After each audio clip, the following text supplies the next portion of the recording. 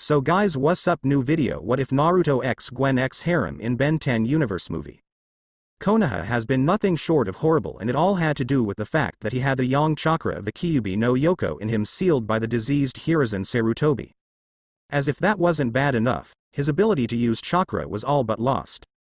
His father, the man who gave birth to him, never paid attention to him. All the attention from his parents was given to his twin sister, the supposed hero of the leaf, for keeping the yin part of the Cubus chakra and having as much chakra as her mother and father. Because of that, she was able to do everything they taught her. They doted on her and left him in the dark like an unused piece of paper. He tried to ask his parents to learn the basics of sealing, but the answer was always negative.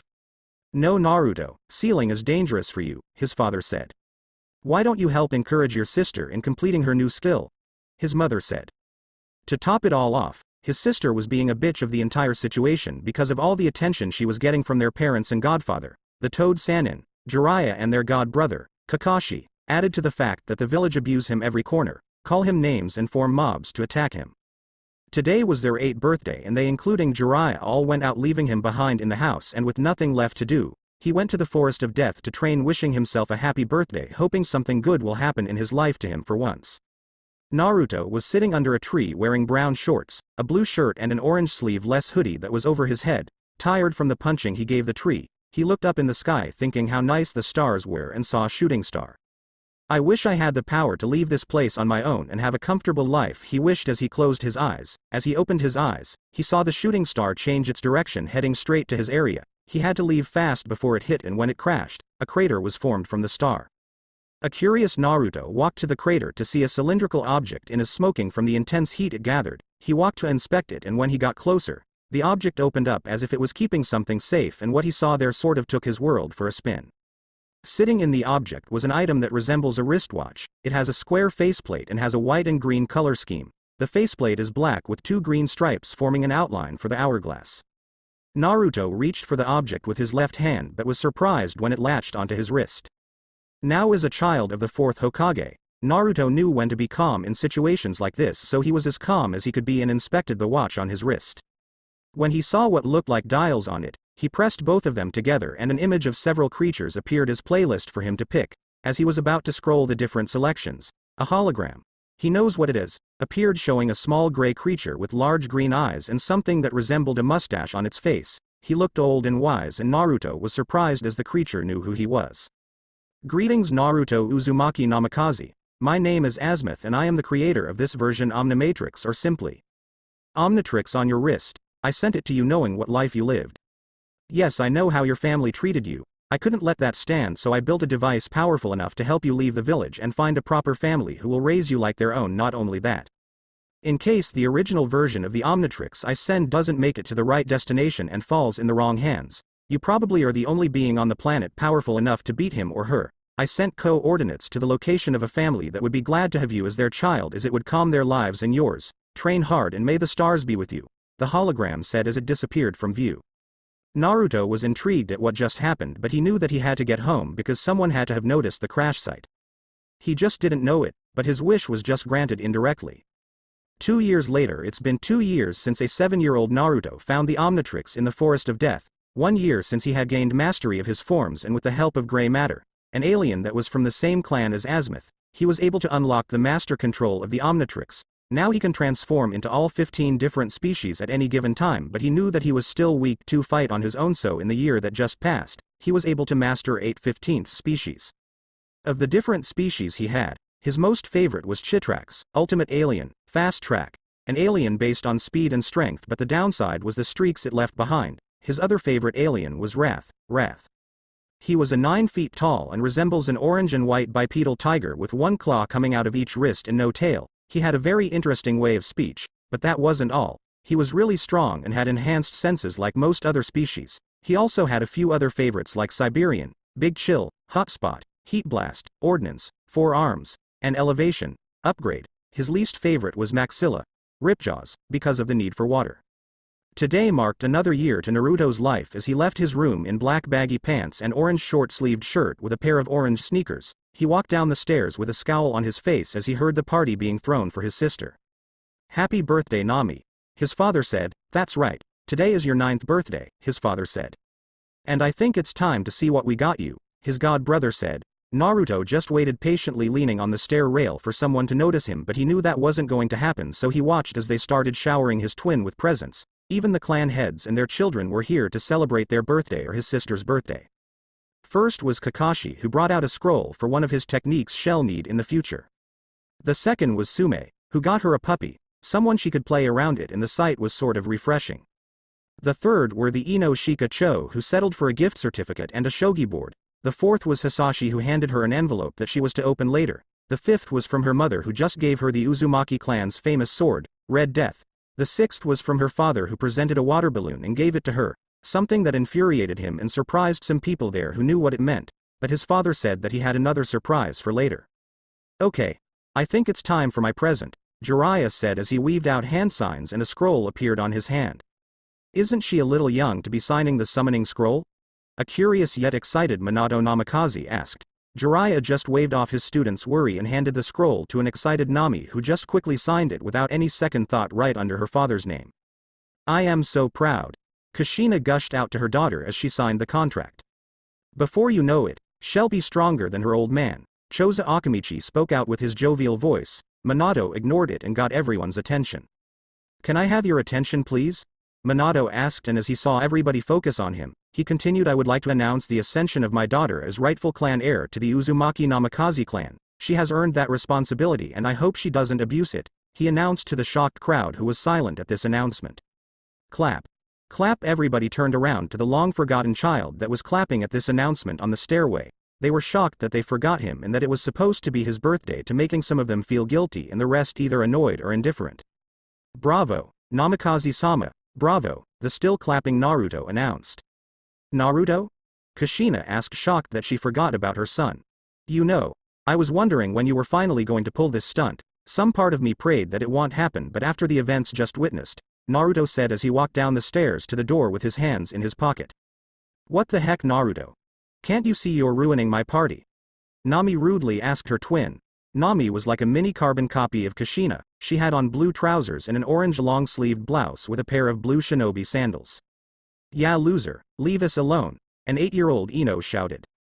That actually hurt a bit coming from her of all people. Ino was a small girl with blonde hair and pale blue eyes. She wore a simple orange shirt and black trousers and brown trousers. She used to be his only friend in the village when he was 4 years old after his parents left him in the ramen stand. It wasn't until he told her who his family was that she abandoned him for his sister like his parents did. So for her to insult him actually hurt, but he ignored her and continued.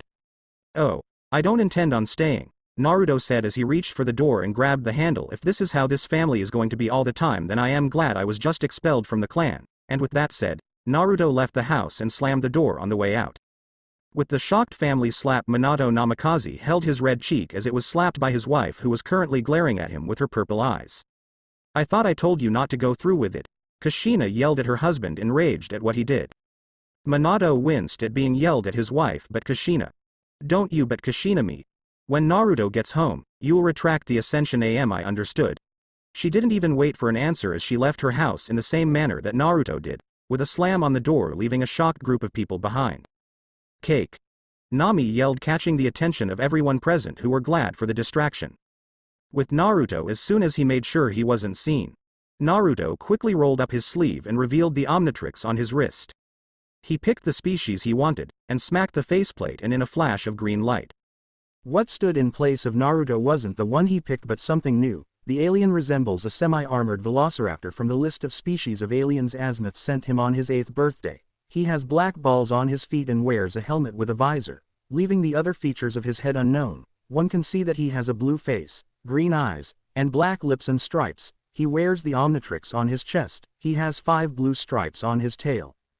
The creature inspected himself and blinked. Not what I was going for, but it does have about the same ability as Chitrax. I think I'll call this one Rush. With that, he got into a ready stance and a visor covered his face. Sweet, Rush said. Then in a burst of impressive speed, he left the area to his destination in full sprint. One short run later, Naruto was in the forest of death in his human appearance, and what he saw shocked him. There laid in front of him were items addressed to him. 2 scrolls and a sword that was sheathed completely. The grip of the sword was decorated in blue and white stripes and the guard was designed as a 4-pointed star.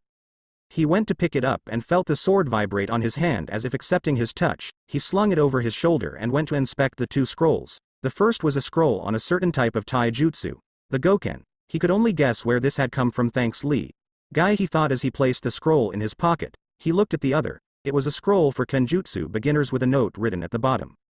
Happy birthday from Yugo. Lee and Guy. He was glad that at least some people remembered his birthday, but was sad when he knew that he'd have to leave them, and gladly pocketed the scroll in his other pocket. He got up and saw that the day was still bright, so he left to a scheduled part of the forest to start practice on his taijutsu skill till daybreak, when he knew he would leave this place. With Kushina, she had gotten a tongue lashing. Oh, how she treated her soon from her best friend. She wouldn't have believed it if it weren't true. Come to think of it, as she got home, she tried to remember the fun activities all four of them did together but could think up with nothing. She was even ashamed of herself when she realized that after they stopped caring about celebrating Naruto's birthday with Nami's. She prided herself on being a good mother and an Uzumaki that follows the family code, but she was sure her grandfather would be ashamed with her actions. She got up from hers and Minato's bed with a new determination. From now on, I will do as much as I can to be there for my son, she thought as she left the room, going to prepare a big bowl of ramen for the entire family. With Minato being the cage of a village and having a family meant one thing: either pick the village or the family, so don't blame him if he wanted to keep the village safe by having his children as the Jinchuruki of the Kyuubi no Yoko. He knew he was alienating his son, but out had to be done for the greater good of the village, and his daughter was the child of the prophecy, something him and Jiraiya knew of because of the details. Someday, you will take on a pupil. This student will become the harbinger of a great revolution in the world of the ninja. They will finally bring peace to the world, or utterly destroy it, so the result of their revolution will be one or the other, the great Toad Sage said to Jiraiya. Minato was sure that his daughter was the prophecy child since she had the power and the chakra and the lineage to back it up, and Naruto had nothing, just the yang of the Cubist chakra. He knew that in order for the prophecy to come true, they had to focus on his daughter, and Jiraiya knew that, so he believed himself to be justified lose 1,000 to save 1,000,000, he thought as he looked at his family picture. He frowned, trying to remember if he made the right decision with his son, but was interrupted when his door was slammed open and Kushina stormed in with a note on her hand and was surprised when she slammed it on his desk. He looked at her wife, who had a distraught look on her face. Read, she said as she pointed to the letter in front of them. He picked it up and opened it. Dear Namikaze-sama, since the fourth Hokage in all his glory decided to expel me from the clan, I decided that it would be pointless to live in a village that doesn't want you. I always figured that Nami would be the one who both of you would love. I will be leaving the village to find a family that would not put me in the back for their own pleasure. I will show the world that what an old toad says should not be dictated as law. No matter what you try to do, I will not come back into a family that will sacrifice their family for the betterment of the village. Since I am a civilian and clanless, the Hokage will have to break a few laws to drag me back to the village. If you come for me, remember this: I will fight. I wonder, Namikaze-sama, will you put your own ex-son into the bingo book and send out hunter nins? From Naruto, no name. Minato dropped the sheet of paper in shock at this. He was expecting his son to be angry and try to beg his way back into the family, but this was extreme. He looked to his wife, who was about to start crying, and snapped his fingers, signaling for his personal guards. Anbu. 4 Anbu guards immediately appeared in front of the Hokage on their knees. He looked at each of them and ordered, "Get me Hitaki Kakashi. I want him in my office yesterday." "Hi Hokage-sama," the Anbu captain said, and they left with a soundless shushin. Moments later, Kakashi appeared reading his orange novel, Icha Icha or Come Come Paradise, published by Jiraiya. He looked at his sensei and greeted casually. "Yo." Minato sighed at his student's antics and handed him the letter. Kakashi looked confused at first but read it. As he read further and further, he was shocked at what was written. He looked at Minato, who was serious. "What do you need me to do?" he asked the Hokage in a business-like manner. "Track his scent while these Anbu follow and bring him back alive. If you have any difficulties, call me," Minato said as he got up and walked to his distraught wife and looked back at them. "But I don't expect you to have any, since he practically is a civilian." With that, he left his office and his student ordered the Anbu guard to meet him at the gate in 10 minutes. With Naruto was running in a pair of black pants with red stripes at the side of his hips trailing down to the feet, where he wore dark red sneakers. On the upper part of his body, he had on a black long-sleeve shirt and an orange short-sleeve jacket with a hood. Underneath the sleeve of his shirt on his wrist was the Omnitrix, and on his back was an orange backpack with a sword and the 2 scrolls he got as a birthday gift from his only friends in the village. Naruto was running as fast as he looked back to see no one gaining on him. He was about to enter the border of Nami no Kuni to head for the port when he heard a voice. "Namikaze Naruto, you are here by ordered to stop what you're doing and head home." "Shit. Naruto looked to where the voice was spoken and saw an Anbu agent standing in front of him preventing him from moving further. He looked around and noticed the appearance of 3 other Anbu and cursed his luck before drawing back the sleeve on his left arm revealing an active Omnitrix. "Let's see what you say when I freeze you up," he declared as he pressed the dial and smashed the faceplate after selecting the alien he wanted, and in a flash of green light, what they were seeing wasn't Naruto. Instead, they saw a humanoid, moth-like creature whose wings and antennae can folded up into a hooded robe, giving him the appearance of a phantom. "Siberian," the creature announced in a cold voice. The Anbu were surprised at this development, giving Naruto the opening to cloak himself before inhaling and exhaling cold air in front of the Anbu captain, and it was only due to his active Sharingan eye that he was able to substitute with the nearest log on time, freezing it in his place.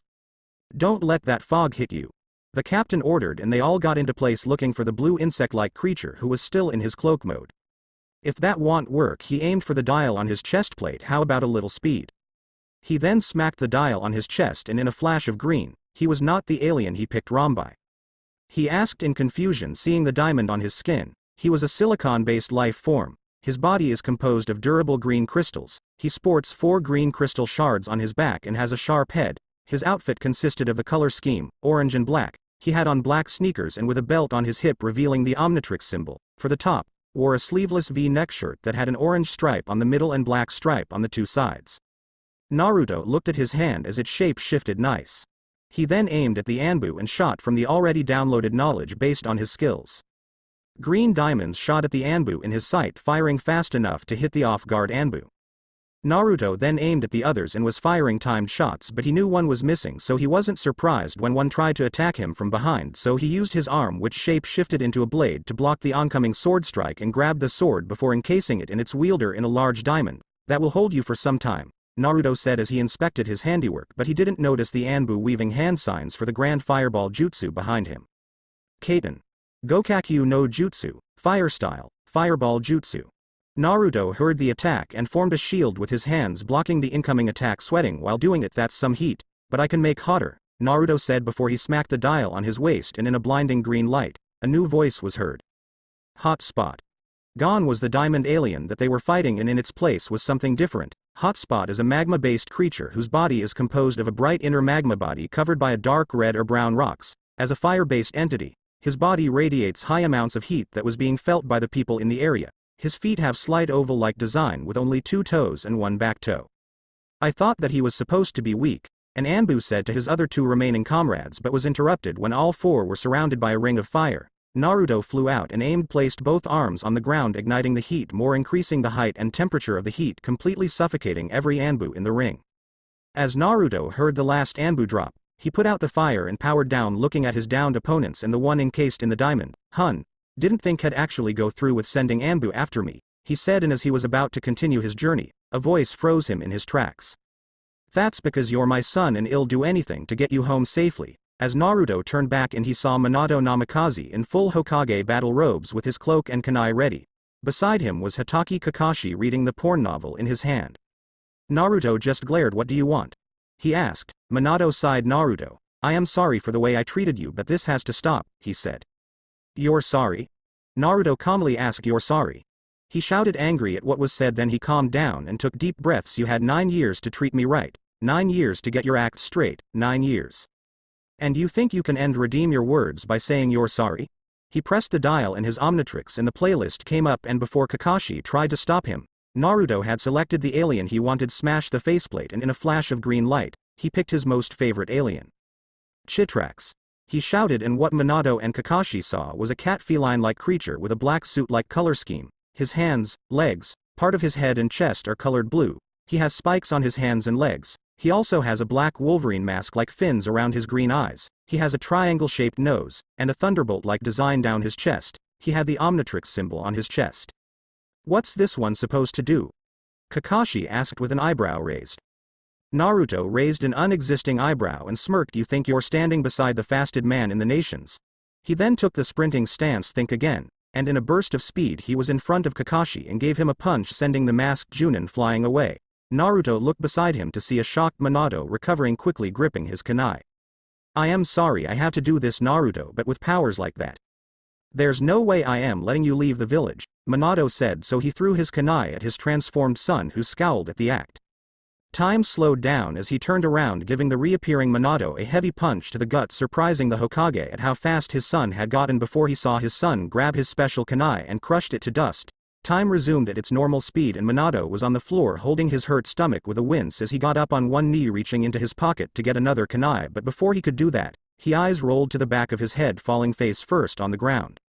Naruto was standing behind his so-called father with his hand in the chopping motion before he picked up the body and dropped it on the pile of knocked-out Anbu bodies in a burst of speed.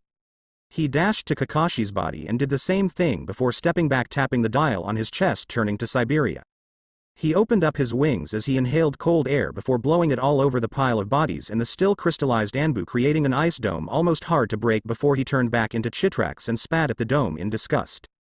Try to get out of that. He then turned around and left the area, arriving at the shipping port of Wave Country. He inhaled and exhaled, sending the coordinates to a specific group of family Azimuth recommended to his head before speaking out in expiration. This is gonna be a long run, and with a burst of speed, he dashed over the water, heading out of the elemental nations with a smile on his face, thinking of how it was worth it all. The announcer in the bus spoke as each individual listened on. One certain individual was glad to be home, so he could see his family, and he wondered how big his little rascal of a brother had grown.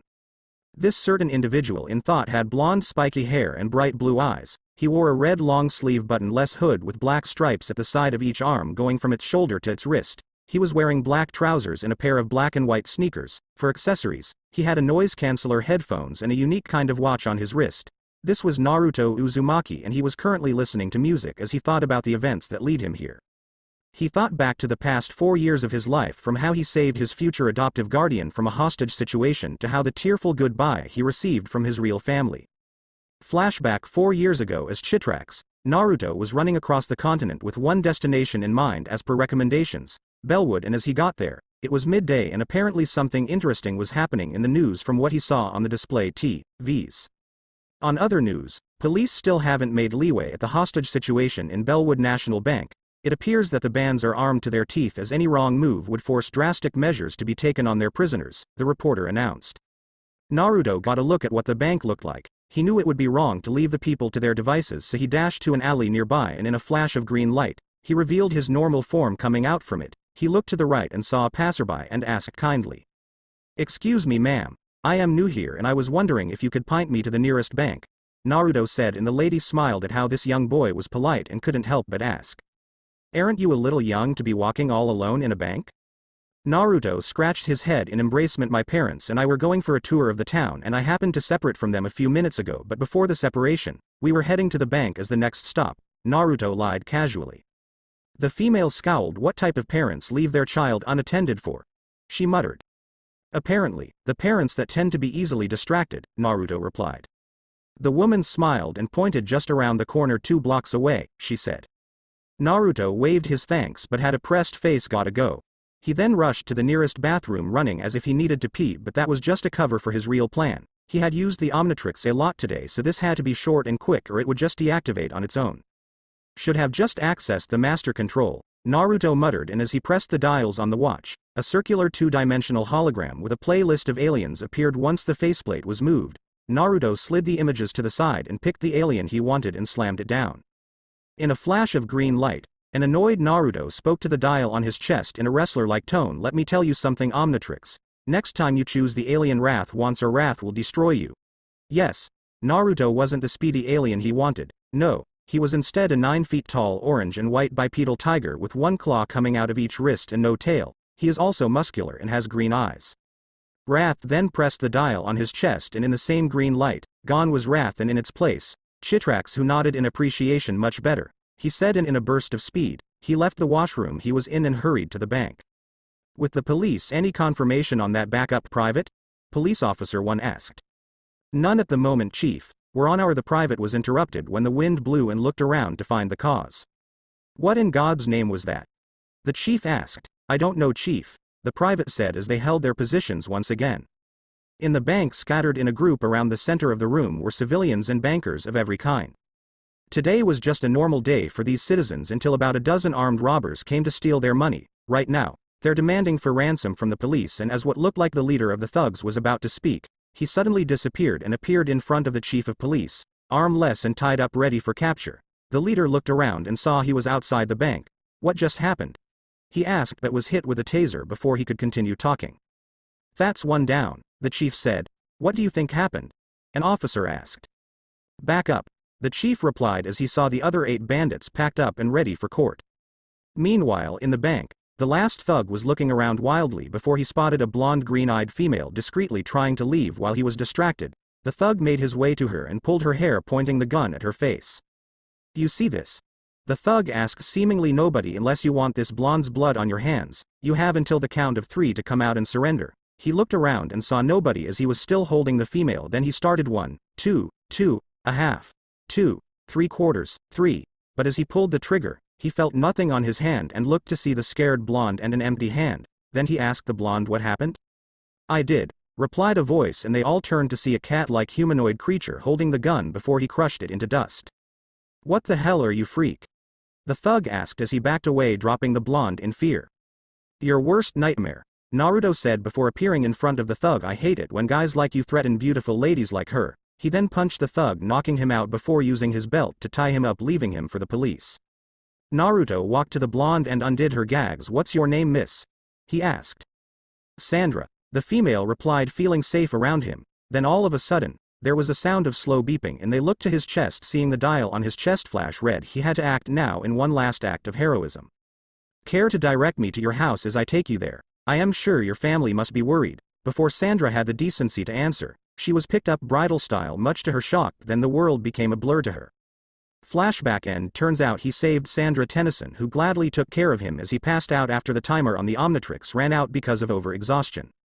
He met her husband, and when they asked about his why he was there and not with parents, he told them the modern version of his life because he felt like he could trust them. When they heard the gist of it, they were appalled at how a parent would treat their child because of something he didn't have. If it was them, they would treat all children fairly.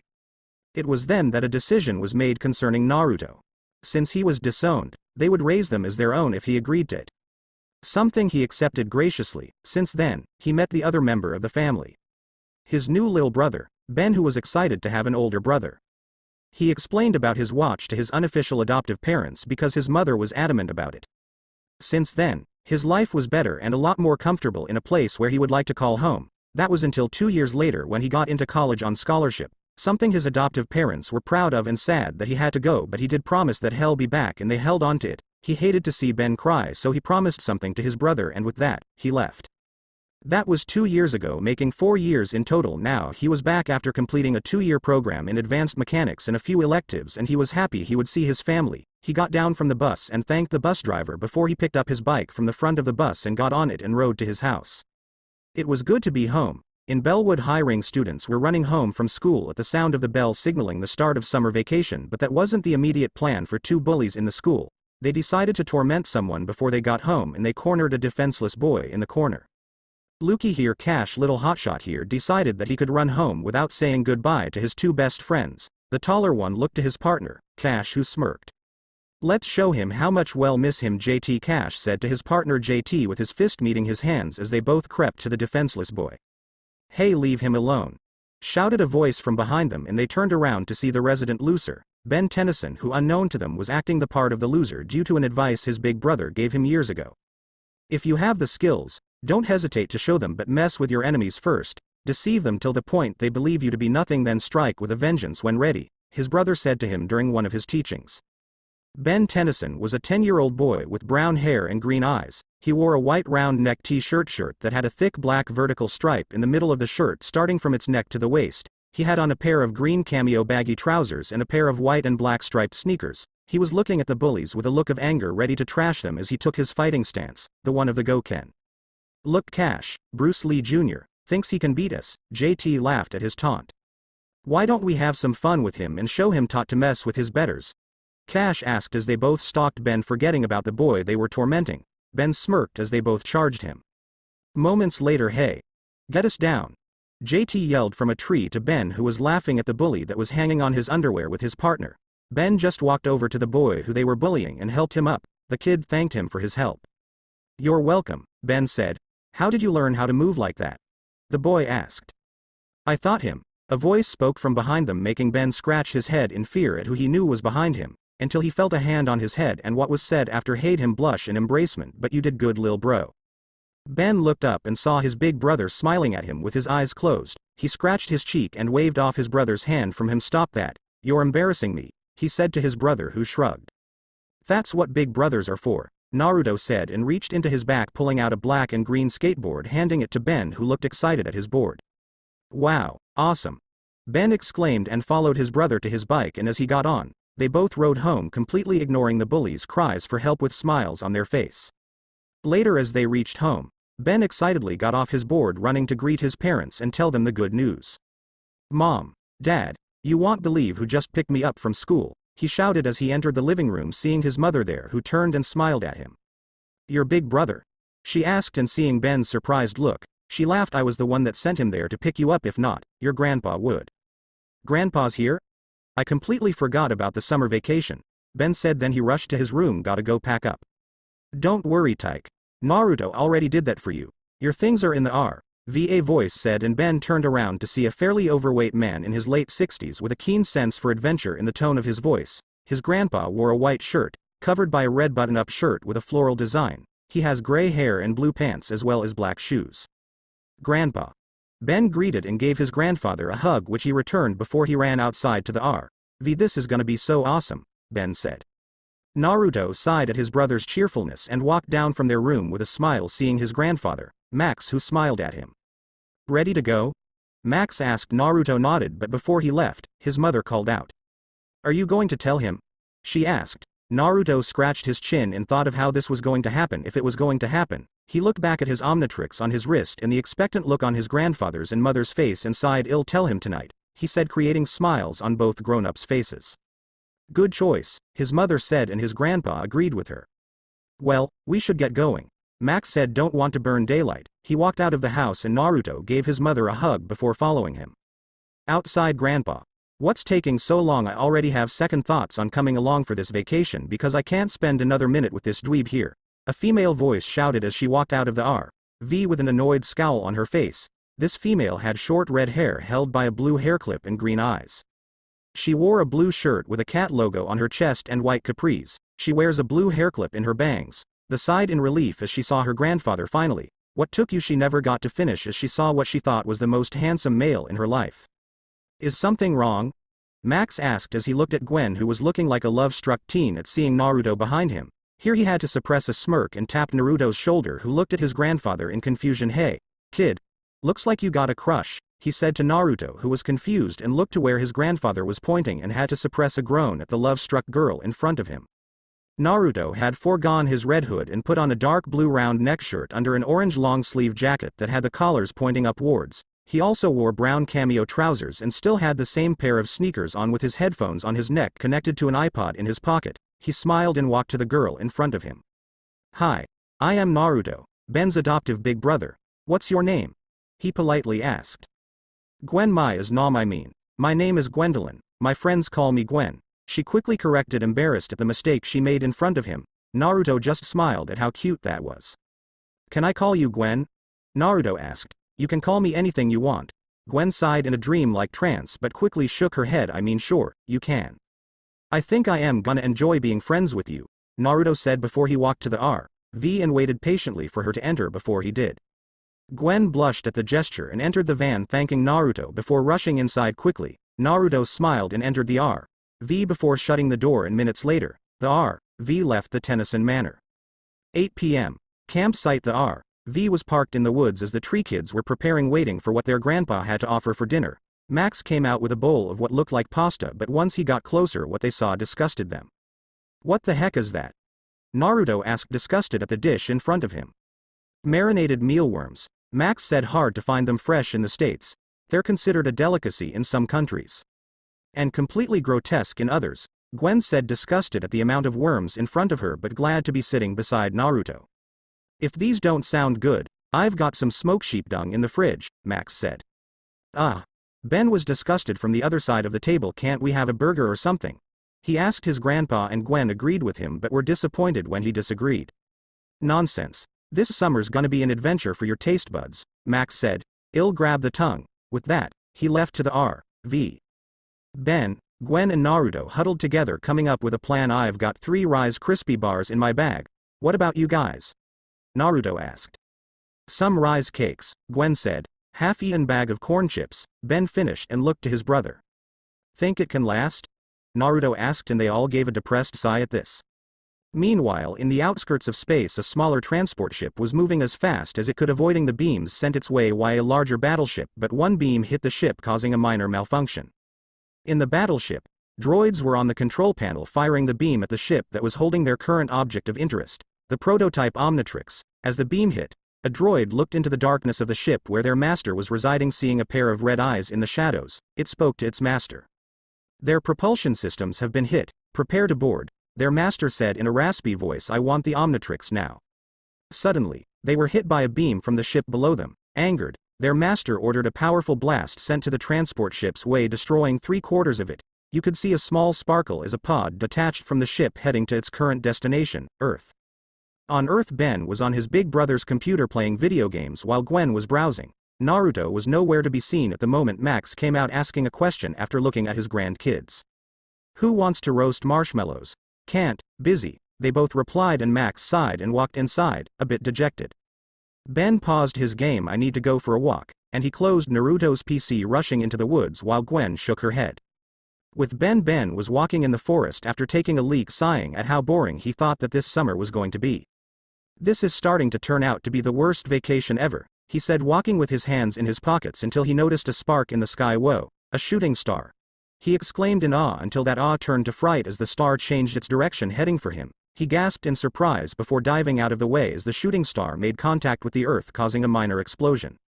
As the explosion died down and Ben recovered, he looked to see a crater and walked to it. Seeing that it wasn't deep, he spied inside it and saw something glowing red hot, steaming from the intense heat. Looks like a satellite or something, he said as he saw a spherical object in the crater. He jumped in and the spherical object opened up, revealing something inside. The object looked like a very big wristwatch, primarily black and gray in color, with a gray, or black, dial in the middle, like a watch face, which has a green hourglass shape on it. What's a watch doing in outer space? Ben asked as he used his left hand to reach for it, that is, until it opened up and latched on his wrist.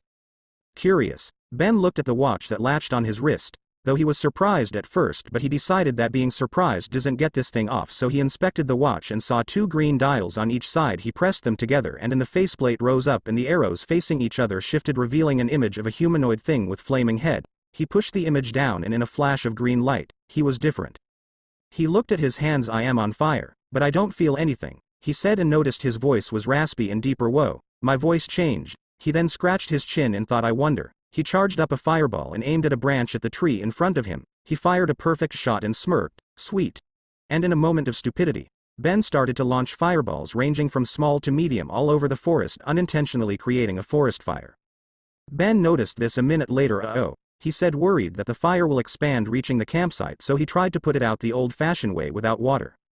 Campsite. While Ben was having his own issues, Gwen was on her computer using her Wi-Fi to check for something. She didn't notice the figure creeping up behind her until he spoke from behind her. How to impress guys, the figure said in humor, and was amused at her reaction. You don't need to go to the net to find out how to impress me. Gwen blushed and closed her PC, turning around to face Naruto, who had that certain mirth in his eyes, something that made her blush even further. It wasn't for you, she said, and she quickly got up, picking her computer, rushing into the RV. That was until Naruto, who was looking for his brother, noticed something. Who's dumb enough to start a forest fire? He asked. Then not only did his eyes widen in realization, Gwen's did, and they replied at the same time. Ben, I'll get the fire extinguisher, Naruto said, and Gwen hurried to drop her PC and followed Naruto as he went to search for Ben in the woods. Burning forest. Ben was a nervous wreck when he couldn't put out the fire. His brother would be so disappointed in him when he finds out about this, but hearing footsteps behind him, he might as well take the punishment now. As he turned around, Gwen screamed in fright at the falling being before her, whereas Naruto stood firm and brave, standing in front of Gwen, taking the Goken stance with a serious expression on his face. What are you? He calmly asked, unaware of what the girl behind him was thinking. He's so brave, protecting me from that flaming monster. Gwen thought, admiration overriding her fear, and that admiration was turning into something deeper. I wish I could be as brave as him. Guys, calm down, it's me, Ben, the creature said, and before it knew it, he was sent flying backwards from a roundhouse kick. Naruto sent to his front, and if you saw the look on Naruto's face, even the scariest of monsters would be intimidated. It's one thing for you to start a forest fire that was intended to harm others, Naruto said in a scary tone. Then out of nowhere, He brought out a pair of silver nunchaku and started spinning them in an impressive show of skill before ending it with a slam on the ground. It's another to go impersonating my little brother. That is something that I cannot take lightly, Naruto said, then moved to attack the creature, unaware of the effect it was having on a certain redhead. The creature had to think fast because he knew that Naruto could beat him if he wanted. Then he had an idea that froze Naruto in his tracks. Those who break the rules are trash. But those that abandon their comrades are worse. You told me that before you started to train me in martial arts, and you gave me another advice: if you have the skills, don't hesitate to show them, but mess with your enemies first. Deceive them till the point they believe you to be nothing, then strike with a vengeance when ready. What makes you think I am not following it now, Ben? Naruto asked, uncertain what happened. Ben went into a tale of what happened minutes prior to his brother and cousin. Gwen was a bit surprised that this happened and that his brother taught him martial arts while Naruto was in thought. Why don't we get rid of this fire with a counterfire first before we come up with any decision? Naruto suggested and motioned for Ben to do his work that he did graciously like an expert already. Naruto was impressed at what he did before he heard beeping and saw the symbol on Ben's chest flash red before it died down, and in a flash, Ben was back to normal. That's some funky watch, Naruto said as he inspected the Omnitrix on Ben's hand while Gwen agreed with him. I am curious as to how many aliens you could turn into, Gwen mused out, interested, but heard running and turned behind them to see their grandfather running towards them. Will someone please explain to me what happened here? Max asked after panting a bit, and Naruto decided to give him the short version of the story. Outskirts of space? What do you mean it's not there? An eerie voice asked in the battleship from before. Sensors indicate that a probe was sent to the planet below us just before the ship was evacuated, the droid said to its dismantled master in the tube that was helping him recover from the recent battle. The master looked at two bigger and more battle-focused droids. One of you go, the other follow. 10 minutes later, the master said, and the droids obeyed the order, and the first one left the ship, its destination, secure the Omnitrix.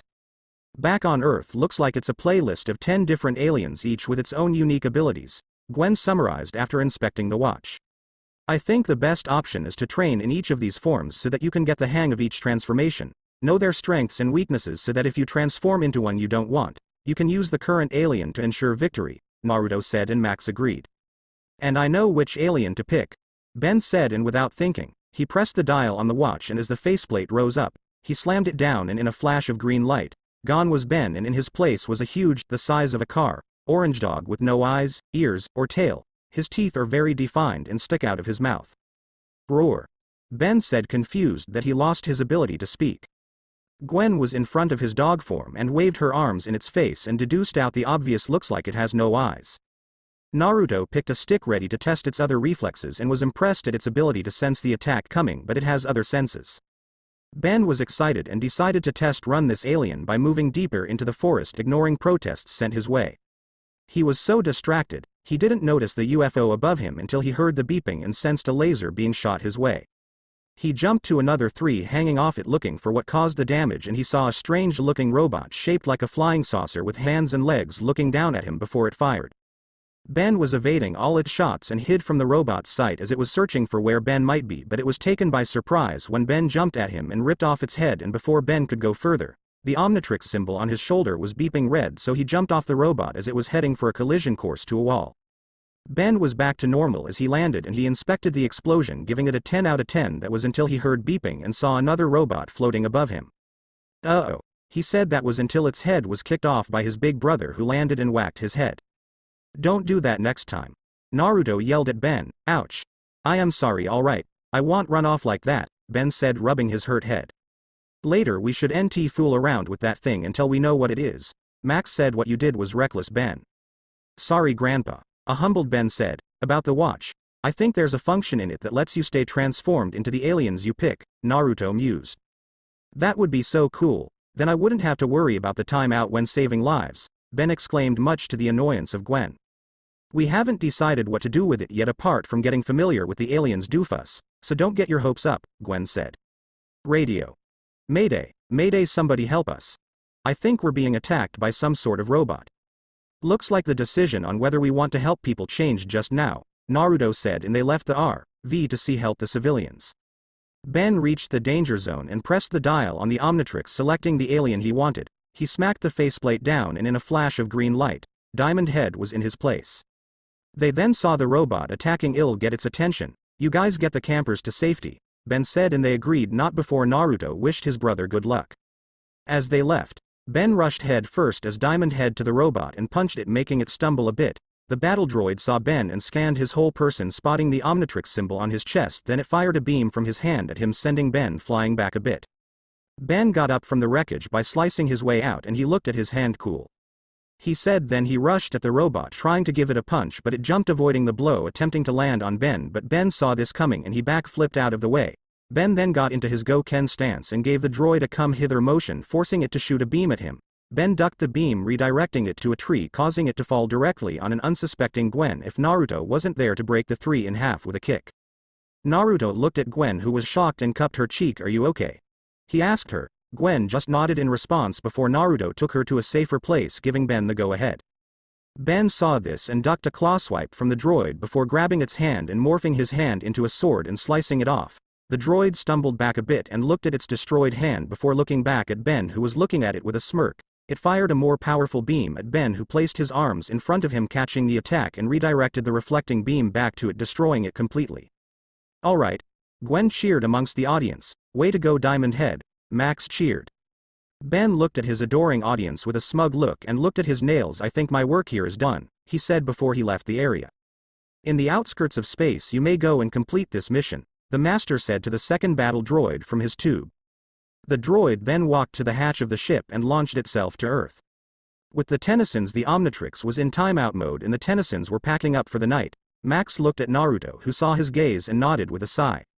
He walked to his little brother and cousin, who were setting up their sleeping bags. "Ben, there's something I need to tell you, and I guess now is as good a time as any." He looked at a curious Gwen. "And I might as well tell you too, Gwen." "What about Grandpa?" Ben asked. "He already knows," Naruto said, then pulled the sleeve on his hand, revealing his watch to Ben and Gwen. "That's just a watch, Naruto. You told me," Ben said. Gwen, on the other hand, was starting to see similarities between the watch and Ben's Omnitrix. "It's not a watch, Ben, it's a crash." They looked and saw another battle droid a few feet from Ben. "Crap. Watch is timed out. I can't do anything," Ben said in panic, and Naruto had a serious face, walking up to the droid.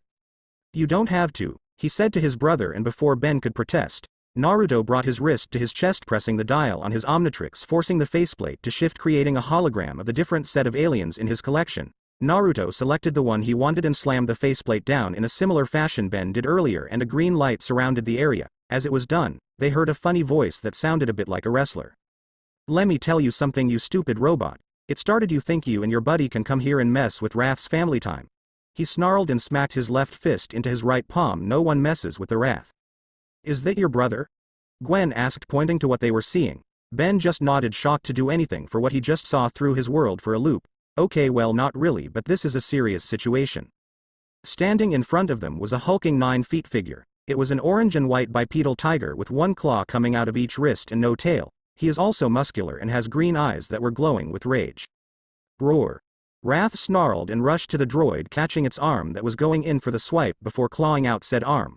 Wrath looked at the arm, then the droid, and smirked, then charged again, using the machine's arm to hit the robot repeatedly.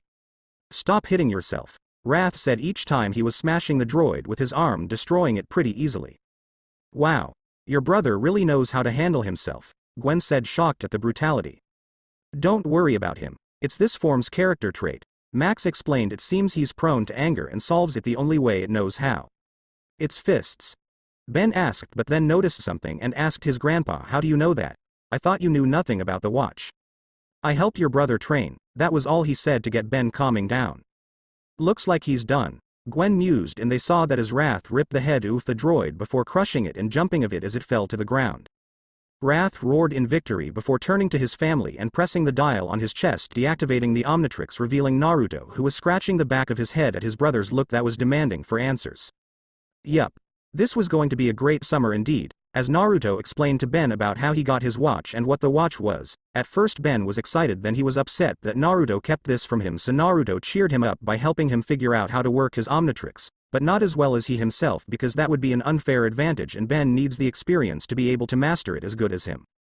He also found out that Gwen was smart for her age, almost as smart as he is, so he was able to talk about advanced mechanics with him, and when he spoke about a plasma rifle he built, she was thrilled and practically demanded to show her. It was a weapon that fires highly concentrated lasers, and she tested it on a tree that blew up completely. When he went into the inner mechanics for the gun, she was smitten even more and wanted to go out with him, but since she was 10, she was too young, so they settled to be just friends.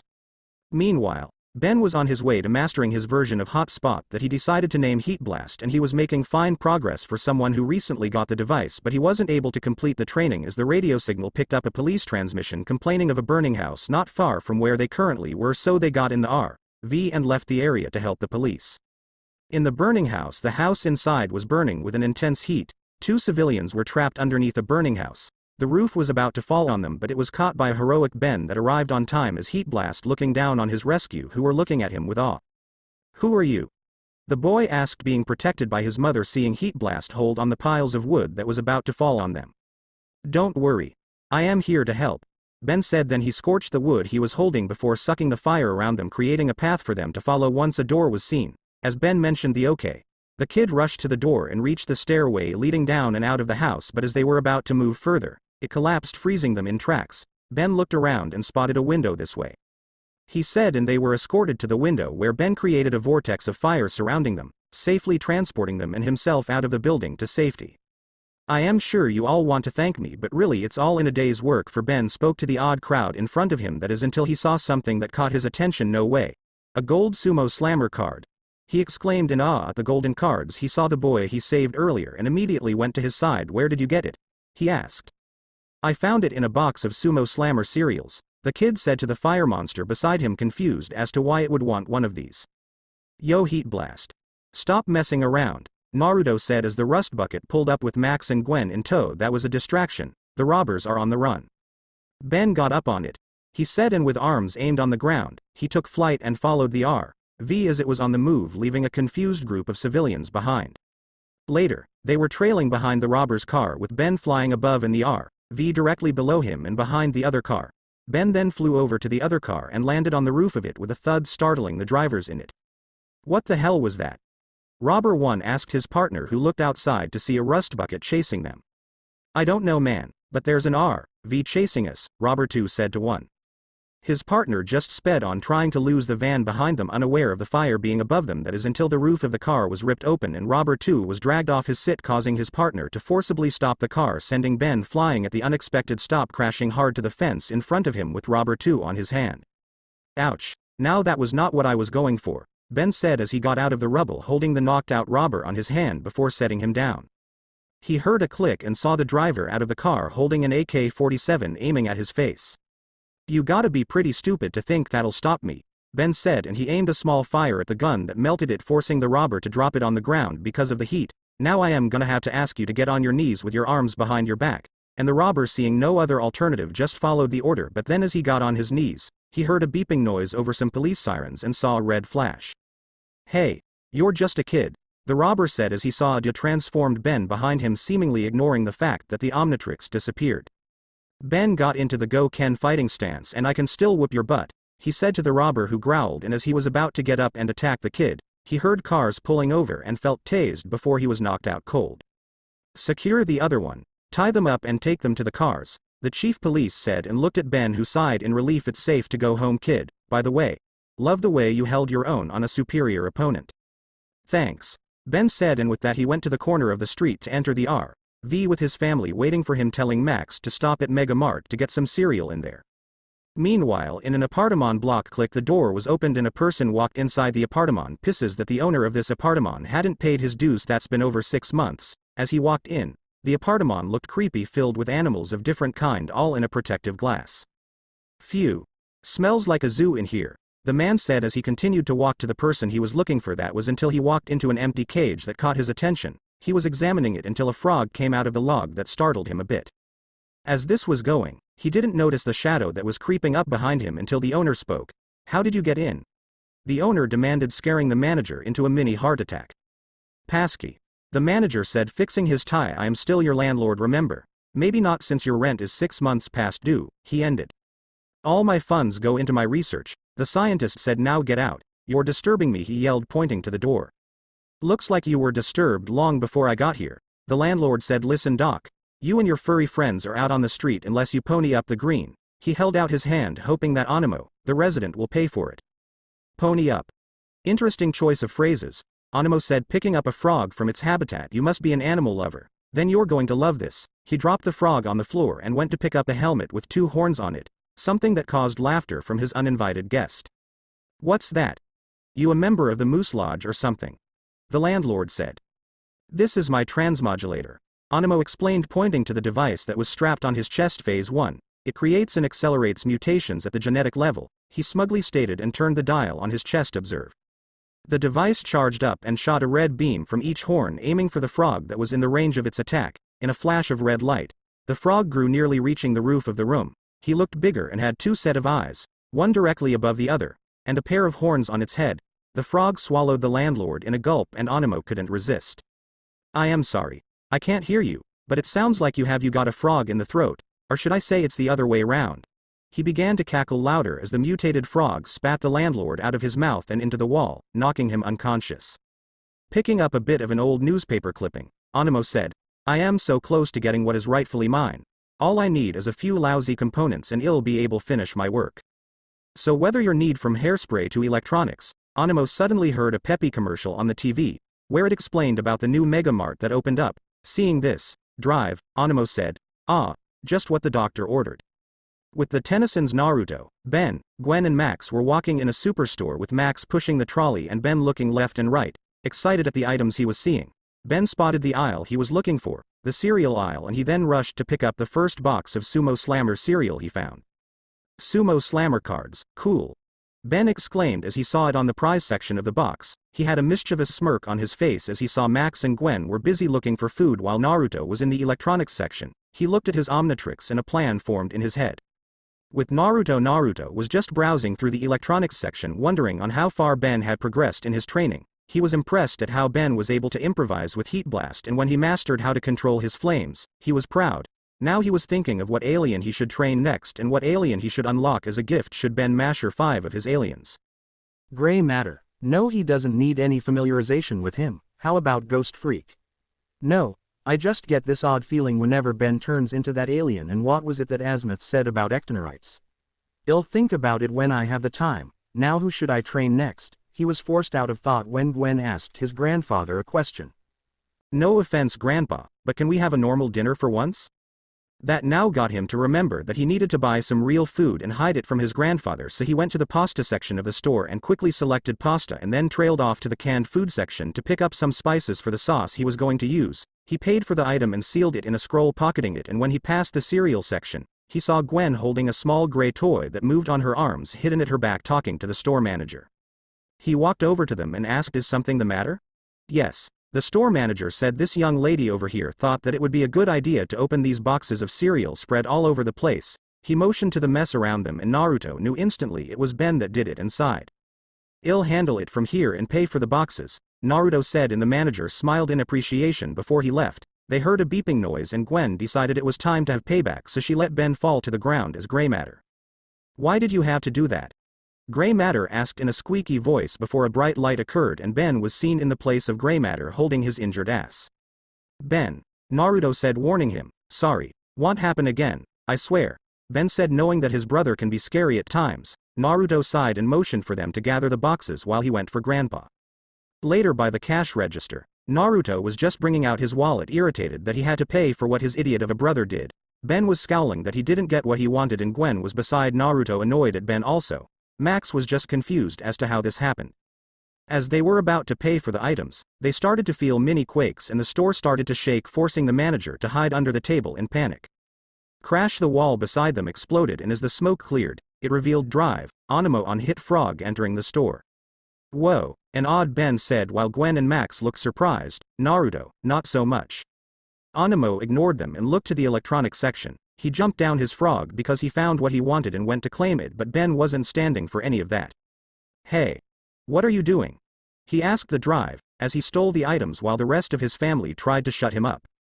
Don't be a hero, kid, Animo said as he walked to Ben, just run along and play. Ben looked at his powered-down Omnitrix and on instinct, dodged a tongue sent his way by the frog. Animo walked to his frog and sat on it, but as he was about to make a getaway, he was halted by 2 mall cops. Freeze. Officer 1 ordered, get down of that giant frog and put your hands up. Animo smirked and hopped over the officers, heading to the animal section of the store to find some new experiments as the officer tried to call for backup. As he reached the aisle he was looking for, Animo turned the dial on his chest and aimed the rays that shot out at the pets, two in particular, a hamster and a bird. Both animals mutated into a bigger, nastier version of themselves, and Animo ordered them. "Arise to your full potential, my pets." Meanwhile, Ben and the rest of his family just arrived to see the mutated animals grow big, and Ben had to make a comment. "Whoa. What kind of pet foods are they serving around here?" "I know I wouldn't want to buy it," Naruto said, and Gwen and Max agreed. "Behold, the genius of Dr. Aloysius James Animo," he announced to his odd audience. "Nothing can stop me from getting what I deserve. Mark my words, today it'll make history, or should it be prehistory?" "Ben?" Gwen asked. "The Omnitrix is out. I can't help," Ben explained, and they all turned to Naruto, who was looking at them confused. "What?" he asked. "Aren't you going to help?" Ben asked. "Think of it as experience," Naruto explained. "What would you do if the Omnitrix wasn't available?" The giant hamster roared at them, and they all stepped back along with Naruto, who didn't really want to hurt the animals, but with the way the hamster has started chasing them, he had to reconsider. It wasn't until he leapt over him and Ben and cornered Max and Gwen that he decided to end it. He spotted a ball and threw it at the hamster, telling Ben to take cover. "Hey ugly, come and get it," Naruto said as he got into the Go-Ken stance, giving the hamster a come hither motion, to which it obliged by charging angrily at Naruto, who were ignoring the yells of Gwen and Max as he waited for the hamster to reach him before he ducked under the charge and gave it a kick on its stomach, sending it flying up before he used the shelves as support to help him leap higher than the hamster, and unconsciously added his chakra to his leg, adding more power to its blow before flipping and giving it a dropkick, sending it crashing down heavily to the ground, knocking it out completely. "That was awesome," Gwen cheered from her spot. "Thanks for the save, kiddo," Max said, still reeling from the brief run he had, something that Ben noticed from his spot. "Are you okay, Grandpa?" he asked, and Max waved his worry away. That was until the ground shook, signaling the return of Animo, who was pissed. "You fool, you cannot stop me," Animo said. "I will turn Washington D.C. into Washington B.C." With that, he got off his frog and leapt on the mutated bird that came to pick him up, and they both left the store with the frog following behind. "You saved the store," the store manager said, "coming to see the monsters leave. If there's anything I can do to repay you, anything you want." Ben suddenly got a devious idea and smirked. Well, he would have continued. That was until Max dragged him of the store with Gwen and Naruto in tow. On the road, the RV was on the road chasing the giant bird with Animo on top of it, with Max behind the wheels trailing the bird. "Ah, this reminds me of the good old day," Max said to Ben, who was at the front seat sulking for his loss of his sumo slammer cards. "Before I retired." Gwen noticed something wrong here and asked, "So what kind of plumber were you?" Max stuttered a bit and answered, "A darn good one." "Ben, stop sulking in front," Naruto said from the other side of the back seat where Gwen was sitting. "You'll get the cards next time." "Fine," Ben said after he sighed, making Naruto sigh in relief until they heard ringing from Gwen's computer. "Bingo," Gwen said, catching everyone's attention. 5 years ago, Animo was a promising researcher in veterinary science, but it turns out, he was mutating animals, and when he didn't win some big prize, well, he threw a tantrum like a baby and vowed revenge? Naruto asked, and Gwen nodded. "Didn't he say he wanted to make prehistory?" Max asked while driving. "That's it. I know where he's going," Ben exclaimed, much to the surprise of Gwen, and as he told them his idea, they drove to the one place they knew he would be from what they just realized, the Natural History Museum. As they packed the RV, Ben, Max and Gwen came out of the vehicle, rushing inside the museum with Naruto staying behind, something that Gwen noticed. "Why aren't you coming?" she asked, catching the attention of the other two. "Yeah, we could use the help," Ben said. "You guys go on. There's something I want to check out first," Naruto said, and Ben and Max headed to the door with Gwen waiting behind, voicing her curiosity. "What do you want to do that made you stay behind?" she asked. "Something that I've been working on that I want to give a test run," Naruto said. "It's just a prototype though." "Can I see?" she eagerly asked. "In due time. Now head in after those two and be careful out there," Naruto said, waving off her curiosity. "I don't want to lose one of the first real friends I have." Here, Gwen blushed and left Naruto to his devices, something he was glad for. He went back into the RV and picked up his bag and brought out a box, opening it, revealing a black ninja face mask with red outlines around the edges. He went to the washroom and looked in the mirror, seeing himself before putting on the mask over his head. Red seals appeared all over his body, and seconds later, he was wearing a full-body black ninja spandex that fit him perfectly with red outlines around all the edges of the feet, arms, and he had on a red scarf and red martial arts belt on his hips. Only his bright blue eyes could be seen through the eyeholes as he was inspecting the suit he made on his own. Not bad, Naruto said as he looked himself in the mirror. Now to take this for a test run. He then brought out 3 smoke bombs and dropped them on the floor, forcing them to explode, and as they cleared, he was gone as well. With the others, Max, Gwen and Ben were in the museum following the trail of feathers and destruction left by the insane doctor. Wow, never thought I'd spend my summer vacation visiting a history museum, Ben said. Even a dweeb like you needs to learn a thing or two before school resumes, Gwen insulted, causing Ben to pout at the jab. Now kids, we're not here to argue, we're looking for the mad doctor, Max said as they turned into a corner. And I think we've found him, Ben said, spotting Animo working. Animo heard the noise and looked up from his work. You're too persistent. I hate persistent, he said before he aimed his rays on the dead bone of a mammoth displayed in the museum. Now time for step 2 of my plan, he said, and activated his transmodulator, firing at the bones, and before the very eyes of the Tennysons, the mammoth was alive with all its flesh intact, and it seemed angry if the red eyes on its face was anything to go by. Behold the genus that is Animo, Animo announced before he left the mammoth to deal with these pests. Ben, Gwen said. On it, Ben said, and he turned into 4 arms as he pressed the dial on his chest. Let's wrestle. He then charged the mammoth with all his might, giving his grandpa and cousin a chance to go after Animo, something they took advantage of. With Gwen and Max saw Animo in the dinosaurs section looking at the Triceratops bone, and before they could stop him, he fired his transmodulator beam at the bones, bringing the species back to life and ordering it to attack the Tennysons along with the bird that just arrived. As Animo saw they were distracted, he fired the beam at the bones of a Tyrannosaurus Rex, bringing it back to life before jumping on it. No one will stop me from getting what is rightfully mine, he yelled out before he left his pets to deal with the Tennysons that were doing all they could to evade the monsters in front of them. That is until something was thrown at said monsters, distracting them, and a voice spoke out to them. Hey ugly, get ready to be extinct, again. When Gwen and Max looked, they saw a figure about the same height as Naruto in a black ninja jumpsuit with a red vertical line along the front of the outfit from its neck to its hip that was wrapped up in a red GI belt that fit with the outfit. His mask had a vertical red outline from its head to its eyes, and he wore a dark red scarf. He was standing on the wall looking down on them, but Gwen noticed those eyes that were revealed. Probably the only thing revealing about the suit. Those who watch Randy Cunningham, 9th grade ninja, should know the suit I am referring to. If not, look it on Google. Well, that and the suit never hid the hair design, and she just put 2 and 2 together and smirked. Is this the thing you said you were getting out of the RV? She asked, surprising Max as he had no idea who this person was and wanted in his RV. Of course, only a smart girl like you would be able to realize the boy she has a crush on has a mask, Naruto said, causing Gwen to blush. I do not have a crush on you, Gwen muttered to herself. Naruto chuckled to himself, and Max realized who this was. Naruto? He asked. As Naruto wanted to answer, the wall shook and Naruto saw that the Triceratops below him. He looked back to Max hold that thought. He then materialized a sword and jumped to the ground a few feet away from the creature before he dashed towards it and jumped to the wall as the dinosaur charged at him.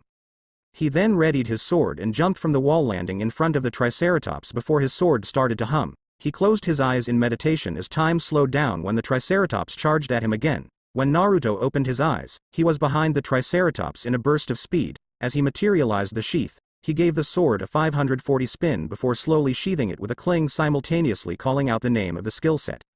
Mu Seigun no Ken Seisakuho, Unlimited Blade Works.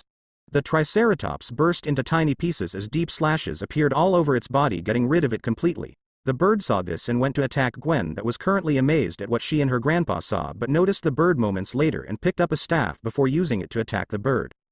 He's not the only one with moves, you know, Gwen said as the bird retreated briefly before Naruto appeared in front of them. Yo, he greeted. How did you do that? Gwen asked, wanting to know how to do what he did, but as he was about to answer, he had to duck an incoming attack from the bird that was behind him. That was a mistake, as it used its talons to pick up Gwen by her bag before escaping with her. It was at that time 4 Arms arrived, seeing his cousin being taken hostage, and without giving it any thought, he went after the bird, leaving Max and Naruto behind. So, how did you get the suit? Max asked his adoptive grandson. With minor help from my smart aliens, I managed to build a prototype biosuit that helps unlock dormant powers. If only you wear the mask, it would only accept those with dormant abilities and help them experience what they could do if said skill set is unlocked, Naruto explained. So the ninja thing?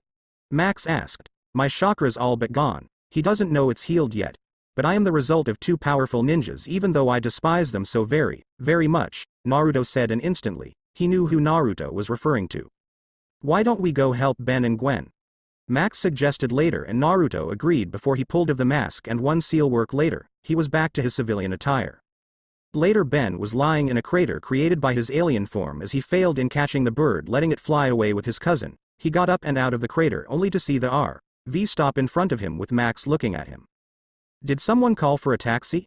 He asked, and Ben smiled before he got into the vehicle. They were driving when they heard the cell phone in the RV ringing. Grandpa? Naruto asked. On it, Max replied, and moved to where the signal was coming from, the Washington Monument. As all three reached their destination, they rushed out of the RV to see Gwen's cell drop on the ground, hearing her screams of terror. It's hero time, Ben said, and he dialed up an alien he wanted, and moments later, Ben was Stinkfly. He fluttered his wings and took off to save his cousin, whose grip slipped, but was grateful for the save that was until Ben had to evade the bird heading his way. I think I am gonna puke, Gwen said from her cousin's back. Spew on me, and you better learn to fly fast, Stinkfly said as he kept on evading the bird. Max and Naruto saw the trouble that both were having, and Naruto decided. I am helping, he said as he dialed up the alien he wanted. He smacked the faceplate on his watch, and in a flash of green light later, he was Chitrax, gotta run, and with a dash of speed, he ran to the monument. Ben saw the green light and knew his brother had transformed. You're gonna have to trust me, he said to Gwen, who nodded, and he was heading to the monument, where he saw a blue-black streak running on the walls, and as he reached it, he threw Gwen, who screamed in terror but was calmed down as the blur caught her and landed her on the ground safely. You okay? Naruto asked, and Gwen nodded after muttering her thanks. He looked at Ben, who was floating above them. Let's go get Anemo, he said, and one good luck later, both left to deal with the insane doctor once and for all. With Anemo, and here is my Verities Award. It was an honor to be nominated with a distinguished group of scientists, Kelly Reed said, chuckling at the last part, which was until a crash was heard followed by a wall coming down. The scientists were granted the strange sight of a green man riding on a T-Rex. Kelly. I do believe you have something that is mine, Anemo said before he jumped down and grabbed the award with the speech he prepared. I'd like to thank the committee for this honor. He then got on his pet dinosaur and moved to attack his former colleague, but was stopped as he was punched out of his dinosaur by a blur, and his dinosaur was attacked moments after. Naruto and Ben arrived just in time to stop Anemo from attacking a civilian, something that displeased the doctor, so he sent his dinosaur to attack them, but Naruto told Ben to distract it while he dealt with the doctor. What are you? Anemo said, scared, as Chitrax picked him up from his collar.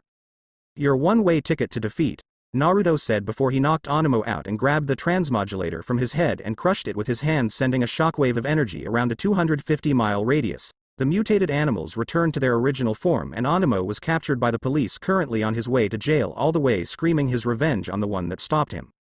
Meanwhile, the Tennysons were driving out of D.C. after this adventure they had, hoping to take a break for some time. I didn't get that gold sumo slammer card, but at least I got a souvenir, Ben said, holding the crushed transmodulator on his hand before placing it in the box in front of him and his cousin, plus I guess saving the city at his own reward. Don't forget, you and Naruto saved me, Gwen said. Thanks, both of you. No problem, Gwen, Naruto said from his place beside Max, and Ben waved off her thanks as well. So Naruto, tell me something, Gwen said. Do you have any more inventions? And how does that bio ninja suit work? Here she had to suppress a smirk as she caught Ben's attention and heard Naruto groan.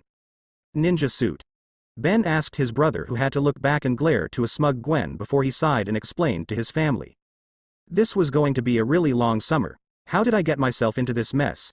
Was the thought of one Gwendolyn Tennyson, who was currently tied up and gagged in what looked like a cargo hold in a ship. If the swaying motion of the thing she was on and the smell of the sea was anything to go on by, she looked on and saw females on the ship in a similar situation and could only think of one thing about it, and it wasn't pretty.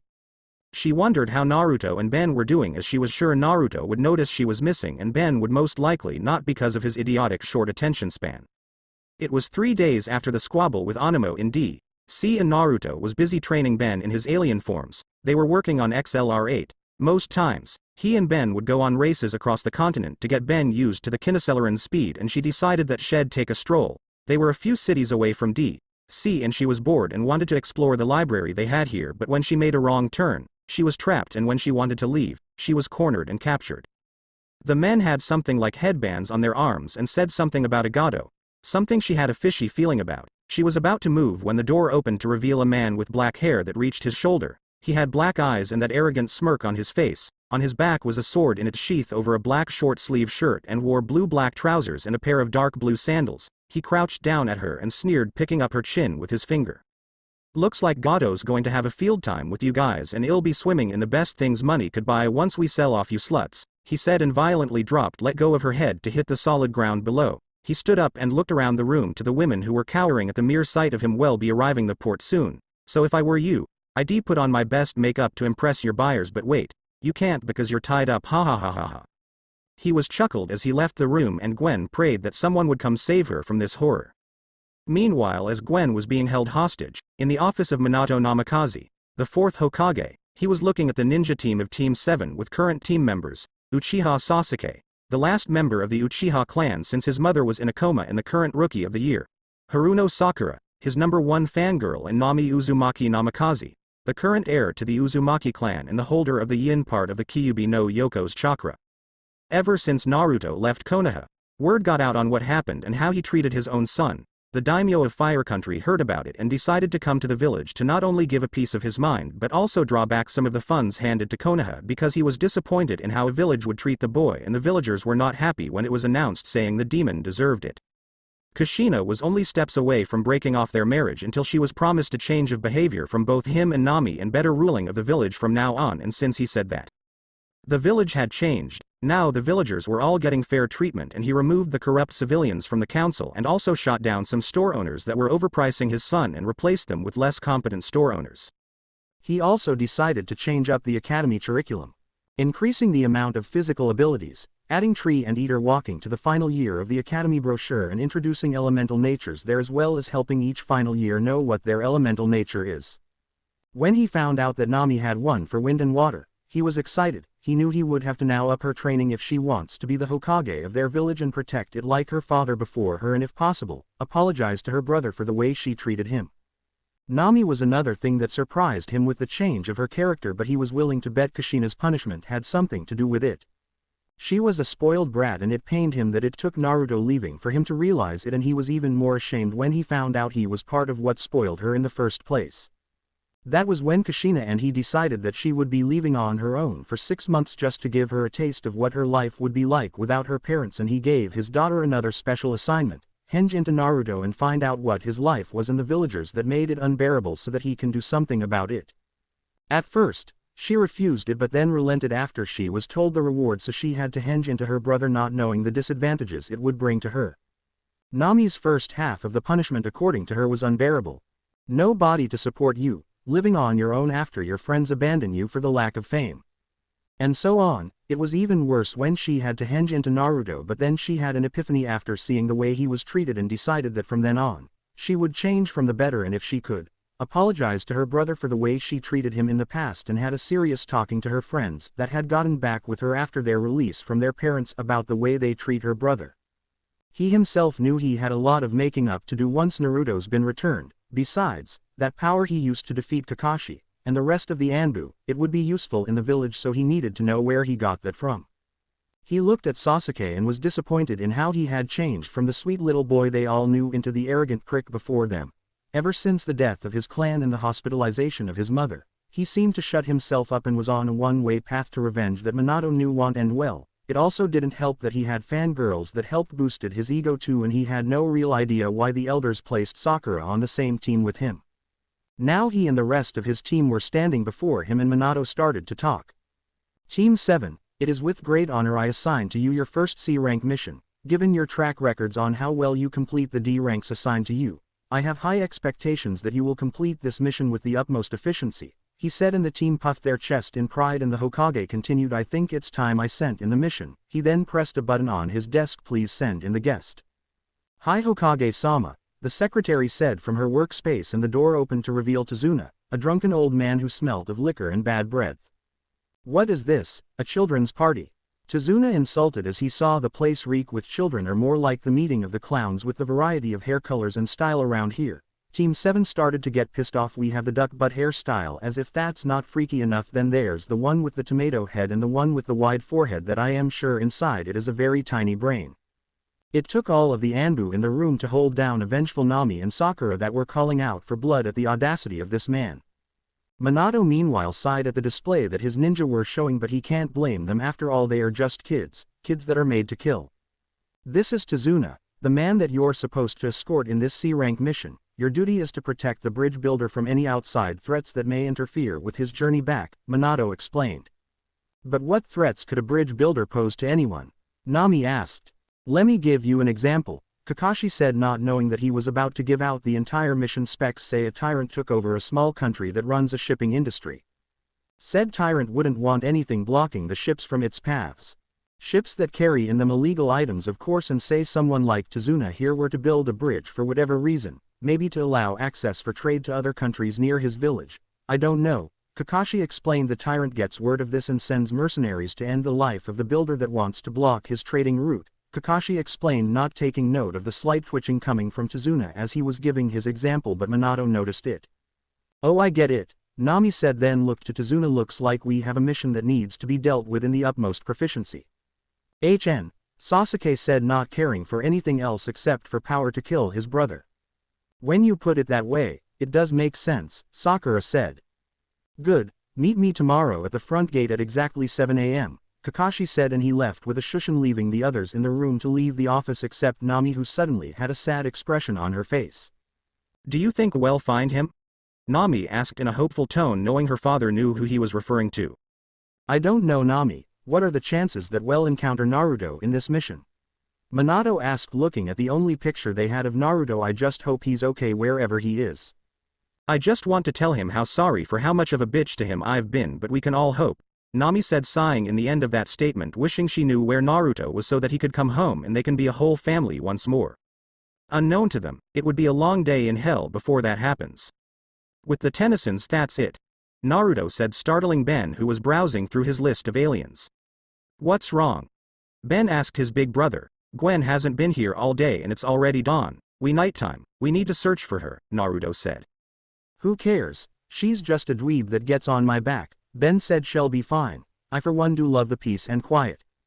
Naruto just stared, shocked at what his brother was saying. He then slapped his brother on the back of his head painfully hard. Ow, you idiot, she's your family, and family should always be there for each other, he said. Now turn into Wild Mutt so you can track her scent. Naruto walked into the RV to pick up something of Gwen as Ben transformed, and as he got back, he held a pair of her shirt to his face, to which Ben took a whiff off and gave Naruto a thumbs up. Lead the way, Naruto said, and he hopped on Ben's back as they both left to the area Gwen was seen last. One journey later, Ben and Naruto ended in what looked like a narrow alley that can be used to easily mug someone if they aren't careful. Naruto got of Ben and tapped the Omnitrix symbol on his brother's shoulder, transforming him back to Ben, who looked around. This is where her scent is strongest. The rest was just mixed with others, Ben said, and looked to his brother, who was browsing through his own playlist of aliens. How are you going to find her with no leads? He asked. Naruto got the alien he wanted with this, he said as he smacked the faceplate, and in a flash of green light, he was replaced with a large yellow alien with lines on his body and a copper skin. On his chest, where the Omnitrix symbol was seen, was a transparent glass 3 times the diameter of the Omnitrix. You could see gears twisting and turning, and on his head was a key that was stable. What does this guy do? Ben asked. Chronos is my name and time is my game. Naruto. Chronos, clockwork, said in a robotic voice. He then stepped forward and activated its past viewing powers. To Ben, he was amazed at seeing everything around them rewind to the beginning. At first, he was surprised, but then he adapted, wanting to know what happened to his cousin. Naruto was busy rewinding time till he got to where he wanted. Look, Jin. The little girlie wandered off on her own, a man said as they cornered Gwen on the alley. Well, Haru, what do you suppose we do? His partner, Jin, asked. Well, we could sell her of Tagato along with the rest, Haru answered his friend easily with a smirk. That's a lovely idea, Jin said, and he cracked his hand, now facing a quivering Gwen. Now, little girl, are we going to do this the easy way or the hard way? Don't hurt the merchandise too much, Jin. With the way she looks, I reckon she would be a knockout when she's older, Haru wisely said, and Jin agreed, and they both crept to Gwen, who was too scared to do anything even though she knew she could beat them up easily. Here Naruto stopped the transmission and cut it off. He took a deep breath and pressed the dial on the alien, turning to his human self. He was taking deep calming breaths and looked to Ben, who was confused. What just happened? Ben asked his brother. Ben, turn to XLR8 and run to the RV. Naruto calmly said, and Ben wanted to protest this action, but Naruto turned to him with a glare and ordered now. Ben, not wanting to be on the receiving end of his brother's rage, did as he was told, and as he was sure Ben was gone, Naruto walked to the garbage disposal and gave it a metal-breaking punch that damaged it. He then closed his eyes and kept taking deep breaths to calm himself down before he opened them, and if he were to look closely, he would have noticed that the pupil of his eyes had turned into slits, but he was too deep in rage to focus. He then finally calmed down and turned into Rush before speeding off to the RV in order to search for who this Gato is and then make those two idiots pay dearly. Later, Ben was in the RV thinking on how Naruto was acting lately. He didn't hear the door open and his grandpa walk in. "Is something the matter?" he heard when Max asked. "Naruto has been acting weird since we found out Gwen's been kidnapped," Ben said, something that caught his grandpa's attention. "Gwen's been kidnapped?" Max asked, and just then Naruto walked in replying his question. "Yes, she has," he said, and he got his laptop starting the search for Gato and where he is, and if anything happens to her, I am going to destroy him. Ben and Max knew Naruto wasn't kidding when he said that, so they silently prayed for the safety of his cousin, granddaughter. With Gwen while Naruto was busy searching for Gato. Gwen was wondering how long it was since she got here.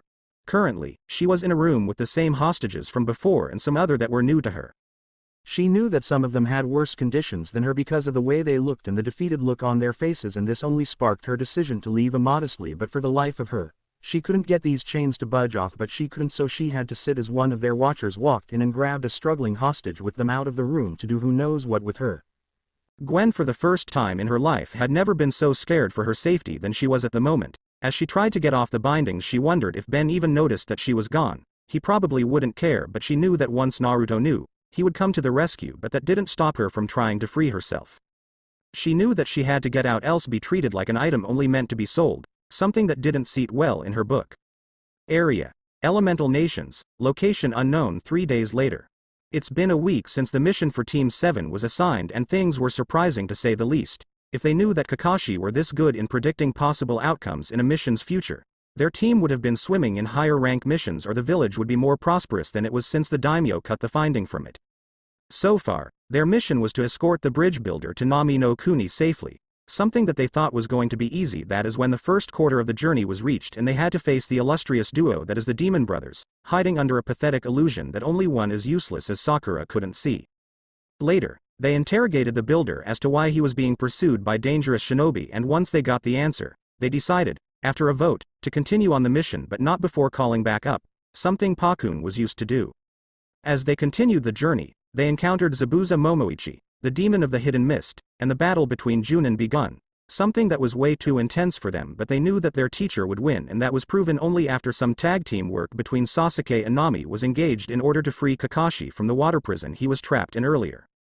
The fight was neck and neck, with their sensei copying his opponent's move down to every last detail, but it was only after Zabuza was placed in an illusion that Kakashi was able to win, and just as he was about to end it, a hunter nin appeared claiming to collecting Zabuza's bounty. It wasn't until after they left that the team realized that they'd been had, and just as they were about to go after them, Kakashi collapsed and they took him for medical checkup in the builder's house.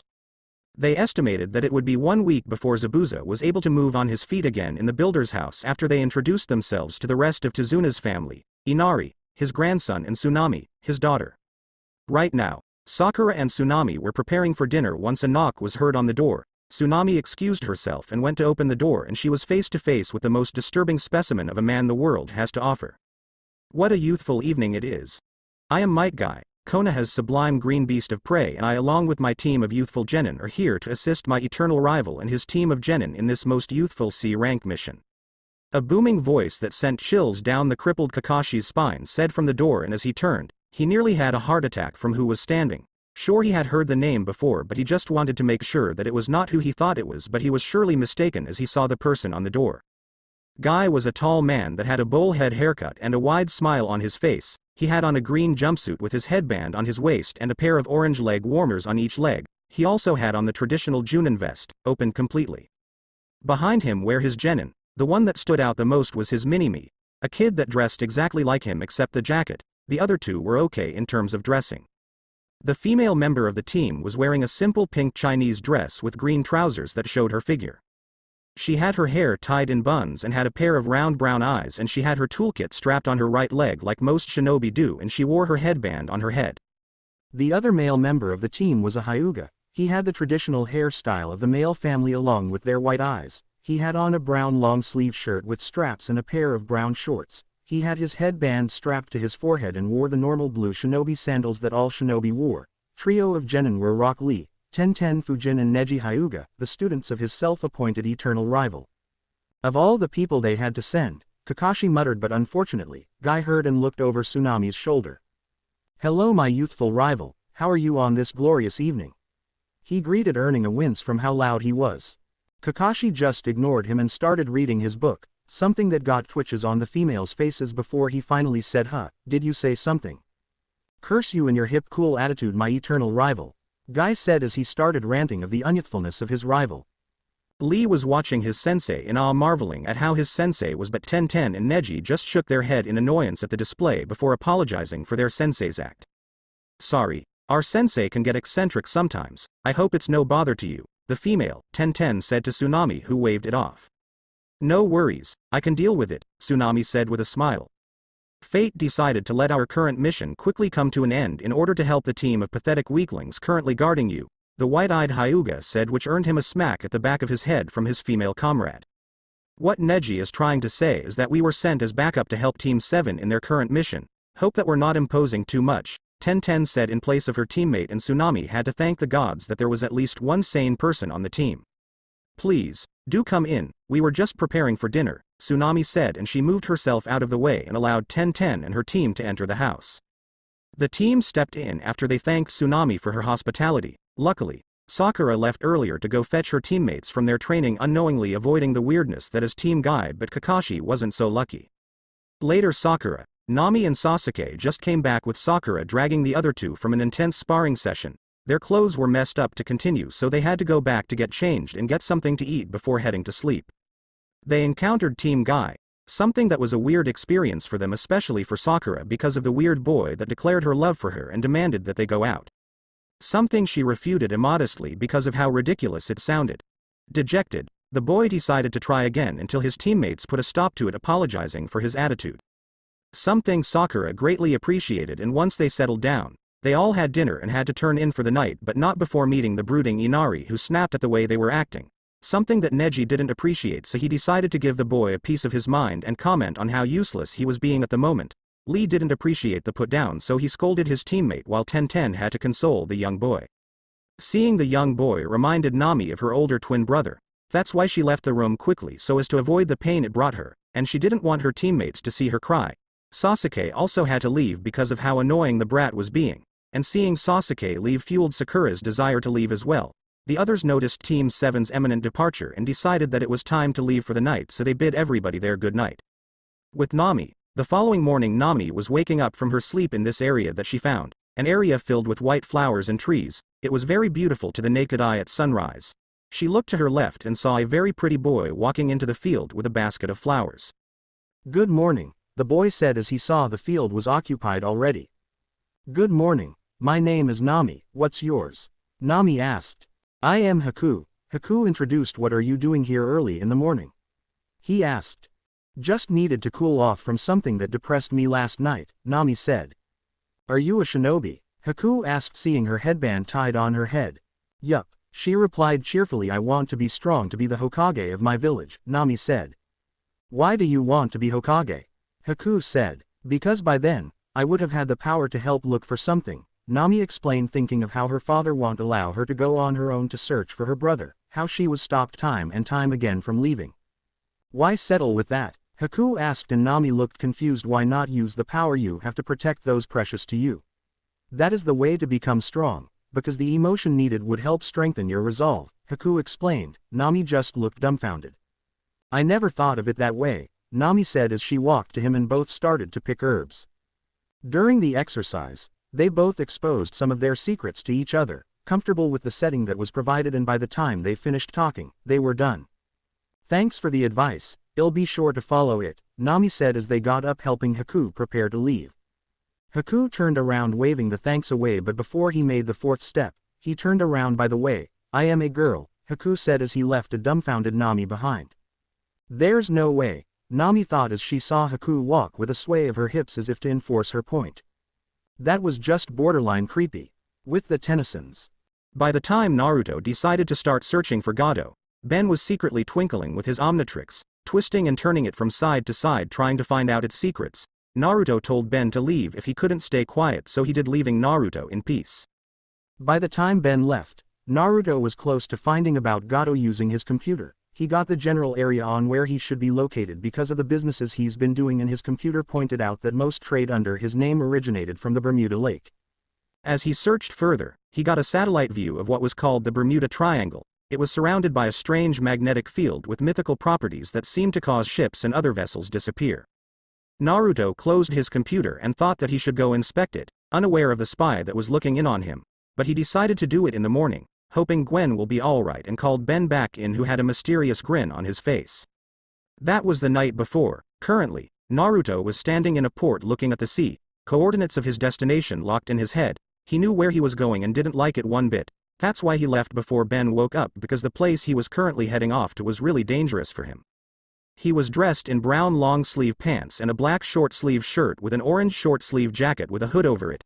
He also wore a pair of white and orange sneakers. He brought his wrist to his chest, revealing his Omnitrix scrolling through the alien he wanted, and once he picked it, he slammed it down, and in a flash of green light, he was Rush, the Kinnyselerin. He put on his visor and dashed across the sea, running to his destination as quick as he can. Not a minute later, a green flash was seen, and Ben, who was gray matter before, was now XLR8, his own Kinnyselerin. He put on his own visor and said to himself, "If you think I can let you get away that easy, think again," he said, and in a dash of speed, XLR8 followed his big brother's trail, wanting to see what he was hiding from him and planning on having a little fun as well. Area: Elemental Nations. Location: Bermuda Triangle. 3 days after Naruto's search, chirping birds were heard in the background, stopping most fights as they turned to see Zabuza held, trapped by dogs, locking his 4 limbs, looking at an angry Kakashi as he was holding his hand to his chest, and what surprised the viewers was the blue visible chakra that was being seen on it. Team Kakashi and Team Guy was currently fighting on the bridge with Team Zabuza. Current members: Zabuza, the Kiri Hunter Nin, and a boy that could grow bones from his body. A really hard combination. The current formation was Nami and Sasuke versus the Hunter Nin. Ninjutsu, Taijutsu battle. Lee and Neji versus the Bone Boy. Taijutsu battle, while the rest guard the bridge builder. What surprised them a bit was the sudden appearance of Kisame, something Guy took care of while Kakashi had to face Zabuza again. Like before, the fight was intense, but in the end, Kakashi had the upper hand, and was about to give the final strike to the trapped Zabuza by shoving his fist on his chest. That is until the Bone Boy, tired from his battle with Lee and Neji, intercepted the blow, taking it instead, something that shocked the people in the area. As Kakashi was about to finish Zabuza again, he heard clapping, and they all turned to see a smirking Gato walk with his cane and an army of about 500 mercs behind him. Well, if it isn't the baby demon too weak to deal with his job," Gato said. "Gato," Zabuza growled. "Look, kid, it seems that business has become demanding, so I decided to cut my losses," Gato said, "but look on the bright side, I was never going to pay you." "What kind of bright side is that?" Ten asked from her position guarding Tizuna. Gato shrugged. "You're right, it was a bright side for me, not for you," he said, and he waved to the people behind him. "Get rid of them now that they're too tired to defend themselves," he ordered after examining the exhausted senseis and genin in front of him. The mercs agreed to the order, moving in to attack the ninja, who were too weak to defend themselves right now. But as they were about to advance further, they heard the sound of footsteps along the bridge, followed by what sounded like iron scraping metal, and it was then they heard the creepiest song of their life. Youthful slaughter, I won't leave a single man alive, la da da da die, genocide, la da da da dud, an ocean of blood, let us begin the killing time, the voice said, and this had certain reactions from the listeners. Guy and Lee were screaming about youth, Sakura, Tizuna, Gato, and the mercs were scared. Ten and Nami, who just knocked out Haku and exited from the ice dome, were confused. Sasuke and Neji were scowling at the pathetic attempt to scare them. Zabuza was grinning at the song and knew he'd get along with the owner of the voice quite well. Kakashi just ignored it, but he knew he heard that song before, just couldn't place out where. They were looking to the source of the singing and saw a silhouette of a humanoid creature, and once the shadow got closer and closer, Kakashi's eyes widened in recognition of the diamond-shaped figure. "And Naruto?" he tentatively asked, catching the attention of Nami, who was confused as she didn't see her brother any there. Naruto, Rambai, stopped walking and started a sprint along the bridge, his 2 hands shape-shifting into blades, heading for the mercs with only one goal in mind, since had seen the state of this city as he inspected it as Chitrax. kill all the mercs in front of him until Gato was left, and thus the bloodbath started. The audience except for Zabuza turned green at seeing so many kills in one place, slices all over and large diamonds encasing their victims preventing any harm from escaping. Gato saw this and started to stealthily escape from here as quietly as he could. Unfortunately, once he got into his speedboat, a fish-like creature grabbed him just as Naruto Rambai finished the last of the mercs. Where do you think you're going? The fish-like creature asked the shaking man in front of him, seemingly ignoring the fact that his brother just killed all those mercs. Please let me go. I'll give you anything. Gato stuttered out in fear of being killed by this monster. The fish humanoid thought about it. Nah, he said, and threw the midget to Rambai, who was walking towards their direction with a scowl on his face as he caught the midget. Then in a flash of green light, he was Uzumaki Naruto, who proceeded to pop out an unsheathed sword, surprising those who knew that he couldn't use skills like that. N. Neeson. Nami stuttered in hope as she saw her big brother for the first time in 4 years. Who's that? Sakura asked. Guy-sensei, isn't that Naruto-kun? Lee asked his sensei. I see that the flames of youth have guided him well, Guy said, impressed at how strong his one-time student, if he could call him that, was alive as well. I thought he didn't have chakra, like Lee, Ten said, confused about the whole ordeal. How did he get that power? Sasuke stuttered to himself. This is my one chance to capture him and bring him back to the Hokage. Kakashi thought, I want everyone to surround him and capture him at all cost. Kakashi ordered, be careful. He was able to take down 4 Anbu, me and the 4th Hokage at the age of 9. If he was able to do that, then how are we supposed to beat him? Ten asked. That's in order, Kakashi said, and they all got up and moved to where Naruto was as he threw the scared body of Gato away. Naruto was about to scold Ben for disobeying his orders, that is, until he heard a voice that made him scowl. Naruto Uzumaki, by order of the 4th Hokage Leaf Village, you are under arrest. The voice said, surrender peacefully or well resort to force. Naruto looked at his little brother. I was going to scold you for disobeying me, but it looks like when we get home, I'll have to think of another punishment, he said. Then he turned to the leaf. If you think you can beat my little brother, then I'll come. If not, then this is goodbye, Naruto said. Then he turned into Chitrax and in a burst of speed, he left the area, leaving Ben to fight them. So all we have to do is beat this fish thing? Ten asked. Unfortunately, Ben heard the insult and was offended. Hey. I am a 10-year-old kid, he said, transforming back to Ben, surprising the audience. This is useless. I have better things to do than Konoha-senpu. Suddenly, Sasuke was sent spiraling upwards before he was given a dropkick, slamming him to the ground, hard. Ben landed and fixed his clothes before taking the Goken stance. So, who's next? He asked with a smirk, seeing the scared look on some of their faces. Guy. Did you teach him? Kakashi asked. Guy rubbed his chin and thought, young boy. Did you say the Naruto-kun is your big brother? He asked Ben, who nodded. Guy snapped his fingers in realization. Oh, how youthful. Kakashi looked at Guy, who elaborated further. I gave Naruto a scroll on the 8 gates and the Goken on his 9th birthday, so it stands to reason that he passed on some of my teachings to this young boy. So you're the one that taught my brother? Ben asked, and by this time, Nami snapped. He isn't your brother, he's mine, she yelled. Who does this brat think he is to claim what was hers from the start? Sorry, I don't speak Harpy, could you repeat that? Ben said, cleaning his ear. If anything, this made Nami even more upset, that she started to unconsciously draw on the fox's chakra little by little. I like this brat.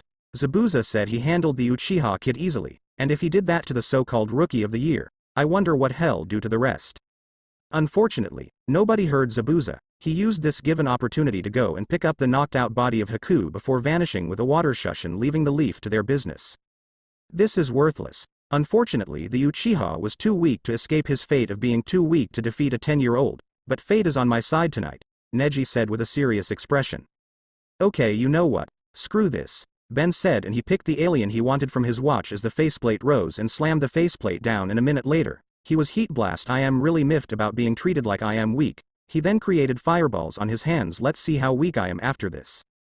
And with that, the battle between Ben and the ninja had begun. With Gwen. Gwen was tired, hungry and helpless, as she was the only one in the room that hadn't been raped, something she was glad of when she figured out what they were doing to the women in the room who were too powerless to stop their assailants. So far, she'd eaten once, and it's been 6 days since she left. According to the conversation she overheard, just as she was about to get some sleep, the door slammed open and in walked the 2 thugs that kidnapped her. They looked around the room and smirked at the defeated women until the first spoke. Looks like we've broken all of them, Haru. I don't think so, Jin, Haru said as he spotted Gwen, who started to shake as they started to make their way towards her with that sick look in their eyes. What do you think? He asked. I think she's a little young, Jin said, but we could train her to be our personal slut by the time she gets old. Complete brainwashing, Haru agreed as he bent down and picked up Gwen's face and caressed her cheek. Why don't we just give her a little of what's to come? Jin said, and as they were about to pick up the shivering Gwen, the wall behind them exploded and a cat-like human stood in place of the wall. Gwen sighed in relief as she saw that Naruto came to save her. She even started to cry a bit because of what she was about to experience had he not arrived. Naruto on his end had no time to share Gwen's sentiments, so he quickly took care of the thugs that kidnapped her in a burst of speed, followed by freeing the captured ladies before he walked to Gwen and freed her. Just as he was about to pick her up, he clung to him like he was her lifeline and started to sob uncontrollably. Naruto, Chitrax just knelt down and hugged her back. They were like that for a while until Gwen exhausted herself from crying and fell asleep in Naruto's chest. He used that opportunity to pick her up bridal style and bring her close to his chest, something she snuggled into, and in a burst of speed, he left the building heading to Ben's general location. Moments later, he arrived and saw that Ben was just facing Guy as XLR8, who was excited because this boy was able to take out every other person here. Just as he was about to attack the green-clad sensei, Ben heard a voice. Ben, I've got her, it's time to go. He turned around and saw that his brother had Gwen in his hand and turned back to Guy. Sorry to have to cut this short, but I got a plane to catch, he said as Naruto left. He gave Guy a clawed salute. Gotta run. He followed after Naruto with a burst of speed, trailing side by side with him. When we get to Max, you're going to be in so much trouble, Naruto said as he saw XLR8 running beside him. But I helped take down the bad guys, Ben whined. I don't care, Naruto said. You decided to obey my order, something I can't tolerate from you. Why? Ben asked. Because I promised Mom and Dad that I'll take care of you, something that you should appreciate greatly, Naruto explained. Speaking of Mom and Dad, that red-headed girl said that you were her brother, Ben said, confused. Care to explain that? He asked. Naruto sighed as he continued to run, knowing that it was going to be a long run to the RV, but hey, at least, Gwen was safe. It was 4 weeks since the day Gwen was kidnapped, and both Naruto and Ben met with the Konoha shinobi. Ben was persistent on having him tell them who that wired red-haired girl was and why they were after him. Naruto, as a compensation, asked Ben to bring up his left hand and hell answer, something that he did immediately, but it was too late for him to change his mind once he figured out what his brother wanted, since Naruto already grabbed it and completely shut down the master control of his Omnitrix. It was only then Naruto proceeded to tell Ben about his life in Konoha and about his twin sister, and since Gwen was clinging next to him, afraid to be too far away from Naruto, she was listening in as well. As he told his story, Ben and Gwen listened intensively, wanting to know about his past, but as he was saying more and more, they were disappointed at how it ended, with Gwen hugging a depressed Naruto and Ben not knowing what to do. Promised to be there for his big brother, but at least they knew not to trust those ninjas. Enough about the depressing stuff. Naruto decided to continue teaching Ben on how to control one of his aliens, but as thanks for helping him with the Konoha flunkies, he unlocked an alien for Ben that he took an instant liking to. Ben called the alien Feedback, an alien that could do almost anything with electrical energy, be it absorption, redirection, flight, enhanced speed, electrical-based, enhanced strength, electrical-based. Ben really liked this alien, especially when he fought against Naruto's Bioshock, a Yeti with lightning-based attacks. Ben was really improving with his aliens, something that made Naruto happy. So far, he mastered XLR8, Heat Blast, Gray Matter, Feedback, Rip Jaws and Wild Mutt. The aliens unaccounted for were Upgrade, Ghost Freak, Four Arms, Diamond Head, and Stinkfly, and Naruto decided that it was time to train with Stinkfly, and currently, he, Gwen, who was still clinging to him, and Max were in the RV driving through the desert while Stinkfly was flying directly above them. So where to next, Grandpa? Naruto asked. I thought it will do you wonders to visit my older sister, Vera, Max said to the kids who were suddenly irritated for no reason. Aunt Vera? Naruto asked, dreading this visit already despite not knowing who she was. The only reason I know I am going to like this visit is because of the teasing Ben's going to get from her pinch of doom, Gwen said. Naruto was still confused as to who Vera was, but he decided that he had to see her before he started to judge character, because judging someone based on relation isn't worth the trouble for him. So where are we going? A squeaky voice asked from above them. Varys, was the reply from the RV, and as Ben heard that, he whined in annoyance at being reminded of her. This visit better be interesting or head leave immediately. Undisclosed location. In a room, 9 holographic figures came to view, each unable to be made out because of the uniqueness the hologram had to offer when one accomplished the requirements needed for this technique. We have gathered here today to share our findings concerning our current targets. So far, we have yet to know the location of some, but others were fairly easy. Like we can deduct that the Nanabi resides in Taki. The Ikibi in Suna and the Sanabi is currently fighting a war in Kiri. Speak your piece concerning your observation. The one that sounded like the leader spoke. The Rokubi and Gobi were very hard to locate, but we managed to track them. The Rokubi is currently hiding in the mountains near Iwa, while the Gobi is currently hiding somewhere only a select few know in Kiri. But with our spying, we can capture him while he's busy blowing those useless bubbles of his, white-black, Zetsu said. Thank you, Zetsu. Anyone else? The leader asked. The Yang of the 9 Tails has been found, Itachi said, if only for a little while before he was lost again. Where did you find him? The female of the group asked. He was at Nami no Kuni. The hologram of Kisame spoke. I managed to spot him after my fight with Taijutsu specialist, Might Guy. It seems that the 9 Tails has evaded us yet again, the leader said. Why don't we just kidnap the fucking shit's brat of a sister? An image holding a scythe asked. Because, you idiot, she is heavily protected by her village, being the Hokage's daughter. I thought that serving that useless god would grant you a brain, the image to his left said. Hey you asshole, don't you dare insult Jashin-sama, the image from before said. Hidan. Kakuzu. Stop bickering like children, it is unbefitting for you, the leader said. But what Kakuzu said does bring merit. We need to be stronger before we can start our operation. He then looked around the room. In 3 years, we start the extraction of the Jinchuruki while evaluating their skills and progress as shinobi. Failure is unacceptable. Hi, everybody said. Konoha, 4 weeks after Wave. Ever since the Wave mission, Nami had been in a depressed mode, and once her father tried to get information out of her, he was ignored, so he had to get from his one-time student, Kakashi. Shock was the expression on his face as Kakashi told him what happened during the mission, and as he went to the part where they met Naruto and it was pointed out that he had a little brother, Minato now saw the reason why his daughter was depressed. His son all but abandoned his family, but who could blame him? After the way he was treated, Minato was surprised that he didn't leave quicker. Still, he was impressed with how Kakashi handled the situation nicely, that is until he got to the part where Naruto appeared. He decided to leave Naruto alone for now as they had more pressing issues to deal with. With Ino as of lately was a depressed girl. Why? Because of one reason, Naruto. Yes, she was aware that she was his first friend and vice versa. They were very comfortable around each other, that is until Naruto had to go and tell her his full name, something that made her ignore him once she knew who his family was. Till this day, she regretted making that decision because it was part of what drove Naruto away and she couldn't help but feel guilty. Just as she was about to continue sulking, the door to her flower shop opened and in walked the one that shattered her friendship and possible boyfriend in Naruto. A small part of her despises Nami for that, and it still does, but the rest ignored it, willing to be her friend. Hey, what's wrong? Ino asked. My mission to Nami no Kuni 4 weeks ago, Nami replied. Why, what happened? She asked Nami, who just stood and relaxed on the counter. I met Naruto. Well, if you call that a meeting, Nami explained.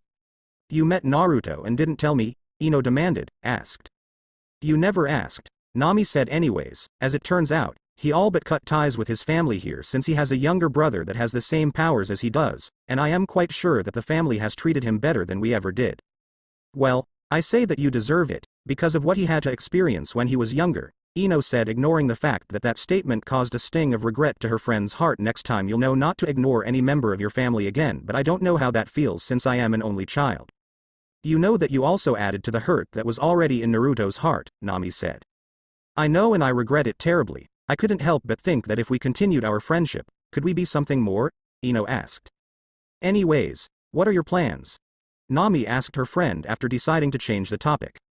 I want to get strong enough to be able to face Naruto on my own, since I heard that he fought 4 Anbu and the Hokage in one, Ino said. I still don't know how he did that at the age of 9, but yeah, I want to do the same thing, so, and we know that by then, we would be able to apologize for the way he was treated, Nami said. Both could only hope in what the future could bring, wishing that it will go well for them and their family. With the Tennysons, Max, a voice said, and they turned to see Aunt Vera walking to them. Vera. Max greeted as he walked and gave his sister a warm hug. I can't believe you're finally here, Vera said as she hugged her grandchildren, but as she saw Naruto, she was confused and looked to Max to explain. This is Naruto, He's Ben's big brother who was in school by the time they visited you last, so I thought it might be nice for him to finally meet you, Max explained to his older sister. Isn't that lovely? I didn't know Ben had an older brother, Vera said as she went to hug Naruto and pinched both his cheeks. Hello, I am Vera. It's lovely to finally meet you. The pleasure is all mine, Naruto said as he was released from the death pinch of Vera. Come on in. I can't wait to chew the fat with all of you, Vera said as she invited them all into her house, unaware of her neighbor watching her from his window blinds. Sniff. Why do old people's houses always smell like somebody's cooking socks?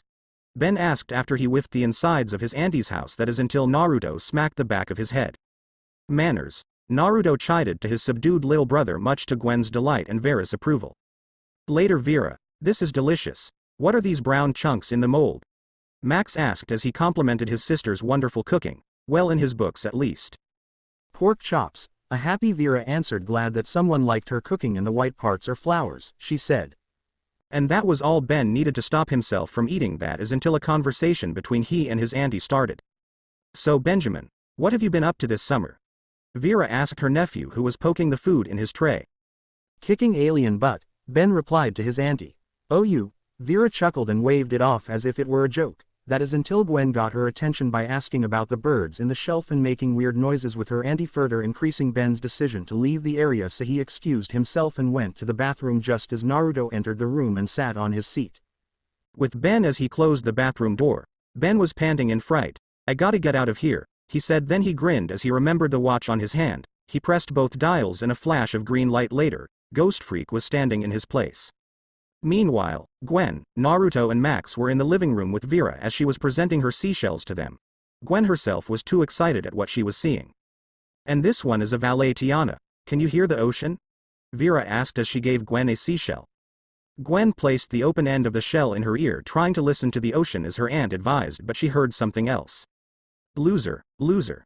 The voice from the shell said in a creepy tone that startled Gwen a bit, especially the chuckles that followed after, but then she saw the shady outline of her cousin as one of his aliens. Ben? She hissed, loud enough to catch Naruto's attention, who just snuck out of the living room. See ya, wouldn't wanna be ya, Ghost Freak said as Gwen was looking at him fading through the wall, leaving an annoyed Gwen in the company of her aunt and grandpa.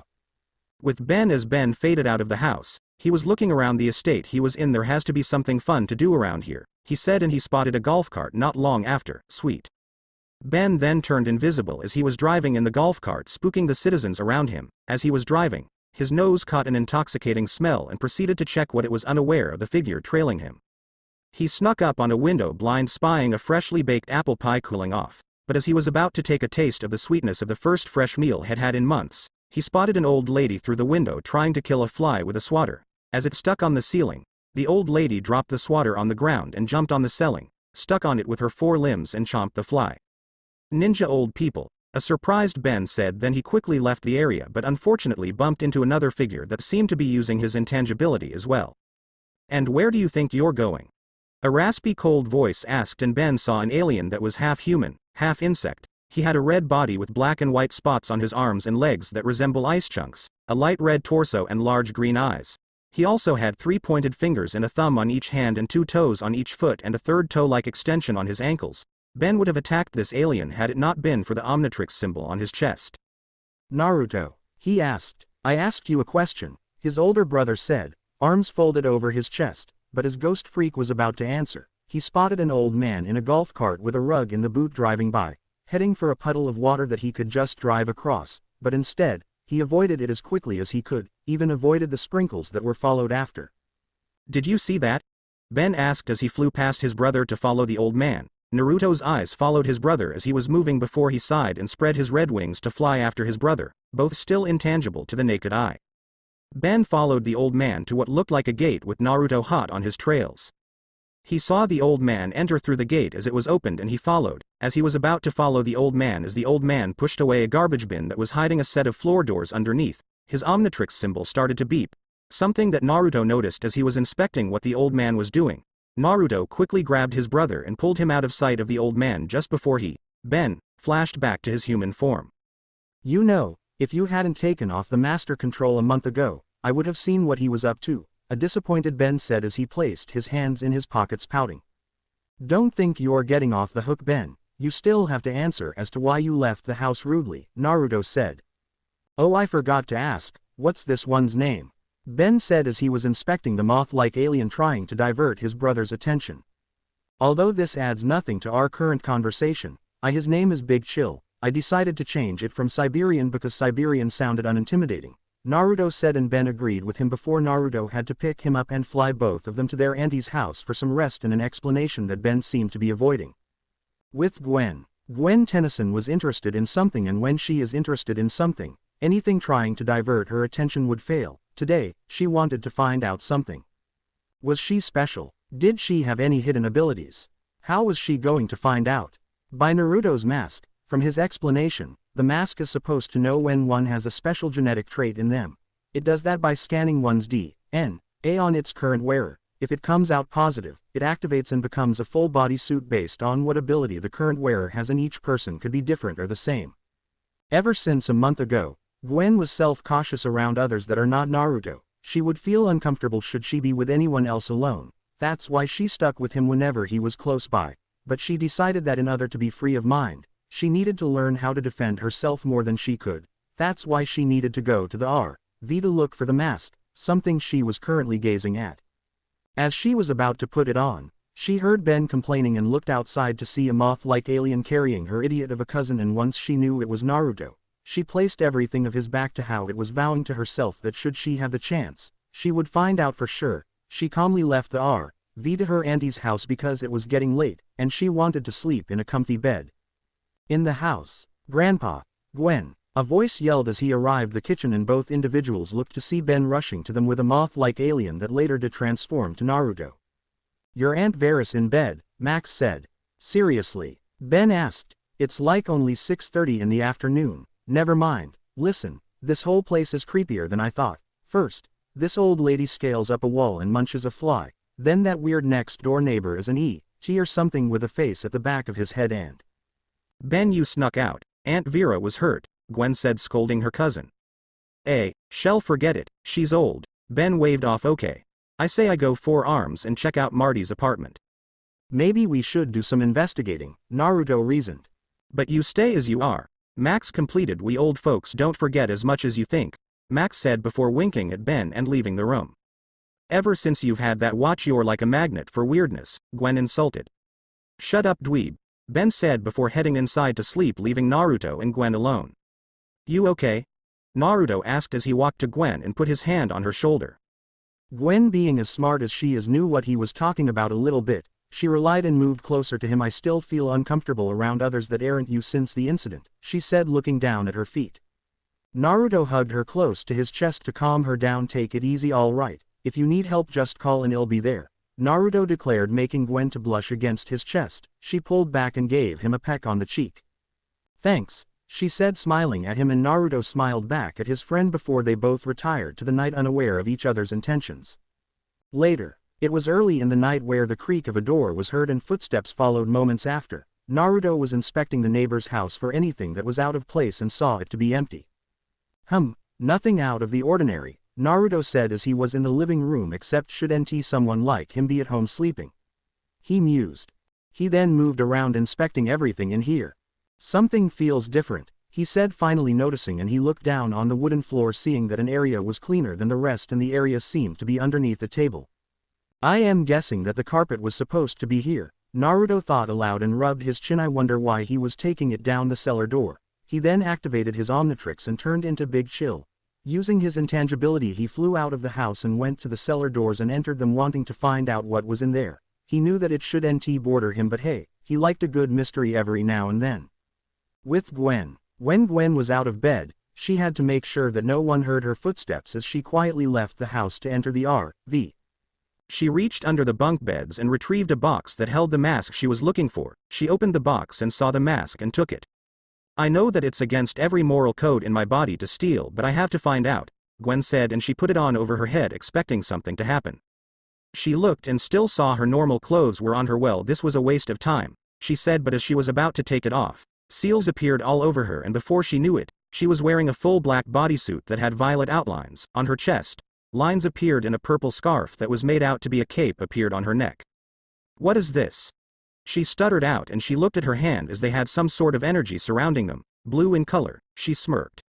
Looks like Ben and Naruto aren't the only one with powers, but now I have to find out what I can do and maybe where this generic trait originated from.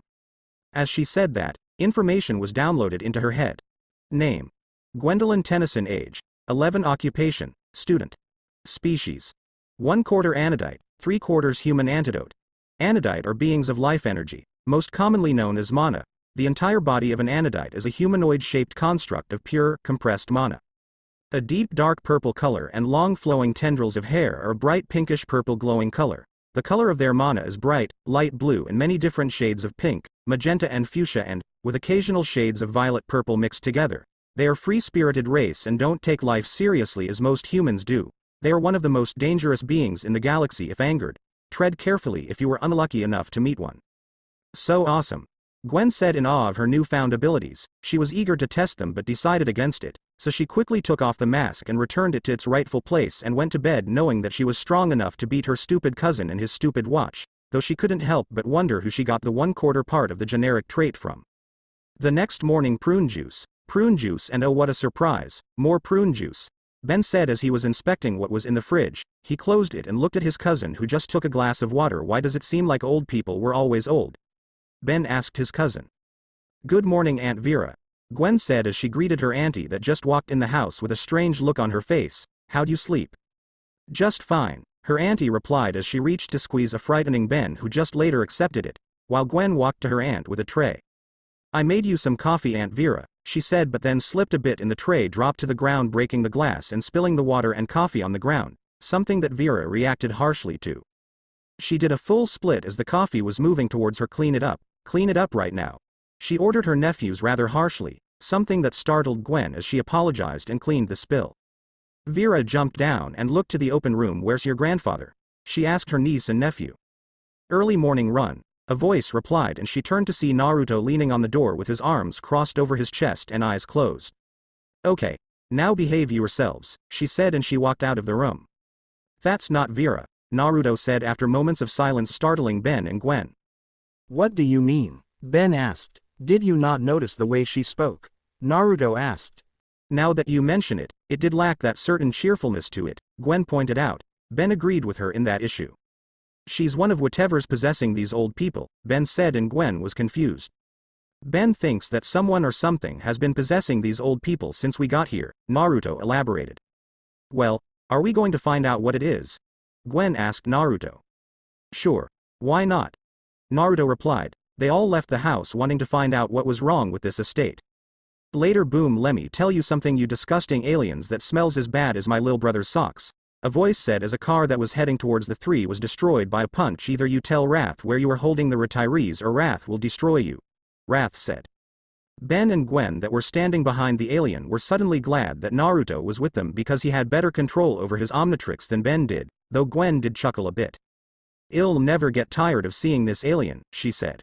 My socks don't smell that bad, Ben muttered. Roar.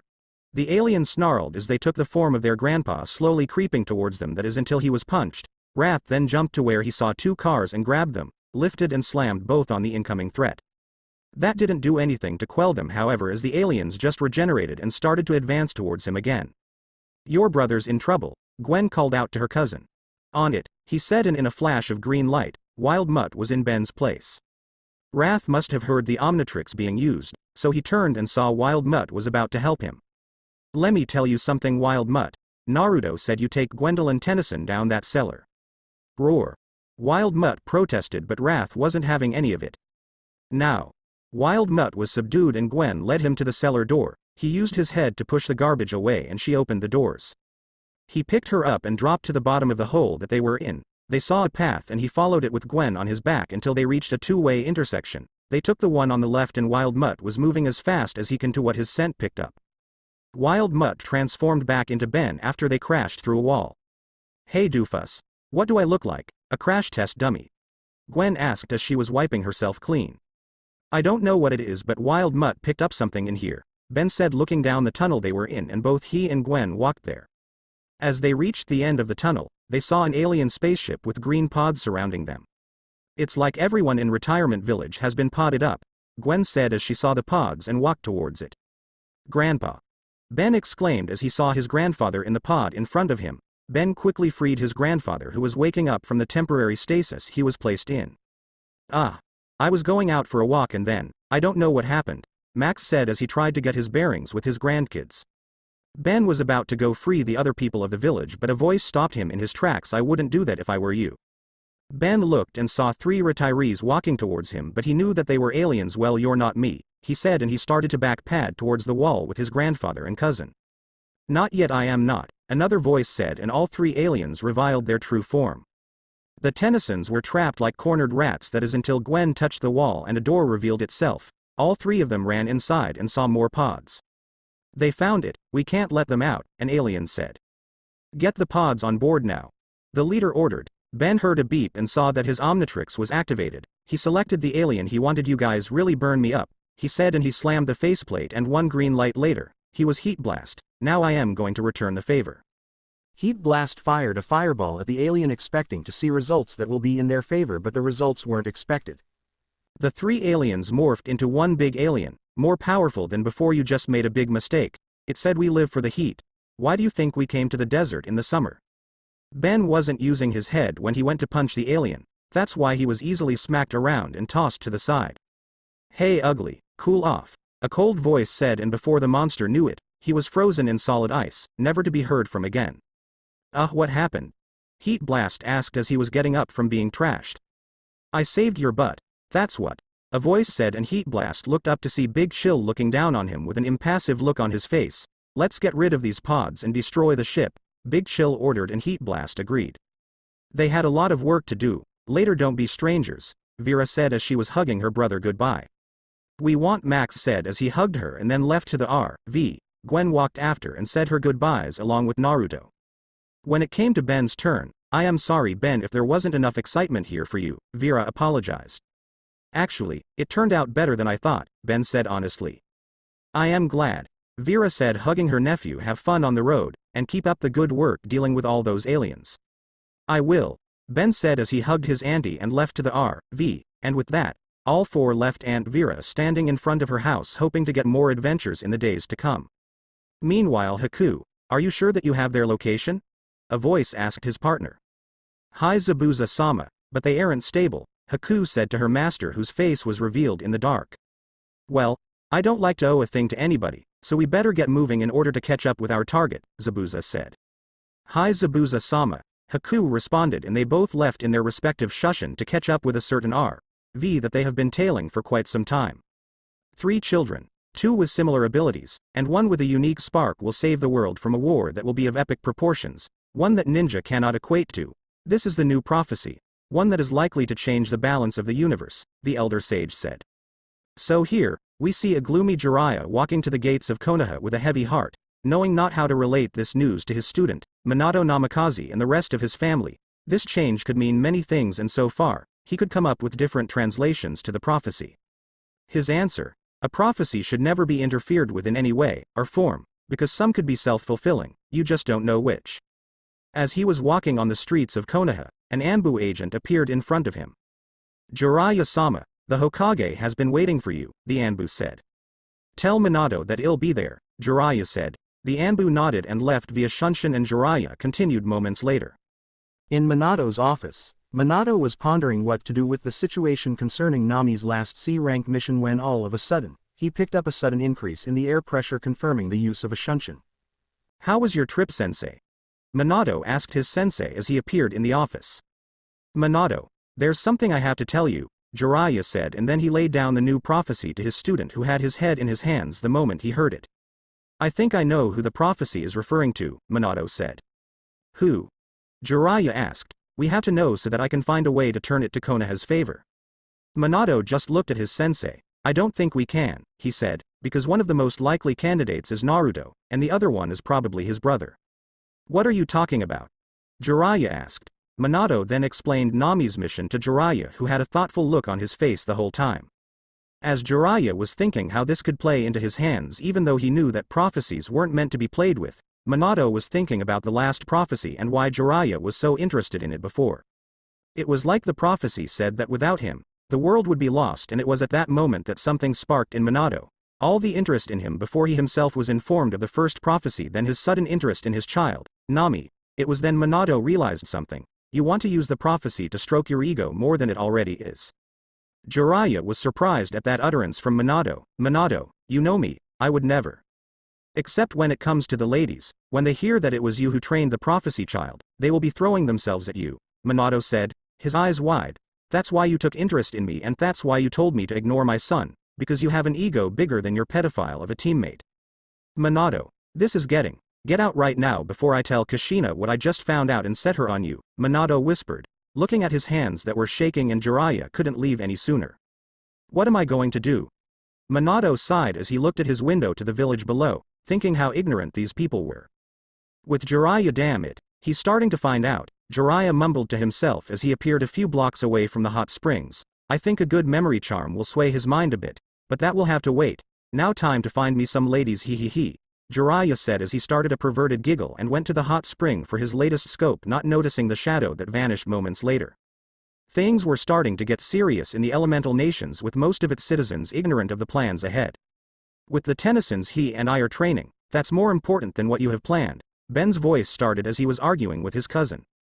But you've had him all your life. I think it will be good for him not to hang out with such a doofus because you'd probably bother him, Gwen retorted.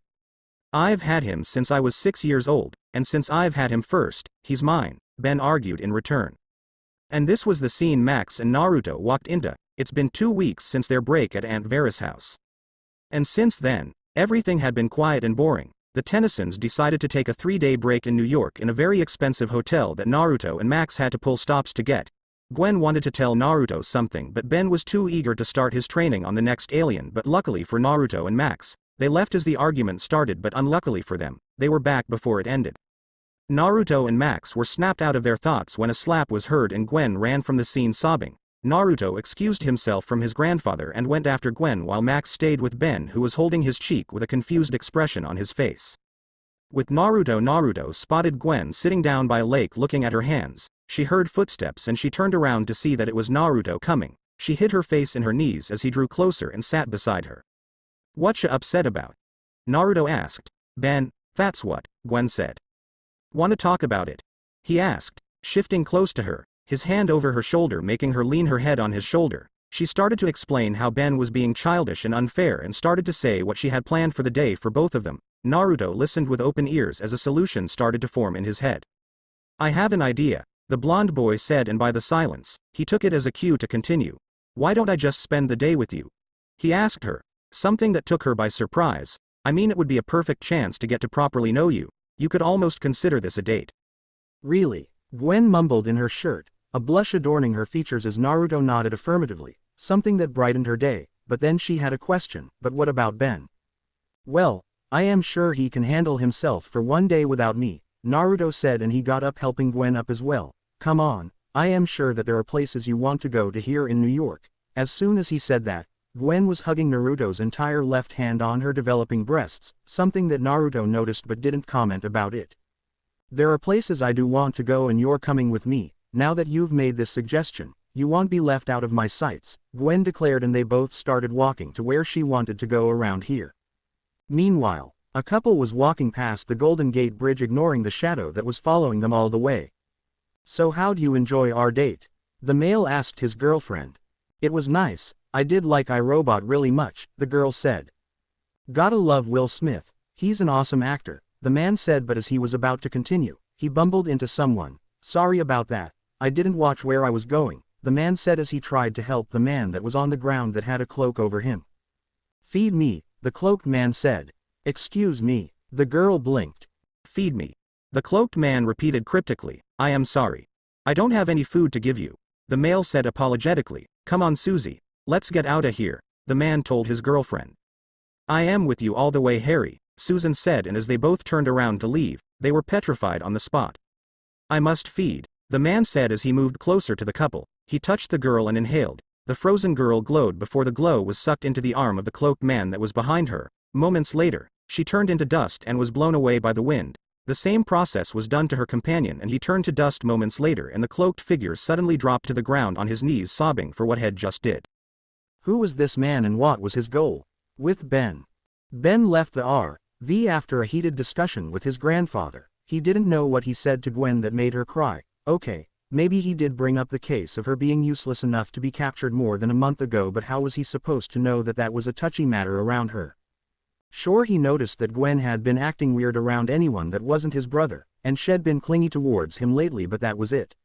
He was just eager to test out his aliens with Naruto like he always does, even though he had been spending a lot of time with his brother as of late.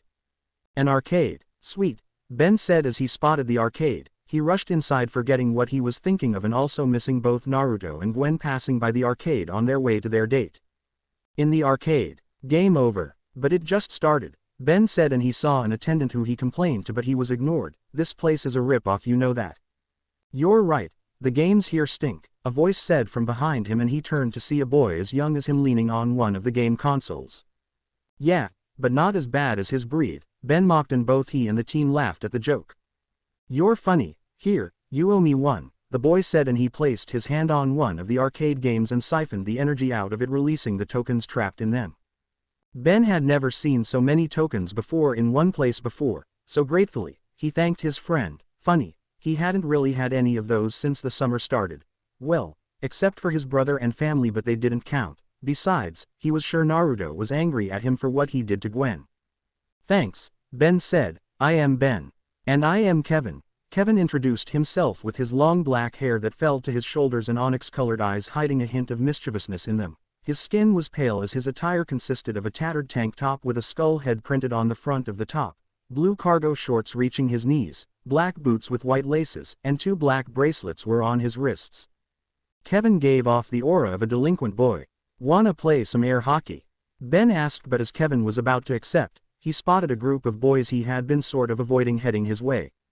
Nah, gotta bail, Kevin said, and he waved goodbye to Ben before he left, with the group of boys following him, but not before bumping into Ben, who looked offended. Long time no see, said the leader of the group as they cornered Kevin. Where do you think you're going? Home to recharge your batteries. Another boy jeered behind Kevin, causing laughter to erupt among the group. Ben was about to charge in and help Kevin, but he thought about the cons of that action, so he settled for hiding and using his Omnitrix, transforming into XLR8. Trick or treat, Ben said to the startled the group before he used his speed to get rid of the boys surrounding Kevin. XLR8 waved to Kevin before he left the arcade. Later, Ben was seen standing outside as Kevin came rushing out of the doors of the arcade. Did you see what that speed guy did to those losers? Kevin asked Ben, who shrugged in response. He said his name was XLR8, and that he was just passing by, Ben explained casually. So, he's a goody two-shoes hero? Kevin asked, something that slightly offended Ben. You could say that, Ben said. Cool, Kevin said. Hey, want a tour in New York City? He asked Ben, who accepted the offer, and both left the arcade moments later. With Naruto and Gwen, local authorities are still on the lookout for missing couples, Harry Evans and Susan Bones. They were last reported to be seen coming out of Times Square. A news reporter's voice rang out from the direction of the widescreen television built to stand on top of a 4-story building. Naruto thought, rubbing his chin and looking at the screen displaying the news report. What? A voice asked, and he saw Gwen walking with 2 cones of cotton candy, offering one to Naruto, who accepted it appreciatively. There's been a case of missing people lately in New York. Something about this screams supernatural, Naruto said as he was walking next to Gwen. So what do you want to do about it? Gwen asked, dreading the answer. Nothing as of yet, Naruto replied, much to the relief of Gwen. He then grabbed her free hand. So what ride do you want to go to next? How about the Ferris wheel ride? Gwen suggested, pointing to the giant pinwheel in the amusement park they were currently in. I am really glad I chose to spend time with you, Naruto said, and Gwen blushed, something that she'd been doing a lot lately. You're not upset about Ben? Gwen asked as they started walking to the Ferris wheel. No, not really. I could tell you needed the companionship at the moment, and Ben needed to cool down, Naruto told her. So you wouldn't have come with me if Ben did what he did? A dejected Gwen said. I am sure I would have gone with you on this sooner or later. I just didn't count on sooner, Naruto confessed leisurely as they waited on the line for the ride. They waited for their carriage to arrive before they entered the open door. So what do you suppose this is? Gwen asked with quotations on this. It could be a date, Naruto mused, and was amused as Gwen decided to duck her head. Why would you want to date me? Gwen asked. You sure do ask a lot of questions, don't you? Naruto mumbled as he placed a shoulder near Gwen, who accepted and leaned into it and rested on him as the ride started to rise up. And to answer the question, only an idiot wouldn't want to date someone as gorgeous as you. I am not that pretty, Gwen mumbled into his shirt. Then I think we have different definitions of pretty, Naruto said, moving his free index finger with a grin on his face. What's yours? Gwen whispered, wanting to hear his definition while leaning further into him. It'd be someone who isn't afraid to express themselves or hide their beauty, someone who's smart and honest, as well as honorable, and someone like you. Naruto's admittance came with a cheeky wink and a huge grin at the red-haired girl. Gwen just looked at him, and before Naruto knew what was going on, he was tackled into a kiss from the red-headed 11-year-old, a sloppy one. It took a while before Naruto responded and guided her through it and kissed her properly before coming to a pause, catching their breath. What was that? Naruto asked. A kiss, Gwen replied. Aren't you a bit young to be thinking of that? Naruto asked, squinting his eyes, causing Gwen to giggle cutely before smirking. I didn't hear you complaining, she said, and as she was about to move in for another, the cart they were in was violently shaking. Naruto had to hold Gwen tight to keep her safe while the roof of the cart opened. They were brought into the viewpoint of a black-haired, brown-eyed man who wore a full-body purple jumpsuit. He had a scarf wrapped around his neck and wore a pair of dark purple boots. Are you supposed to be some kind of villain? Naruto asked with a glare at the creepy man. The man ignored him and levitated a screaming Gwen towards him. Hey, let her go! Naruto shouted from inside the cart, but the cart was violently thrown to the side with Naruto in it. The man just disappeared with Gwen at the same time Naruto transformed into Big Chill. Big Chill didn't have time to go after them because the cart was heading for a lady and her baby, so he flew and caught it before he dropped it on the ground and took off to the area head last saw Gwen. Who was that guy and what did he want with Gwen? Big Chill asked before he used his intangibility and flew to the RV, hoping that he could track Gwen down with the new phone he got her. With Gwen, why does this keep happening to me? Gwen asked herself as she was trapped in a tube that was connected to what looked like a container, but what does it contain? She looked at the man that kidnapped her and was wondering what he was doing with that supercomputer in front of him. He looked to be pressing some buttons and mumbling to himself. He finally turned around, walking to the tube, and Gwen noticed that he was a bit older than before.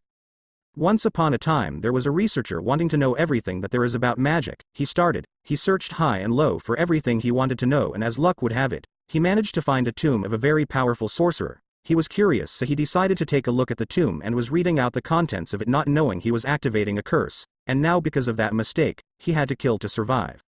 What does this have to do with anything? Gwen tried to say but was interrupted by the man who ignored her. His first victim was his wife and son. He immediately regretted it and tried to quell the hunger. But the longer he held back, the harder it became to control the impulses and the consequence. He ages quicker. It was then he decided that he would have to absorb the life force of anybody he comes across until he's full.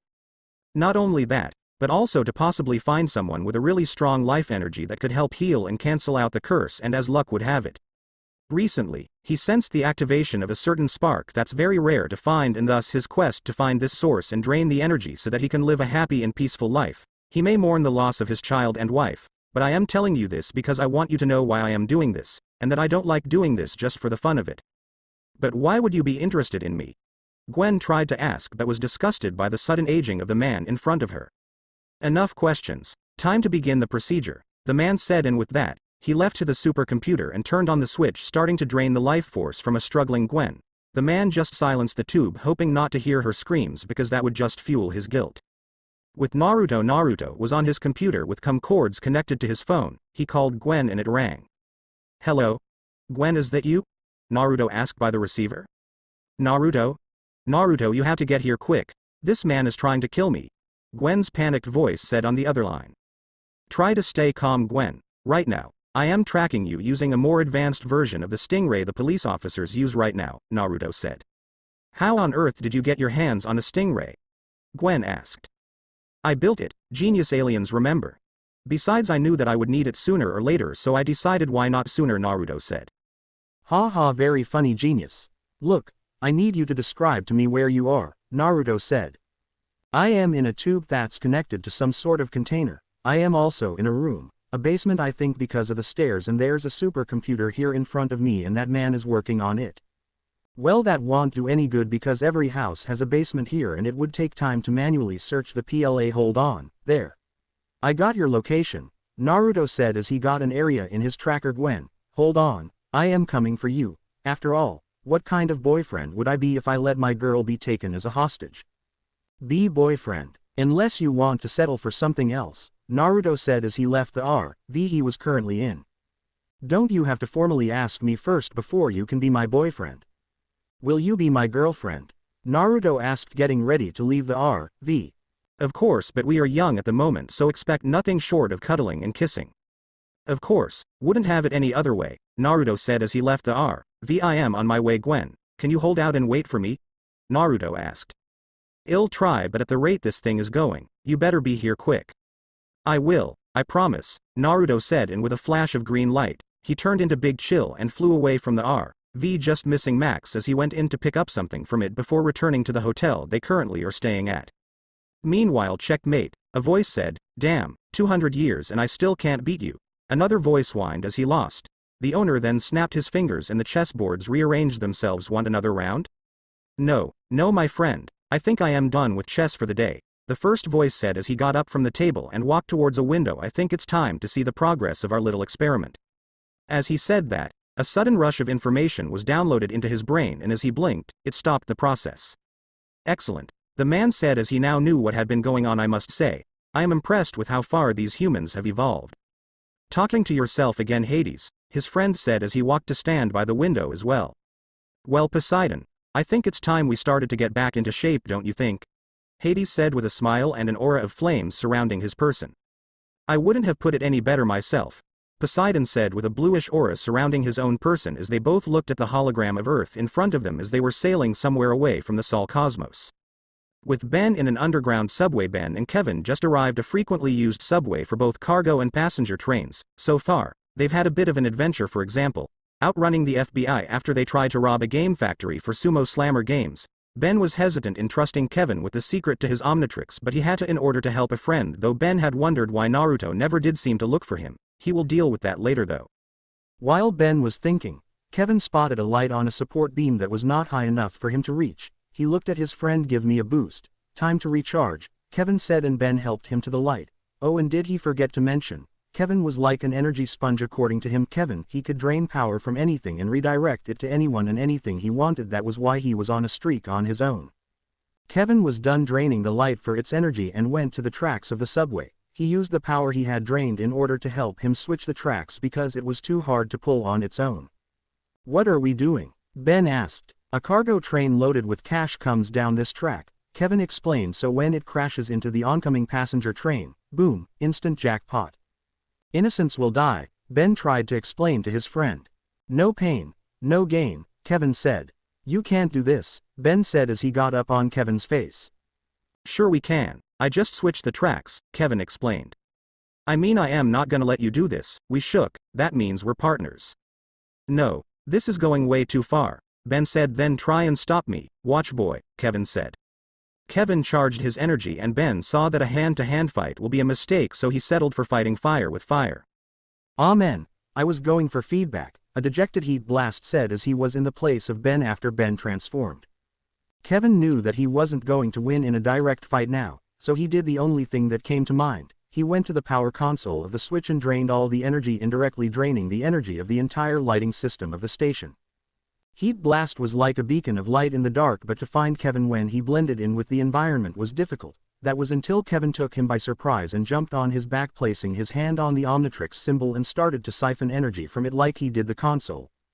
Kevin was screaming in pain and was struggling on his friend's back until he was thrown off, and because he didn't get enough energy, 1/4 of his person was now that of a Pyronite, like from his chest to his head, also covering his right hand. Kevin looked at his new form and smirked before launching a fire blast at Heat Blast. I absorb energy, remember? Kevin said to the downed Heat Blast. You don't have to do this, Ben, Heat Blast said to his one-time friend, but as he was about to grab Kevin, he was evaded and Kevin launched a blast at his back, forcing him to the ground again. It's time I got what's coming to me, Kevin said as he walked to the downed Pyronite. That was Heat Blast. Nobody's calling me freak anymore. Ben was about to attack him until he heard the train horn for both the passenger and cargo train approaching. He launched a blast at the switch, switching the tracks to its original position before using the distraction to leave Kevin as he was wallowing in his anger. Forget the money, Kevin said as he saw the trains leave. Time to get some priceless revenge, and with that he left the subway station back to his former hangout to meet some old friends. Back with Gwen. Gwen was starting to feel weaker and weaker as her life force was being drained. She was lucky that the man from before wasn't here, but that didn't change the situation she was in right now. How she wished Naruto was here to save her from this mess, then they could continue the date they were having before this whole situation started. I still can't believe that he's my boyfriend, she said as she was laying down on the ground. I should try to call him to know where he is, she said, but as she was about to call him, the supercomputer was turned off and the draining ceased. What the? Didn't think I'd let you die now, did you? A voice said, and in front of her appeared the red and black moth that was Big Chill, and she knew whom it was in the disguise. Naruto, she yelled in excitement and relief seeing her savior here. Big Chill inhaled and exhaled a large blast of flames that froze the tube she was in. Brace yourself, Big Chill said before he smashed the frozen tube with his hands and created a path for Gwen to walk free, something she took advantage of by squeezing the life out of him. As he was about to leave with her, a voice froze both in their tracks. If you think I am letting you leave here alive, then you have another thing coming. The voice said, and they turned and saw the man that captured Gwen standing in front of her with a new outfit. In its place was a dark red long-sleeve shirt with some designs on the front and most likely the back, along with a pair of dark red pants. His feet were bandaged from his ankle to his toe, and his arms were bandaged as well from his elbow to his fingers, but not covering them, making them somewhat fingerless. He wore a dark red belt on his hip that matched his clothes and a black trench coat with the collars raised up covering half of his face. The man looked at Big Chill and Gwen before he raised his right hand and froze them on the air as they tried to move. He walked to the container and saw it was 70% full. Strange, he murmured, for the container to be nearly full, yet the victim doesn't look phased at all, could only mean I picked the right choice, he said to himself, but Gwen and Naruto could hear him no matter. With this, I have more than enough power to last me a century. He then levitated the container to himself before he started the draining process, unintentionally freeing Naruto and Gwen from their temporary petrification. What is he doing? Big Chill asked Gwen, who was trying to get her bearings from the violent fall that just occurred. He's siphoning my energy that was trapped in the container, Gwen said, but as Big Chill was about to attack the man, Gwen held him back. I think I know why he does what he was doing. As Gwen began to tell Big Chill the tale of the man in front of them, the man was almost done draining the energy. The man could feel himself getting stronger and stronger as he drained more energy. You could see it in the background as an aura of power started to surround him. He started to have a violet glow around him that was steadily increasing. Big Chill seemed to notice the rise in power because the lights began to misbehave. He looked back to Gwen. I can't let him get any more powerful, Gwen, Big Chill said, and as he was about to launch an attack on his would-be enemy, it was too late, because the entire house exploded with power and Big Chill had to form a protective layer of ice around Gwen to shield her from the debris of the explosion. Crap, was Big Chill's only word as he saw the figure that emerged from the smoke. You may call me Bloodstone, the man now known as Bloodstone introduced as he floated from the hole he created. His trench coat was bellowing in the wind as he radiated an aura of absolute power that seemed to scare Big Chill a bit. Not a bad supervillain name if I do say so myself, Big Chill said as he looked at his first personal villain, but the jig is up. No, Bloodstone said, there is no jig at all, just me having absolute power over everything. He was obviously corrupted with power, as Big Chill summarized. I grow bored of this though, all this draining energy from people just to survive because of a curse, it was so annoying. What are you? Big Chill was silenced with a wave of the hand. Time to test out my new ability, Bloodstone said, and with that, he levitated above the city and froze every moving object with a flick of his hand. Excellent, he said, then he lifted up a car with a family inside, before he threw it aside, hard. Big Chill saw this and flew after the car. He landed on a building and turned into the electric yeti known as Bioshock. He then jumped and caught the car as it was heading his way before landing on the ground and safely dropping it, looking at the scared family. You drive safely now, ya hear? Bioshock said in the native Canadian accent he was known for. He then jumped back to where the villain and charged up an attack unknown to his opponent. Do you know the electric dance? Bioshock asked. The what? Bloodstone asked with a question of his own. It goes like this, Bioshock said, and then he started to do a break dance that looked utterly ridiculous to everyone watching the scene, and that includes the audience that arrived in the scene wanting to know what was wrong. Please stop, Gwen murmured as she hid her face in her hand and shook her head. It seemed that Bioshock was done with the dance as he ended it with a spin and pointed his finger at Bloodstone, who didn't expect the attack, so he took the full blunt of it. As he was done screaming from the sudden attack, BioShock asked. So how did you find that meal? Because I usually find mine electrifying. Somewhere in Konoha, a grown man and his clone felt something in their spines and had to stop their ridiculous training, screaming something about youthfulness. Another part of Konoha, a blonde-haired man has the need to kill something right now. And back in New York, there was a cricket chirping in the background that was filled with silence. Bloodstone stopped screaming and curved his hand together, charging an attack. I think it's time to end this farce, he said. If you think I'd let you attack innocents, then you seriously have lost it, BioShock said as he charged his own Eric Trough, his hand and mouth. BioShock launched his attack the same time as Bloodstone and the two beams clashed at each other. What's this? I am losing. Bloodstone asked himself as his attack was pushed back easily. Must be because I need to train myself in this new abilities. They do seem to have potential, he thought, but was interrupted as his beam was completely pushed back before he himself was attacked. It's like he easily gave up, Gwen said from her dome of ice as she was watching the fight. Why would he do that? Why did he suddenly give up? BioShock thought. I think I need time to rejuvenate before we continue this, Bloodstone said before the wind around them picked up and he left the area just as the police were on their way. BioShock heard the sirens and tapped the dial on his Omnitrix, turning into Rush. Gotta run, he said before he dashed out of the area, but not before picking up Gwen. Now they were on their way to their hotel. The next day, police are still searching for the man that calls himself Bloodstone. From witness testimony, they found out that he was the reason for the strange disappearances that were happening in New York, Manhattan and other cities in the United States. They also are wondering of the strange shapeshifter that, the TV was off in the hotel room as the Tennysons were packing their things to leave the hotel. It's been a day since the disaster in downtown New York and the fight between Naruto and Bloodstone. Naruto still remembered the fight clearly and was wondering a few things, like why he left running when he was sure to have the upper hand and why he was after Gwen in the first place. He was beginning to wonder if Gwen had a hidden ability in her, and if she did and didn't know, she definitely would know now, and that will definitely change things up a bit. Speaking of Gwen, he and Gwen decided that they would have to go on another date that will make up for this one and keep their relationship from Ben a secret, because if Ben found out then there would be trouble, and that's something that Naruto really wanted to avoid right now. And speaking of Ben, it looks like he's finally starting to mature more, because when he came back from whatever adventure he had the decency to apologize to Gwen for the way he acted, something that made the entire group smile. Right now, Max requested a refund for the 2 days he never spent here, and they were about to get ready to travel on the road. Max was at the counter while the other three were in the sitting area of the reception talking. So what alien do you want to train next?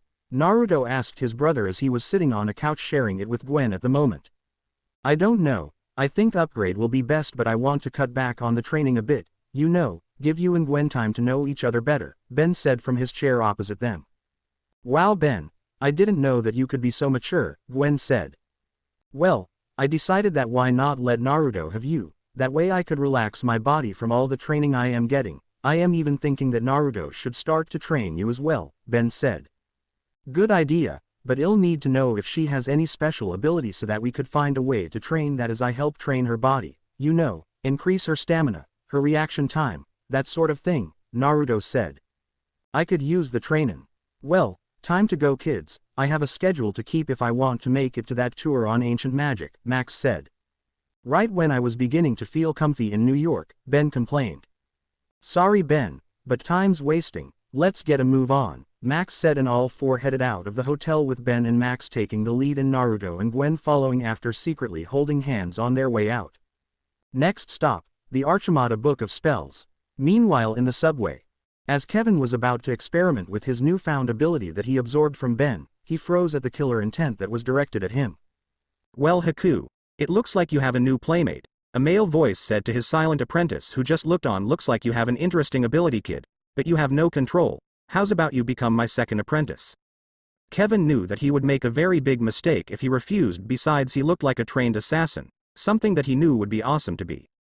Looks like Kevin has his own adventure to look forward to. Gwen knew that she had to come clean to Naruto about her touching his stuff without his consent, so she told him about how she found out that she was magical and was able to control mana when they were in Aunt Vera's place. Naruto was a bit disappointed, but he later appreciated the fact that his girlfriend was honest with him, and to show his appreciation, he asked her help in the next project he was planning, though she knew nothing about mechanics, but she was glad to help him out. It was 3 days since the New York adventure, and the Tennysons had a couple of stops before their final destination. Through the internet definition, Naruto found out that mana was a wizard's chakra, so he theorized that if they are similar, maybe they could be released in a similar way. That was when Naruto found out about his sensing ability. He was able to tell how much energy Gwen had even when it was suppressed. From what he knew about unlocking chakra, he instructed Gwen, and before he knew it, she got the hang of their exercise. You could practically feel the mana flowing through her if you could sense energy, and with that, Naruto moved on to the next step in day 2, leaf balancing. Something that was difficult for Gwen because of the amount of energy she had. Today, they arrived at the Witchcraft Museum and were about to start a tour when Naruto excused himself and used this opportunity to start drawing blueprints for what he wants to build while the others continued on the tour. Naruto was in the RV thinking out loud, so what do I want in my car, he asked himself. He tapped the table with his pen and snapped his fingers as an idea probed his mind. Turbo boosters, that's for sure, and I want the metal plating to be invulnerable to any type of damage, but that type of metal I am pretty sure is hard to find. He mused as he was drawing the things he mentioned. I am also going to need some sort of transformer that will help it transform into a jet whenever I want to go airborne, although I have aliens for that, it just makes the car cooler. Naruto looked at the museum from the RV and looked back to his blueprints and smiled before putting it away. Well, time to go to the tour and see what my idiot of a brother is up to, he said. Then he got up and casually walked to the museum to see how far they had gotten in the tour. In the museum, while Ben was busy messing around, Max and Gwen were amongst the other people enjoying the tour that the museum had to offer. It was something that caught Gwen's attention as she was browsing for in the area of magic. And behind this impenetrable glass is the Arshimata Book of Spells. The attendant said the next sentence was echoed by Gwen. It contains ancient witchcraft and rituals from the late 1600s. The annoyed attendant looked at Gwen with a scoff. Maybe you should work here, dear. Don't let mummy face get to you, Ben said as he spotted his cousin distressed. She's probably older than that spell book. He then made funny faces that amused his cousin, who was glad for his distraction, but all fun times had to come to an end as the earth started shaking and every person in the museum was currently being levitated to the ceiling in the room they were in. Max was the first to speak out his thoughts. Something tells me that this wasn't in the tour, he said, and it was then a red mist made its way through the window heading for the book. As the mist stopped, it revealed itself to be a man that was standing in front of the book that was behind the glass. The Arshimata Book of Spells, the man said, all of its power shall soon be mine, he declared. He then chanted something in Latin. At least that's what it sounded like to Gwen before the glass surrounding the book exploded. He levitated the book towards him, not noticing the work Ben was doing with his watch. At least that was what Ben thought. Now might be a good time to go Haru, as Ben was about to select the alien he wanted. They were released from the hold they were currently in, falling to the ground screaming in terror, while the mysterious man just watched as these pests were about to get squashed. Meanwhile, as Naruto reached the door to the museum, he tried to open it, but it was locked from the inside. He tried to shoulder his way in, but that didn't work. It wasn't until he noticed the seals that appeared not moments later. What kind of seal is this? He asked himself. If it is a seal to keep people out, then the artist didn't do a good job. Naruto transformed into Big Chill and turned intangible because Big Chill can go through any door. He then was about to go through the door but was froze in the air. Well, we meet again. Naruto turned around and saw that it was Bloodstone that was freezing his movements. Even though I would like to crush you for the trouble you put me through the other day, I am on a schedule and I have a client to protect, so why don't you be a good little teen and leave him? He asked the Necrophrygian, who just looked back at him. If you think that this is enough to stop me, then you have another thing coming, Big Chill said, and he used the slight freedom the villain gave him to launch a very cold fire blast at his opponent through his hand. The attack froze Bloodstone, who was momentarily annoyed, but then he broke free, and Big Chill knew that he needed to be fast to be able to dodge another petrification, so he changed into Chitrax and started to run towards his opponent, who just created obstacles upon obstacles to try to stop him, but it wasn't enough to phase the alien. You've gotta try harder than Dawo. Chitrax slipped on ice that suddenly appeared on the ground, something that embarrassed him. I have got to learn to stop taunting my enemies like that, he said, and he began round 2 of the inevitable fight between the two. In the museum, Ben had once again saved the lives of innocents as he turned into XLR8 and created a small raft to help the falling people slide down to safety. He then faced the man that introduced himself as Hex, a wizard that was after eternal youth and power. The fight was pretty much one-sided because he used his speed to outmaneuver Hex in mostly everything except for a blinding charm that stunned him a bit, but as he was about to attack the downed XLR8, Max and Gwen threw 2 barrels on his back, catching his attention. The magician was pissed, and as he was about to attack them, XLR8 came striking back with a vengeance, and he ended it by trapping him in a speed vortex and randomly hitting him, knocking out one of his charms that was on his neck, and it rolled towards a now recovering Gwen, who picked it up and examined it before pocketing it, wanting to study it more. Something that annoyed her was the way XLR8 was milking his victory to his odd audience, and as she was about to wonder where Naruto was, the doors smashed open and surprise was clear on her face when she spotted Naruto was the one sailing through the doors with Bloodstone levitating in moments later, and as Ben was about to attack the new arrival, he was petrified in a similar manner that Naruto was and was flung to the side. Bloodstone floated to the downed body of Hex before levitating him and vanishing with him in a swirl of wind. Naruto, are you okay? Gwen asked her boyfriend as she rushed to help him up in his detransformed state. What happened? He asked his girlfriend, and Max helped him up as well. Looks like Bloodstone did a number on you, son, Max said. Do you need to rest? No, I am fine, he said and looked for his brother. Where's Ben? Over here, a voice said, and they looked to see a drowsy Ben shuffling towards them. Who was that guy? My problem, Naruto said, and he helped his brother. Come on, let's go to the RV, and with that, they left to the RV.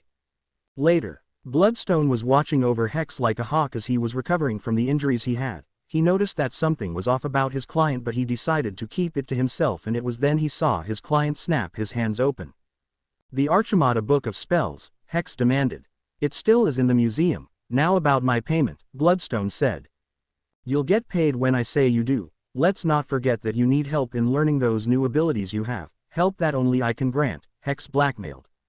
You know what, you're on your own, Bloodstone said, but know this, if you want an alliance next time, you better be present with results, and with that, he left in a swirl of wind, leaving Hex to stew in his anger. No matter, Hex said, and he sat in a meditative pose on the air before recalling his staff. He then floated to the museum to search for the one thing that will grant him immense power. Later, the Tennysons were recovered shortly after the incident. They decided to go for a little stroll after a weird dinner that had a number of coincidental accidents that ended up as bad luck for Ben when a crawfish crawled up his nose, something that brought laughter to the entire restaurant. They decided that it will be best to walk for some time to help Ben cool off from the little embarrassment from before. As Naruto was about to get Gwen something, they heard a scream. Help! These men stole my purse. They turned to see a group of men heading their way with the stolen purse on their hand. That's enough, kid, Max said as he stood in front of them, halting their movements. Yeah, who's gonna make us, you pops? The leader of the group said. Actually, him and his close personal friend, Diamond Head, Ben said as he went behind the stand to transform into his alien form. But as he was about to do that, the leader was stalking closer to Gwen, who moved back, but Naruto and Max took a protective stance in front of her. As they were about to start the brawl, Gwen slipped and fell backwards, hitting a performer on a unicycle who was juggling pins. The performer lost balance on contact and one of his pins flew and hit a member of the group of muggers. The unicycle hit the leader, who was stumbling backwards unknowingly to Max, that is, until he was caught in a lock hold by said old man. Gwen got up from her fall and stepped on a mustard container that squeezed its contents on the mustard vendor's face behind her, who was momentarily blind from the shot. He kicked his stand and it rolled to the other member of the group, hitting him hard, sending him to the wall close by. That in turn created vibrations that headed towards a balancing vase on the veranda above the thug that was about to sit up. Unfortunately, the vase fell down from the lack of balance and knocked out the recovering thug. Naruto noticed something that happened in all the excitement that just happened. The charm on Gwen's waist was glowing, something that happened in the restaurant just as those timely coincidents occurred. Some testing needed to be done.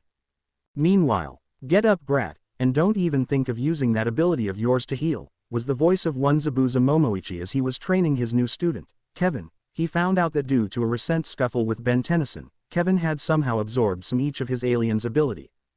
Kevin was able to transform into each one of the unlocked alien Ben had to offer, but a side effect was that he was only able to stay human for a short while, something that didn't sit well with Zabuza, so he had to mercilessly train Kevin in. So now, that little side effect was being taken care of. Kevin also found out that he was weak when it came to hand-to-hand combat. He relied on his abilities, and was wondering what would happen should he be in a situation where he had none of them. That's why he was currently training in taijutsu with Haku, the female behind the mask whom was Zabuza's medic, as a sparring partner. Speaking of Haku, he had found out that she was pleasant to stay around with because she had this calm aura and she had this charm when she was speaking to you. She had also began to lecture him on true power, something he wanted, but didn't agree to her theory. But as he tried to prove how wrong she was, he was later on the ground with Senbon needles on his body. From there he promised himself that he would not piss of Haku, especially after figuring out that she had the ability to freeze his balls. He knew that he had the strength and speed to take on both of them and win, but he wanted to know how far he will go with this, and he wanted to surprise Tennyson the next time they met. Oh, he could surprise him with his own aliens, but since he was sure that Tennyson knew the weakness of each of them, then there will be no point in the fight, so he had to have the upper hand. Plus, as far as he knows, Tennyson doesn't know how to fight any martial arts style. Kevin stood up as he watched his sensei walk away from him in disappointment. He then saw Haku walking to him with a box of herbs in her hand. "Are you all right?" she asked the boy, who winced in pain as he sat up. "If you call being beaten up with a broadsword by an insane sensei all right, then yeah, I'm all right," Kevin said, and Haku had to giggle, which for some reason Kevin found cute. "Just take it easy with Zabuza-sama, he grows on you," Haku said as she started healing him. "Why do you call him that?" Kevin asked. "I am sorry, I don't know you well enough to tell you that tale. Maybe I will some other time," Haku said, and Kevin accepted and let Haku heal his injuries. He just hoped that the training will ease up later on. In Konoha, Teams 7, 8, and 10 were standing in the office of the 4th Hokage, currently being summoned by their senseis. Some of them worried what was happening, others didn't really care.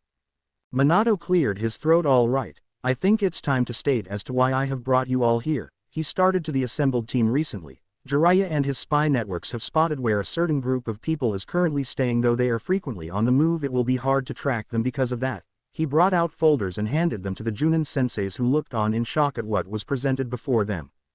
"Hokage-sama, are you sure this is?" Kakashi tried to say but was interrupted. "Your mission is to track them and bring them to the village. They each are special, and 2 of them have a weapon in their hands that would no doubt bring the village to prosperity. You have until the Chunin exams to complete them, and remember, this is a capture and detain mission, though it might prove to be difficult. That's why I sent for you all." Dismissed.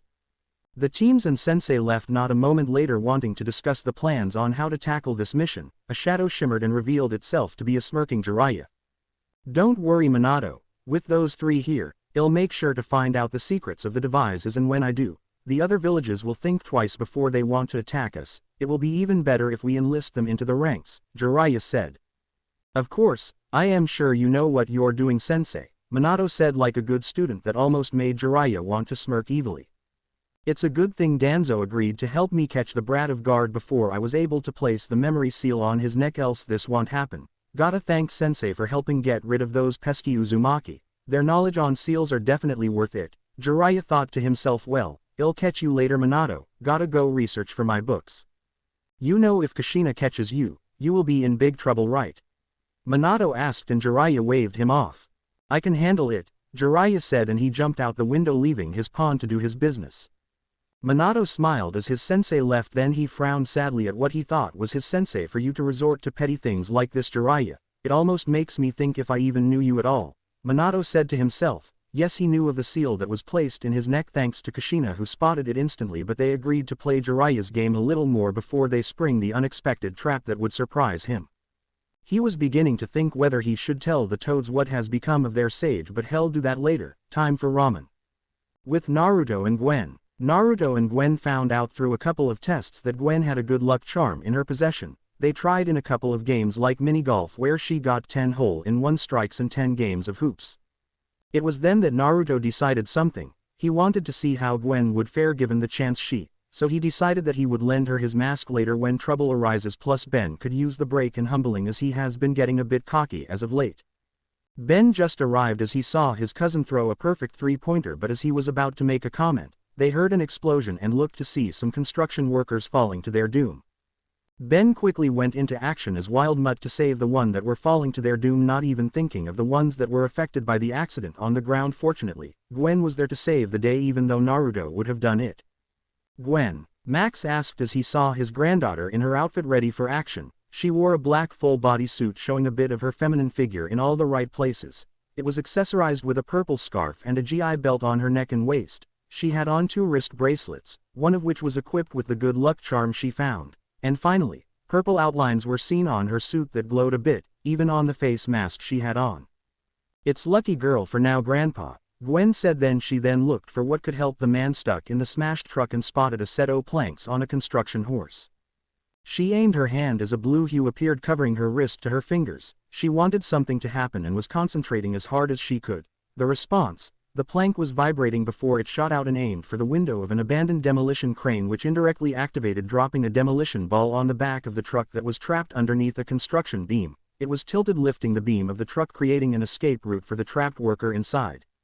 The beam that was launched of the truck hit a construction elevator button, activating said elevator, sending it zooming upwards at an unsuspecting Wild Mutt, who was suddenly forcibly taken on a ride on it but was launched to the air. Once it suddenly stopped, but then something as big as Wild Mutt couldn't stay on the air without support, and this is where gravity decided to be a bitch and send him back down to earth, smashing through the construction elevator into the back of a fully equipped cement truck. The pieces from the smashed elevator would have crushed Gwen had she not jumped into the cement truck. Her hand shifted as she landed, though activating the truck, accidentally putting it on reverse, forcing it to hit a construction pipe that rolled until it was underneath the construction workers that were hanging for their lives. Seeing the pipe underneath them, they let go, sliding through it, landing on a safety mattress that was underneath it, breathing a sigh of relief at the same time. Before Gwen could leave, she was hounded by reporters left and right. "So how did you pull of that amazing stunt?" the reporter asked to the newly discovered hero. "With style, of course," Gwen said, and then she saw Wild Mutt leaving the area and she decided to act like her so-called cousin just to rub it in. "Who's your hero?" she said to the crowd, waving to the saddened Wild Mutt who just left. "You heard it here, folks. Live," the reporter said as Wild Mutt was watching from a distance. "You know you kind of deserve that," a voice said, and Wild Mutt saw it was Naruto talking. He made some grunting sounds, hoping that Naruto understood.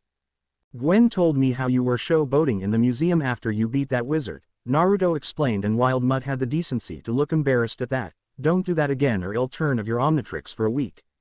A subdued Wild Mutt just listened to Naruto and decided to follow him back to the RV in order to wait for Gwen and Max to arrive. Meanwhile, an explosive interview with our city's very own, the reporter said, and she shifted the mic to Gwen, who appeared on the screen. Lucky girl. Hex was levitating himself on the sidewalk, ignoring passers-by as he heard the news. Something caught his attention, making him pause and look at the screen. "There you are," Hex said as he saw the charm he was looking for on the hip of this lucky girl. He decided that he wanted the charm back, and he started to form a plan in his head, something that was sure to get their attention. "Konoha. All right. This mission requires us to leave the elemental nations to unknown lands, so any jurisdictions we have or are used to will be useless or not. It depends on the place we are exactly," Kakashi said as he was explaining part of the mission to the assembled ninja. "We know that, Kakashi, but why are we here?" was the voice of one Yugao Azuki as she had waved to herself, Hayate Gecko, and man that was there. "Cough cough, forgive me for asking, cough, but who is he?" Hayate said while in between coughs, at the same time pointing at the newbie. "My name is unnecessary, but in this mission, you may refer to me as Taraka or simply Tora," Tora introduced. "He's a master tracker. And before you say anything, Kiba, he is more experienced than any in Izuka. His nose is far superior and can spot a scent even under rainy conditions," Kakashi explained to his entourage. "So he'll help us track the targets," spoke an interested Kurenai who didn't like the jab at one of her teammates. "Yup, now enough talk. We're burning daylight," he cheerfully said, and they all left the gate hoping to get this done with. With the Tennysons. The Tennysons were on the road with Ben and Gwen arguing yet again, and Naruto doing nothing to step in, much to the disappointment of both teens. The argument this time was about the stunt Gwen pulled. Something that didn't sit well with Ben, since he noticed that glowing object that Gwen had on her hip. According to him, it was supposed to be a souvenir from his first fight against Hex, but he didn't find it when he was looking, but Gwen argued that it was her that found it, and according to the law of the playground, finders keepers. They were about to argue further when they heard the radio. Noticing the news, Max and Naruto knew that these two will want in on the action, so Max drove the RV to the haunted history mansion to save those panicked lives from whatever the threat was. Max pulled off at the museum and all Tennysons rushed in to see something weird. The whole room was moving around like it was paper. Gwen, donned in her lucky girl outfit, looked up and saw a balcony was about to fall off with people on it. It was connected to the stairs that just fell off, leaving no escape route for the lives, so Gwen did what a hero would have done in this situation. "Stay calm," she said, and she looked left and right for a route to take. Seeing one, she followed it and went up to the panicked civilians. She was trying to balance herself on the balcony that was being levitated in the air. "What's causing this mess?" she asked, seemingly no one. She then sighed as she balanced herself and looked to see a chandelier. She concentrated with a lot of effort and floated the balcony to the chandelier. She grabbed a hold of it and ordered everybody to hold on. Something they did immediately, and she let the balcony fall down on an annoyed Four Arms, who took the brunt of the hit. "What was he doing, you ask?" Well, with everything moving as it was difficult for Four Arms to maintain balance while safely showing the grounded civilians out, with Max leaving Gwen to take care of the rest while Naruto was looking left and right for the source of what was causing this mayhem. With the civilians Gwen rescued now safely on the ground due to an immense amount of luck, the mansion was empty, leaving the Tennysons to wonder what caused this, that is until Gwen was forcibly lifted up in the air after she was paralyzed to prevent movement. As Hex was about to go for the attack, Gwen used what she knew of her powers to summon a statue towards her kidnapper, who was surprised at the sudden attack, so he was hit, leaving a free Gwen who was now running from him into a hallway. Hex of course was annoyed, but as he was about to move, he was blindsided by a rush of water and looked to see a red mollusk-like alien pointing his hands at him that was dripping wet. His eyes are green and his mouth does not move when he speaks. Hex also noticed that behind his legs and on the top of his arms are small spikes that are gray, and on his shoulders and legs there are black spots also. On his hands there are portholes, which Heat Water Hazard used to shoot the water that was launched at him. Hanging out with Ben forced some quirks to my head, such as his bland naming of his aliens. I couldn't think of anything to name this one, so just call him Water Hazard for now, Water Hazard said as he introduced himself. I do not give my aliens bland names, Four Arms said from his position as he was just waking from his brief sleep.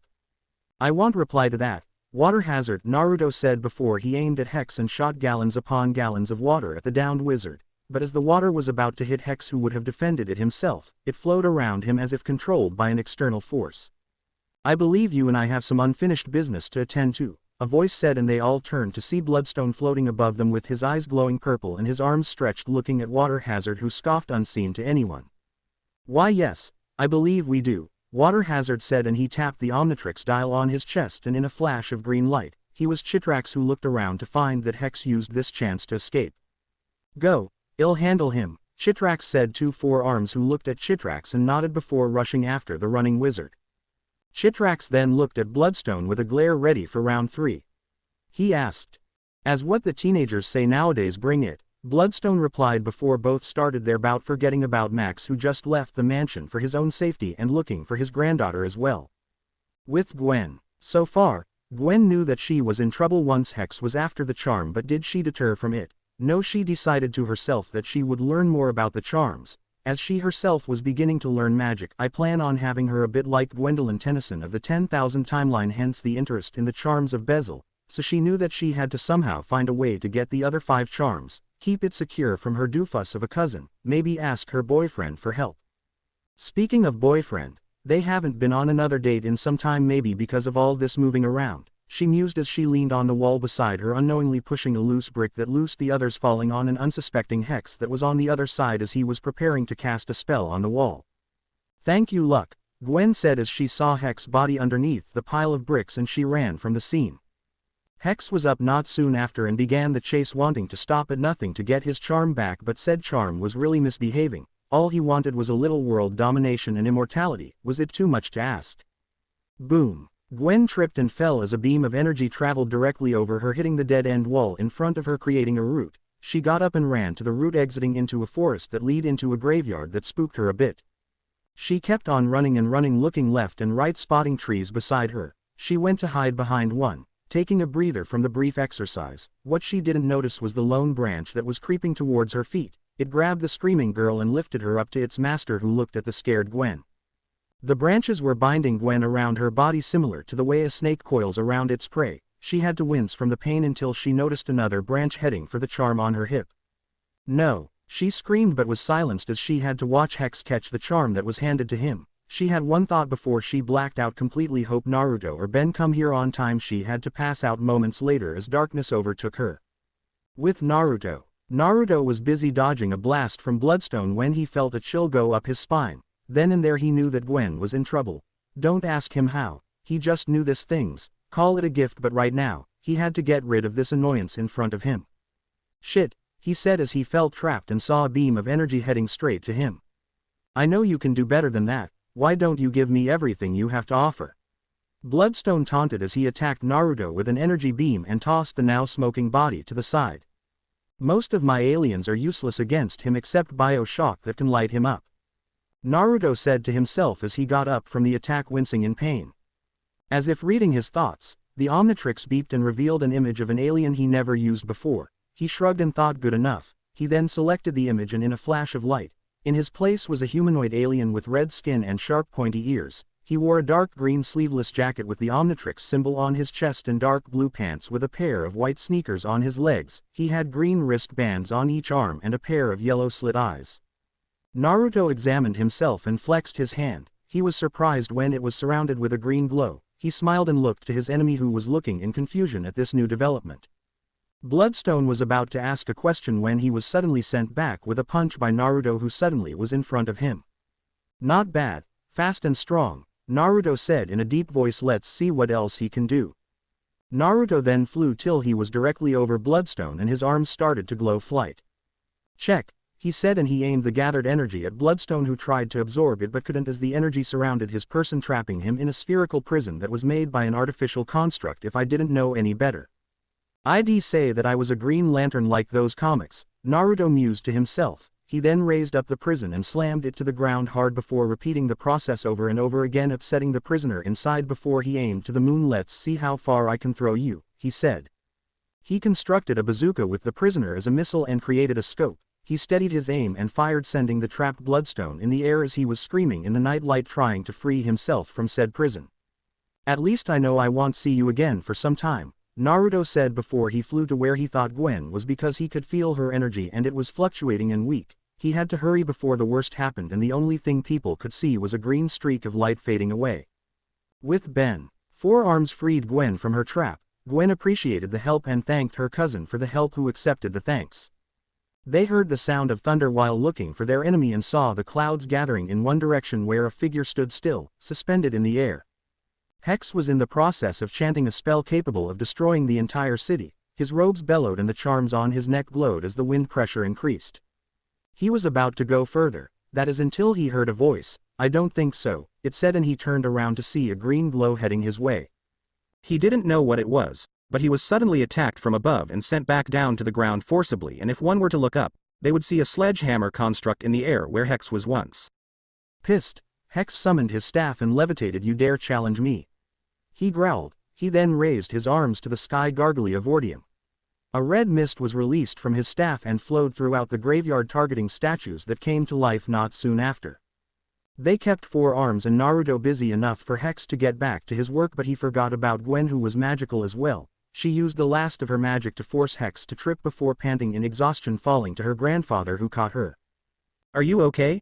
Max asked with a concerned tone to his voice.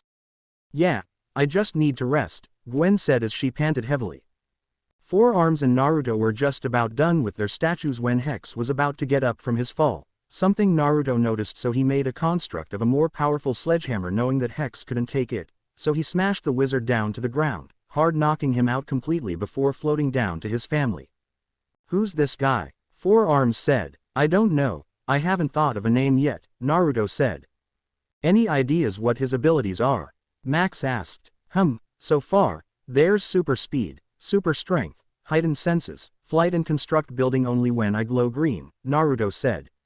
He's just like a Green Lantern, Four Arms mused. Since that is a comic and you are the first real lantern on Earth, I guess you could go by Guardian. Why Guardian? Naruto asked. Because I can't just call you Guardian of or Green Lantern all the time. Besides, that seems to be the best choice since most of his abilities can be used for defense, Four Arms shrugged. Like those constructs I saw earlier, they could be used to create a protective dome to shield lives from a powerful blast, Gwen said as she was walking to them. Where'd you go? Four Arms suspiciously asked. I destroyed the charms of Bezel, Gwen explained and pointed up to where there was a blue mist rising up to the sky creating neon lights. Moments later, Gwen walked to Naruto and discreetly held his hand, passing two of the remaining charms to him, and as Naruto looked at Gwen, she raised a finger to her lips, shushing him and giving him a peck on his lips while Ben and Max were distracted with the light show. Naruto accepted that there will be an explanation later, so he kept quiet and decided that he will name his alien guardian because that seemed to be the best option so far. Later, so where to next? Ben asked as tired from his recent adventure. I know a place we can go to help train your aliens, at least there, we won't have any interruptions, Max said from behind the wheels as they were driving on the road with Ben in the front seat while Naruto and Gwen were in the back. Why the sudden interest in my training? Ben asked. I want to see how far you've gotten, that's all, maybe know a little more about your aliens, Max explained. Sweet, Can't wait to beat Naruto in a spar, Ben said as he clapped his hands and relaxed on the front seat. In your dreams, Ben, Naruto called out from behind the curtains. He then went back to talking his quiet discussion with Gwen. Why do you have these with you again after you said you destroyed the charms? I was thinking, I need all the advantage I can get, and even though that the other 3 charms are destroyed, there is a way it could be resurrected, maybe a new set could be created. Gwen asked herself. That's all well and good, but what do you intend to do with these? Naruto asked as he held up the 2 charms. I intend to use the charm of telekinesis to fly and manipulate the mind of my opponent, Gwen explained and saw Naruto's look. Not you, of course. I love you way too much to do that, she said. Then she quickly sealed her mouth as if she said something forbidden. Naruto smirked. It's okay, I knew that already, he said, and Gwen didn't know if he was referring to the love part or the lack of manipulation on him. But I just need to make sure that you're safe, because you'll never know what kind of dangers you could place yourself in because of these charms. Gwen huffed and crossed her arms over her chest as she looked away from her cheeky boyfriend. I wonder why I even bored her sometimes, she said to herself, and Naruto had to chuckle after that as they were enjoying the ride that the RV had to offer.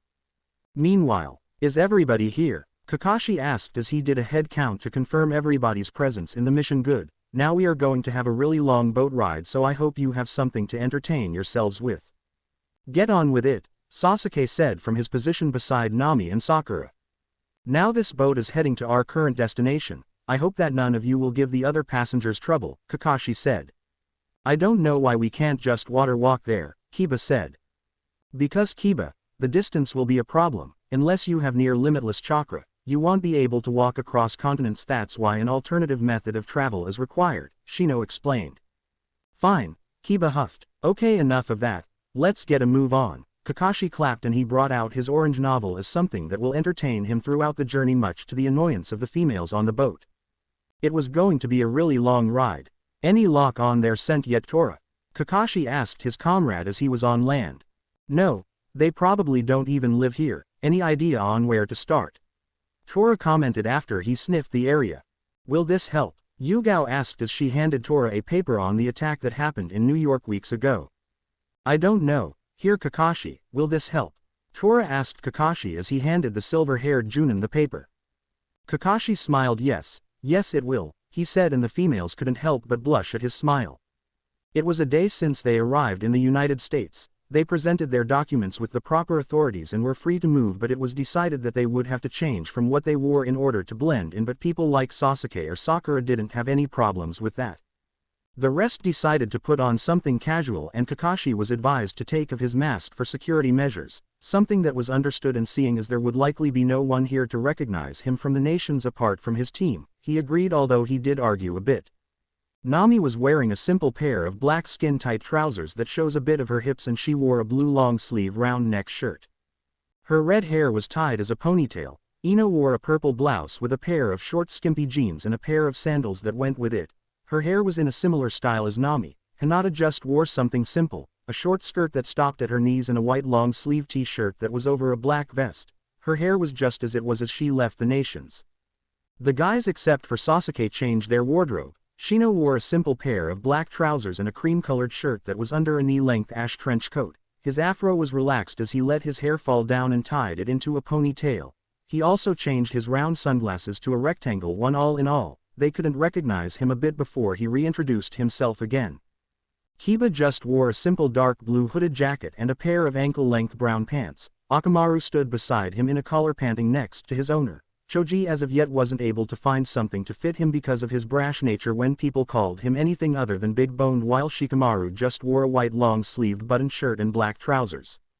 Kakashi was reading the newspaper when he spotted the alien on it. He then looked for the time and place and saw that it was dated a few weeks ago in a city called New York, their next destination. This paper was dated a few weeks back, but I have faith in Tora here. He can be able to track any scent no matter how old the trail is, Kakashi said as he tapped Tora on his back. Well then why are we standing around here? Kurenai asked. Let's start moving. Good idea, Asuma spoke. For the first time since this mission started, the longer we wait, the more on a lead they have on us. And with that, the hunt begun. With the Tennysons.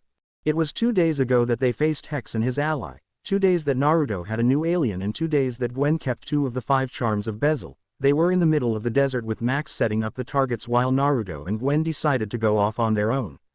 With Naruto and Gwen, the two were in an abandoned town that they recently found, Slatterville, a town that was abandoned due to the discovery of silver in their mines, but they ran out of said resource, and because the area was hot and sunny, they decided to take refuge underneath the shades that was provided for them by the abandoned houses. Gwen was cuddling with Naruto, that is, until he pulled her onto his lap, something that she settled on quickly. "Comfy?" Naruto asked as he held Gwen by her waist and pulled her closer. "I am now," she said as she leaned her head on his chest, taking in the sweet scent she had come to like. "What are you doing after the summer?" Gwen suddenly asked, afraid that she won't see him again for some time. "I don't know really. I mean, I just finished high school, so I guess I'll be looking for a college to apply around Bellwood." "Why?" Naruto asked. "We just got together. Gwen said I would be really upset if we were separated by outside sources." "Gwen, even if we do, I plan on going to college for only 2 years. Naruto said I have faith that I would be done by then at least. What with my photographic memory and all, I can wait for you so we can enter university together." Gwen kissed Naruto fully on the lips after he said that "I appreciate your concern, but I don't want you to stunt your academic growth because of me," she said after she withdrew from the kiss. "Babe, it's not like I'll be idle while I wait for you," Naruto explained. "I have a car that I am planning to build, and believe me, that should occupy my time then if I am not with you," he said. "Does Ben know about this?" Gwen asked. "No, why?" Naruto replied with a question of his own. "Because he's your brother, and I am your boyfriend, but on Ben's case, he won't be mature enough to handle the news," Naruto explained. "That makes sense," Gwen mused, "but have you thought of any plans concerning the internal structure of the car?" "Why yes I have," Naruto said. "You can help come up with ideas. I already planned on placing a turbo booster and a device that can help me transform the car into any other transport vehicle I want. Why not build something that will help it submerge? You know, like a submarine," Gwen added, impressed with Naruto's idea. "That's a good idea. So right now I have 3 things to build: a transformer, and a device able to help my car stand the pressure of the waters below when submerged," Naruto said, scratching his chin. "That sounds like it would work," Gwen said, then put on her best begging face that Naruto found cute. "Are you going to build me something?" "Nice try, babe, but that won't work," Naruto said, tapping her nose with his finger, and Gwen pouted. "But after I build the car, then you'll see what I can do, because the car is a lot of work on its own."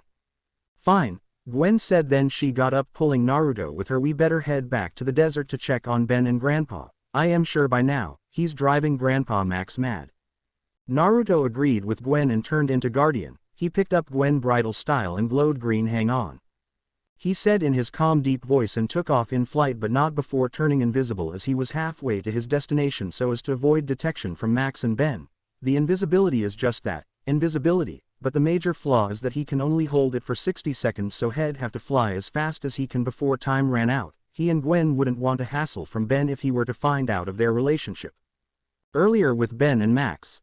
"Are you ready, son?" Max asked Ben, who took a ready position as the targets were set in front of him. "Ready as I'll ever be," Ben said, and he turned into Diamond Head, waiting for his grandpa's orders.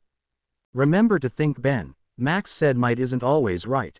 "I know," Diamond Head said, "but it is fun." He then shifted his hands into a projectile launcher ready to shoot the targets. Max saw this and launched the first wave of attack. Diamond Head fired projectiles at the targets, hitting every single one of them dead on. Again targets were launched and bullseye were brought up. Diamond Head launched another set of projectiles at said targets and bullseye, hitting them dead on without missing a bit. "Training with Naruto does that to you?" Diamond Head blew his finger as if he were blowing smoke from the mouth of a pistol and walked to his grandpa, also just noticing the arrival of Gwen and Naruto, both of whom were walking next to each other without giving the other space to breathe, something Ben found weird. "Is it me, or do you guys spend way more time with each other now than before?" Diamond Head pointed out. "It's just you," Gwen said as she and Naruto stood in front of Diamond Head, but Max wasn't done with the target practice, something that Diamond Head paid the price for with a tire swing smashing his side, sending him to the ground and carelessly launching projectiles at random places. Naruto and Gwen had to take cover as a bunch of projectiles nearly hit them. "Oh oops," Diamond Head said as he recovered from the slight mishap and looked around, noticing the disappointed look his grandfather was sending him and the angry one Gwen was sending him. He didn't even want to look at Naruto's face right now.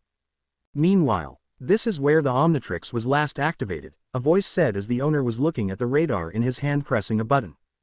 Over the mountain top, his ally that appeared to be a crab-like droid stood beside his other partner who looked like a mercenary in arms. His partner spoke in a weird language, something that humans couldn't translate, but it seems like the crab-like alien could translate it very well. You can say that again, the crab-like alien said. A rock pile like this is better of space dust.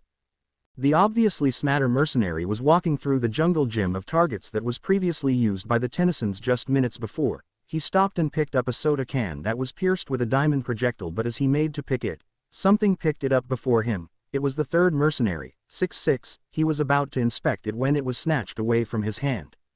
Get in my way again and I'll teach you how to say dismantled, the first merc said to 6-6 who just insulted his temporary ally before the threat. 6-6 backed up and took flight with his jetpack after some parting words in his mother tongue while the crab-like merc that was just standing around watching the confrontation burrowed underground. The first merc, I think I am going to be calling him Tetrax from now because writing the first merc or armored merc all the time is just annoying and you all know who he is, was walking away from the target gym but nearly tripped over a wire. Targets appeared behind him and he pulled his plasma gun to completely destroy the entire area. Finding this pointless, he himself just flew on his hoverboard away from the resulting explosion. In the outskirts of space, Hades was sitting on his throne next to Poseidon's as he pondered his next decision, what to do with the planet Earth. He could conquer it like had done hundreds across the multiverse, or he could destroy it. He could remember the last planet he destroyed, Pyrrhus. Pyrrhus was a star, not just a planet. It was twice the size of Earth's sun and the temperature was hotter. It wasn't the planet that caught his ire. No, it was its people, the Pyrosapians. People made of the element fire, much like a pyronide but different. Just a baby can consume a planet's core to quell its hunger, destroying the planet. That's why their race is in amongst the most dangerous next to Anodites and Celestial Sapiens. Alien X. Oh, how he would have loved to make these insects his obedient servants, but alas, their cockiness was really annoying, and to make matters worse, their ruler believed that they should rule the universe and get rid of their one-time and most hateful enemies, the Necrophrygians. Big Chill, a group of aliens that control ice, something he'll have to get rid of later as they might be a damper in his plans. Something caught his attention, an aura filled with pure hatred. He was intrigued, he hadn't seen hatred this much in a while, and he was sure he could use this person to further his goals, so he used his skills in telepathy to dig deeper, and he was met with a whirlpool of memories and a cesspool of emotions that went with them. Happiness, curiosity, eagerness, drive, jealousy, love, fear, worry, hate and anger. The last two seemed to evolve into darkness, and it had only begun to grow. If left to manifest and ripe over the years without any interruptions, then he would be dealing with a very dangerous foe, so he knew what to do in order to sway this individual into his hands. It would be so easy and effortless. He had a plan. He laughed and laughed, and his friend that was in the tub was wondering what was causing said laughter, but that would be solved another time. Meanwhile, a certain black-haired boy paused from his business and looked up to the sky, feeling that something wonderful was about to happen to him, and it will help him in his dreams, that he knew. He was snapped out of his thought by his comrade who tapped his shoulder, and he got back to whatever he was doing with a smile on his face, much to the surprise of his comrade. "What's got you grinning like an idiot?" his comrade asked. "Nothing to concern yourself with. We better get back to the others though," he said. "I don't want them to start looking for us." His comrade nodded and they continued walking, musing about what just happened. Meanwhile with the Tennysons. Okay, you may call Ben a kid, but when he usually is curious about something, he doesn't sleep it off. Sure, he heard that curiosity killed the cat, but it also helped solve a lot of problems for the betterment of mankind. If man wasn't curious, would the world have evolved? No, it won't, so don't blame him if he wants to be curious. What piqued his curiosity though was the strange fact: Naruto and Gwen have been spending way too much time with each other. He noticed that it had started way back since Gwen had been kidnapped. Sure, she would need the company, but he would have expected his dweeb of a cousin to be fine on her own. Instead, she just steals his big brother away from him. Okay, stealing is a harsh word, but you get the picture. He will have to wait for another time they are alone though and sneak on them as either Gray Matter, XLR8 or Ghost Freak. The last alien, he doesn't really like to use for some reason, but hey, it was for the betterment of science that this case must be solved. Not really. According to his dweeb of a cousin, they were in Slatterville. Why, you ask? Well, because of some innocent mistake on his part, the RV stopped working. Now they have to wait here until their grandpa and Naruto fixes the RV. So boring, he said. I wonder if there's anything fun to do around here. He was walking till he found himself in some sort of garage. Talk about old school. Look at all this junk, Ben said, inspecting a wrench that he found. That is until he heard his cousin call him. He said, and he turned to Ghost Freak, hoping to scare his cousin a bit. Ben, Gwen called as she entered the garage. He was just in seconds ago calling all dweebs, she said as she looked left and right for him. That is until she felt a chill and shivered. What's the matter, Gwen? A voice said. You look like you've seen a ghost. Freak. Ghost Freak materialized himself, scaring Gwen a bit, something that amused him. Ha ha, very funny doofus. I am not scared of you. Gwen lied, and as she was about to continue chiding him, they heard a noise followed by a mini quake, and then a crab-like robot emerged from the ground. Name's Krob. Krob introduced. Now hand over the Omnitrix and I promise that you won't suffer much. You put the UG in ugly. Ghost Freak insulted. Oh, and by the way, dream on, Claw Boy. Ghost Freak turned intangible as he was struck by Crab's claw. He reappeared behind the Merc and attacked, but was blindsided by what was sprayed on his person. Ghost Freak felt himself solidifying instantly and asked the $1 million question of the day: what happened? Your protoplasm is now solidified, Krob explained as he walked to the distracted Ectonorite, which means I can do this. Krob punched Ghost Freak, sending the alien to a crate, surprising the ghost. As Ghost Freak was recovering, he dodged an incoming strike by his opponent and was sent flying to the wall where Gwen was hiding, who quickly went to her cousin's aid. Who is this guy? Ghost Freak asked, even though he was introduced already. A dead guy, that's who, a voice said, and they turned to the exit to see the silhouette of Naruto at the entrance before he transformed into Rhombus. Allow me to introduce you to my fist. Naruto punched Krob, who stumbled a bit before he gave an attack of his own to Rhombus, who skillfully evaded the move. Rhombus grabbed the claw of Krob with a smirk. He started to spin and spin before he gained enough momentum, then let go of his captive, sending him flying far away from their current location. Rhombus transformed into Naruto, who walked to his brother as he transformed as well. Are you all right? Naruto asked. Why didn't he come after you? Gwen asked, just realizing that Naruto also had an Omnitrix as well. Naruto looked at his girlfriend with a raised eyebrow. It said it wanted the Omnitrix, and I am guessing that he had some sort of tracker, so I ask again, why did it not come after you, who also has an Omnitrix? That's a really good question, Ben said, and Naruto was just confused, though he did think of an answer that might help. I don't know, maybe mine was cloaked from trackers.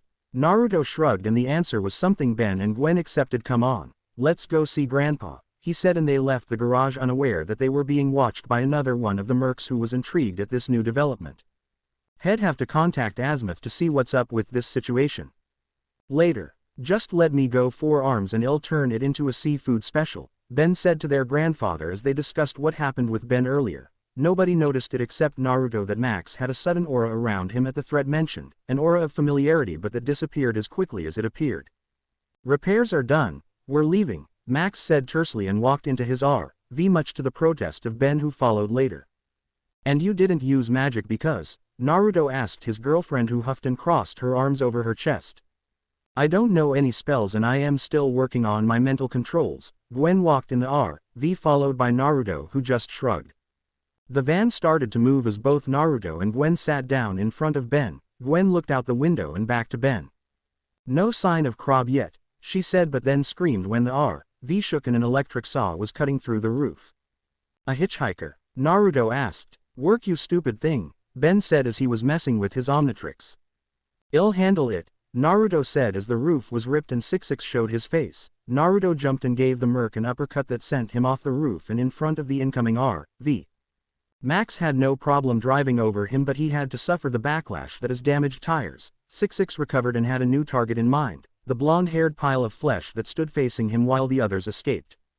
Krob appeared beside 66. Remember me? He asked before chasing after the runners, leaving Naruto and 66 in a standoff. Come on, ugly, I'll use my fist to rearrange that ugly mug off your face, Naruto said, and 66 charged him, ready to end his life. Naruto ducked under a punch, then blocked a kick that followed before pushing the leg away and giving the alien a double punch on the chest, sending him flying a bit. 66 launched a grenade at Naruto, who caught it and with an amazing set of reflex threw it away to some distance, and because 66 was machine, he couldn't sense him approaching in time to dodge the incoming grab to his neck. Naruto was being strangled and he was feeling his life force draining away, but he wasn't about to give up, so in a flash of green light, he transformed into an alien made of rubber. Naruto inflated himself like a balloon, setting himself free before transferring the inhaled air in his system to his right hand that was made into a giant fist. Gomu Gomu no, Giganto Pisuduru. The giant fist sent 66 flying away before it returned to normal and Naruto transformed into normal mode. He flexed his hand and looked at the Omnitrix, remembering the time he found out about that alien and the resemblance his ability had to that of his all-time favorite hero, Monkey D. Luffy. Gotta thank Oda for giving me the idea to that skill set, he said, but as he was about to walk away in a rare act of arrogance, he coughed out blood into his hand. What the? He said, then looked down to see a katana stabbed through his stomach before it was pulled out and his body dropped to the floor. 66 looked at his now dead opponent before he walked away to his original target with a satisfied victory in his mind. With Gwen. Gwen was in a mine train watching her cousin mess with his watch when she suddenly felt a burst of pain cutting through her chest. She winced, holding her chest in pain, and got down on all fours, catching the attention of present company. "Gwen, are you okay?" Max asked his granddaughter as he went to help her up. "Why do I suddenly feel like I am about to lose something important?" she asked, and Ben looked at Max, who shrugged. That is until Ben noticed something.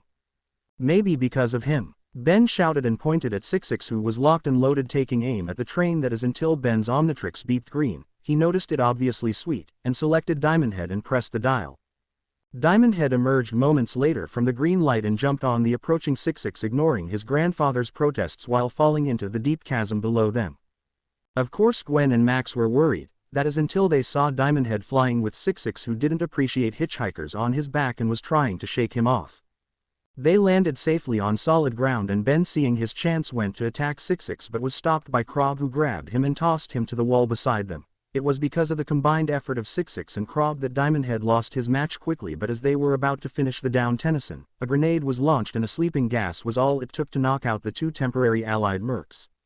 Tetrax on his hoverboard was seen hovering over the knocked out bodies of his enemies and hovered over to Diamond Head, who was just recovering from the combined attack. He picked him up on his back spikes and dragged him on the concrete, moving far away from the other mercs before violently tossing him on the hard concrete. Billions of beings on this planet, and the Omnitrix winds up on the wrist of two full-hearted youths, Tetrax said. At least the other one knows when to use his head. "Well, like I told your buddy, this thing doesn't come off," Diamond Head said, "and I can use my head too." "Of course it doesn't," Tetrax said, ignoring the last bit. "Its power utilizes alien DNA, which bonds to the host's genetic structure. It cannot be simply removed." Tetrax had to dodge a strike from Diamond Head before using his board to attack him. "Your choice of wearers is based solely on brute strength. Have you ever paused to consider your actions at all?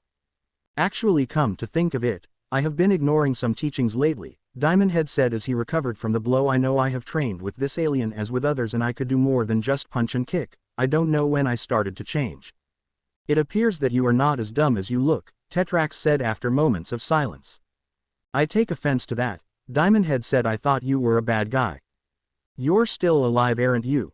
Tetrax said. "My mission is to retrieve your Omnitrix at all costs." "But what about my brothers?" Diamond Head asked. "I said you're not both," Tetrax said. "It's disturbing how little you know of this alien's strengths and weaknesses. You've barely even scratched the surface of its potential." "Yeah, how do you know?" Diamond Head asked. Tetrax removed his mask, showing he was of the same species of alien as Diamond Head, who looked at him in shock. "You're me," the Omnitrix-wielding Petrosapian said. "Wrong, I am a noble warrior. You are an impulsive annoyance," Tetrax said. The Omnitrix beeped and Ben transformed into himself as Tetrax observed. "We have wasted enough time," Tetrax said, and he grabbed Ben by the hem of his shirt, much to his protests. Tetrax looked left and right for his hoverboard. A voice made him pause in his search, looking for this. He turned to see Krob holding his board, walking with 66 beside him, who was holding both Gwen and Max. "You're not getting of the planet with the Omnitrix," Krob said, "and just to be sure, I have some collateral." "Where's Naruto?" Ben asked, finally noticing that his brother isn't here. In fact, his brother hasn't been around for quite some time. "You mean the blonde pile of flesh?" Krob asked. "How should I know?" 66 spoke to Krob in his native tongue, to Krob informing him of the faith of said blonde. Krob just laughed. "Well, that's one down, 3 to go." "I don't get it," Ben said. 66 said that he killed the blonde one, Tetrax explained to Ben, who just stood frozen in shock at the news. It can't be true," Gwen thought. She didn't even notice the tears that were starting to form in her eyes. "Nice try, but I know he's not dead," Max thought after his eyes caught something in the distance. Ben was just still standing in shock. He didn't notice that Tetrax had already gone to attack, but Krob saw this coming, so he fired beams at the Petrosapian who was evading them before grabbing Ben and heading to safety. "Stay here," Tetrax said as he dropped Ben, who was still frozen in shock, before going after his Tetrax board. The Guardian of the Omnitrix would have attacked had it not been for the energy construct that froze him and the others. They traced the construct to a red-skinned humanoid alien. "Guardian?" Max asked, much to the silent relief of Gwen. Guardian smiled in response before looking back at the merc, specifically 66. "I don't really appreciate being stabbed in the back, you know," Guardian said before he removed them from their temporary paralysis and attacking 66 directly. 66 tried to fight back with everything he knew, but Guardian was faster and stronger. Guardian grabbed the merc at the back of his head before smashing it on his knee, forcing 66 to stumble back a bit, but Guardian wasn't done. He punched the Sotaragian on his stomach, before appearing at his back and gave his side a kick, sending 66 some distance while cracking some of the Sotragian's bone in the process. Krob and Tetrax were too busy watching the fight. They didn't notice a black and green goop moving on the ground, closing in on Krob before consuming the struggling merc. Tetrax was impressed seeing that Ben was using his head to attack a superior opponent this time, so he walked and picked up his board that was on the ground just as the body of 66 was dropped in front of him. "So you must be Tetrax Shred. Azimuth told me about you," Guardian said. "You know Azimuth?" Tetrax asked, surprised at this. Guardian nodded and pressed the Omnitrix dial on his chest, transforming into Naruto, who had blood on his shirt, much to the fear of Gwen, who pulled him in a hug, sobbing in his chest. Naruto looked to Max for help, who just smiled at his grandson and waved, much to Naruto's annoyance. He looked back at Tetrax anyways. "I know Azimuth is the creator of the Omnitrix. He said that Ben's version is a prototype while mine is a completed version. He was the one that sent me mine after all." "I see," Tetrax said, and by that time, Krob was unconscious on the ground and a proud Upgrade was standing in front of them. "Even I can use my head from time to time," Upgrade said, much to the amusement of Naruto and Gwen, who had dried out most of her tears. "Pretty smart, for a human," Tetrax said to Upgrade. Later, in the RV, the Tennysons were relaxing after a stressful day. They were in the middle of a conversation. "So anyways, here I was, suddenly losing a lot of blood on the ground with a hole in my stomach and no help for miles, when all of a sudden, the wound healed just like that in a matter of seconds," Naruto said. "Hold on, how come you can heal so fast?" Gwen suddenly asked. "I come from a clan that has that as a special trait," Naruto explained. "I sort of forgot about that." "Wait, doesn't that mean that if you can heal this quickly, your ex-family can too?" Ben said, much to the surprise of Naruto. "Well, it's a maternal thing, so the fourth Hokage can't heal as fast as me and my supposed twin. In fact, no one, including my mother who I inherited it from, cannot heal as fast as me or my twin." "Because of what was sealed inside you?" Gwen asked, and Naruto nodded to his girlfriend. "Well, it doesn't matter, as long as you're all right. That makes me sleep another day," Max said behind the wheels as he was driving. "So Ben, it looks like I am going to have to up your training," Naruto said to his brother, who was just excited. "Can't wait, I need it anyways," Ben said maturely. "That is definitely true," Gwen said as they drove into the sunset of the desert, laughing all the way. "Looks like Ben learned something today. Even he can get his butt handed to him from time to time if he gets too cocky." Thanks for watching.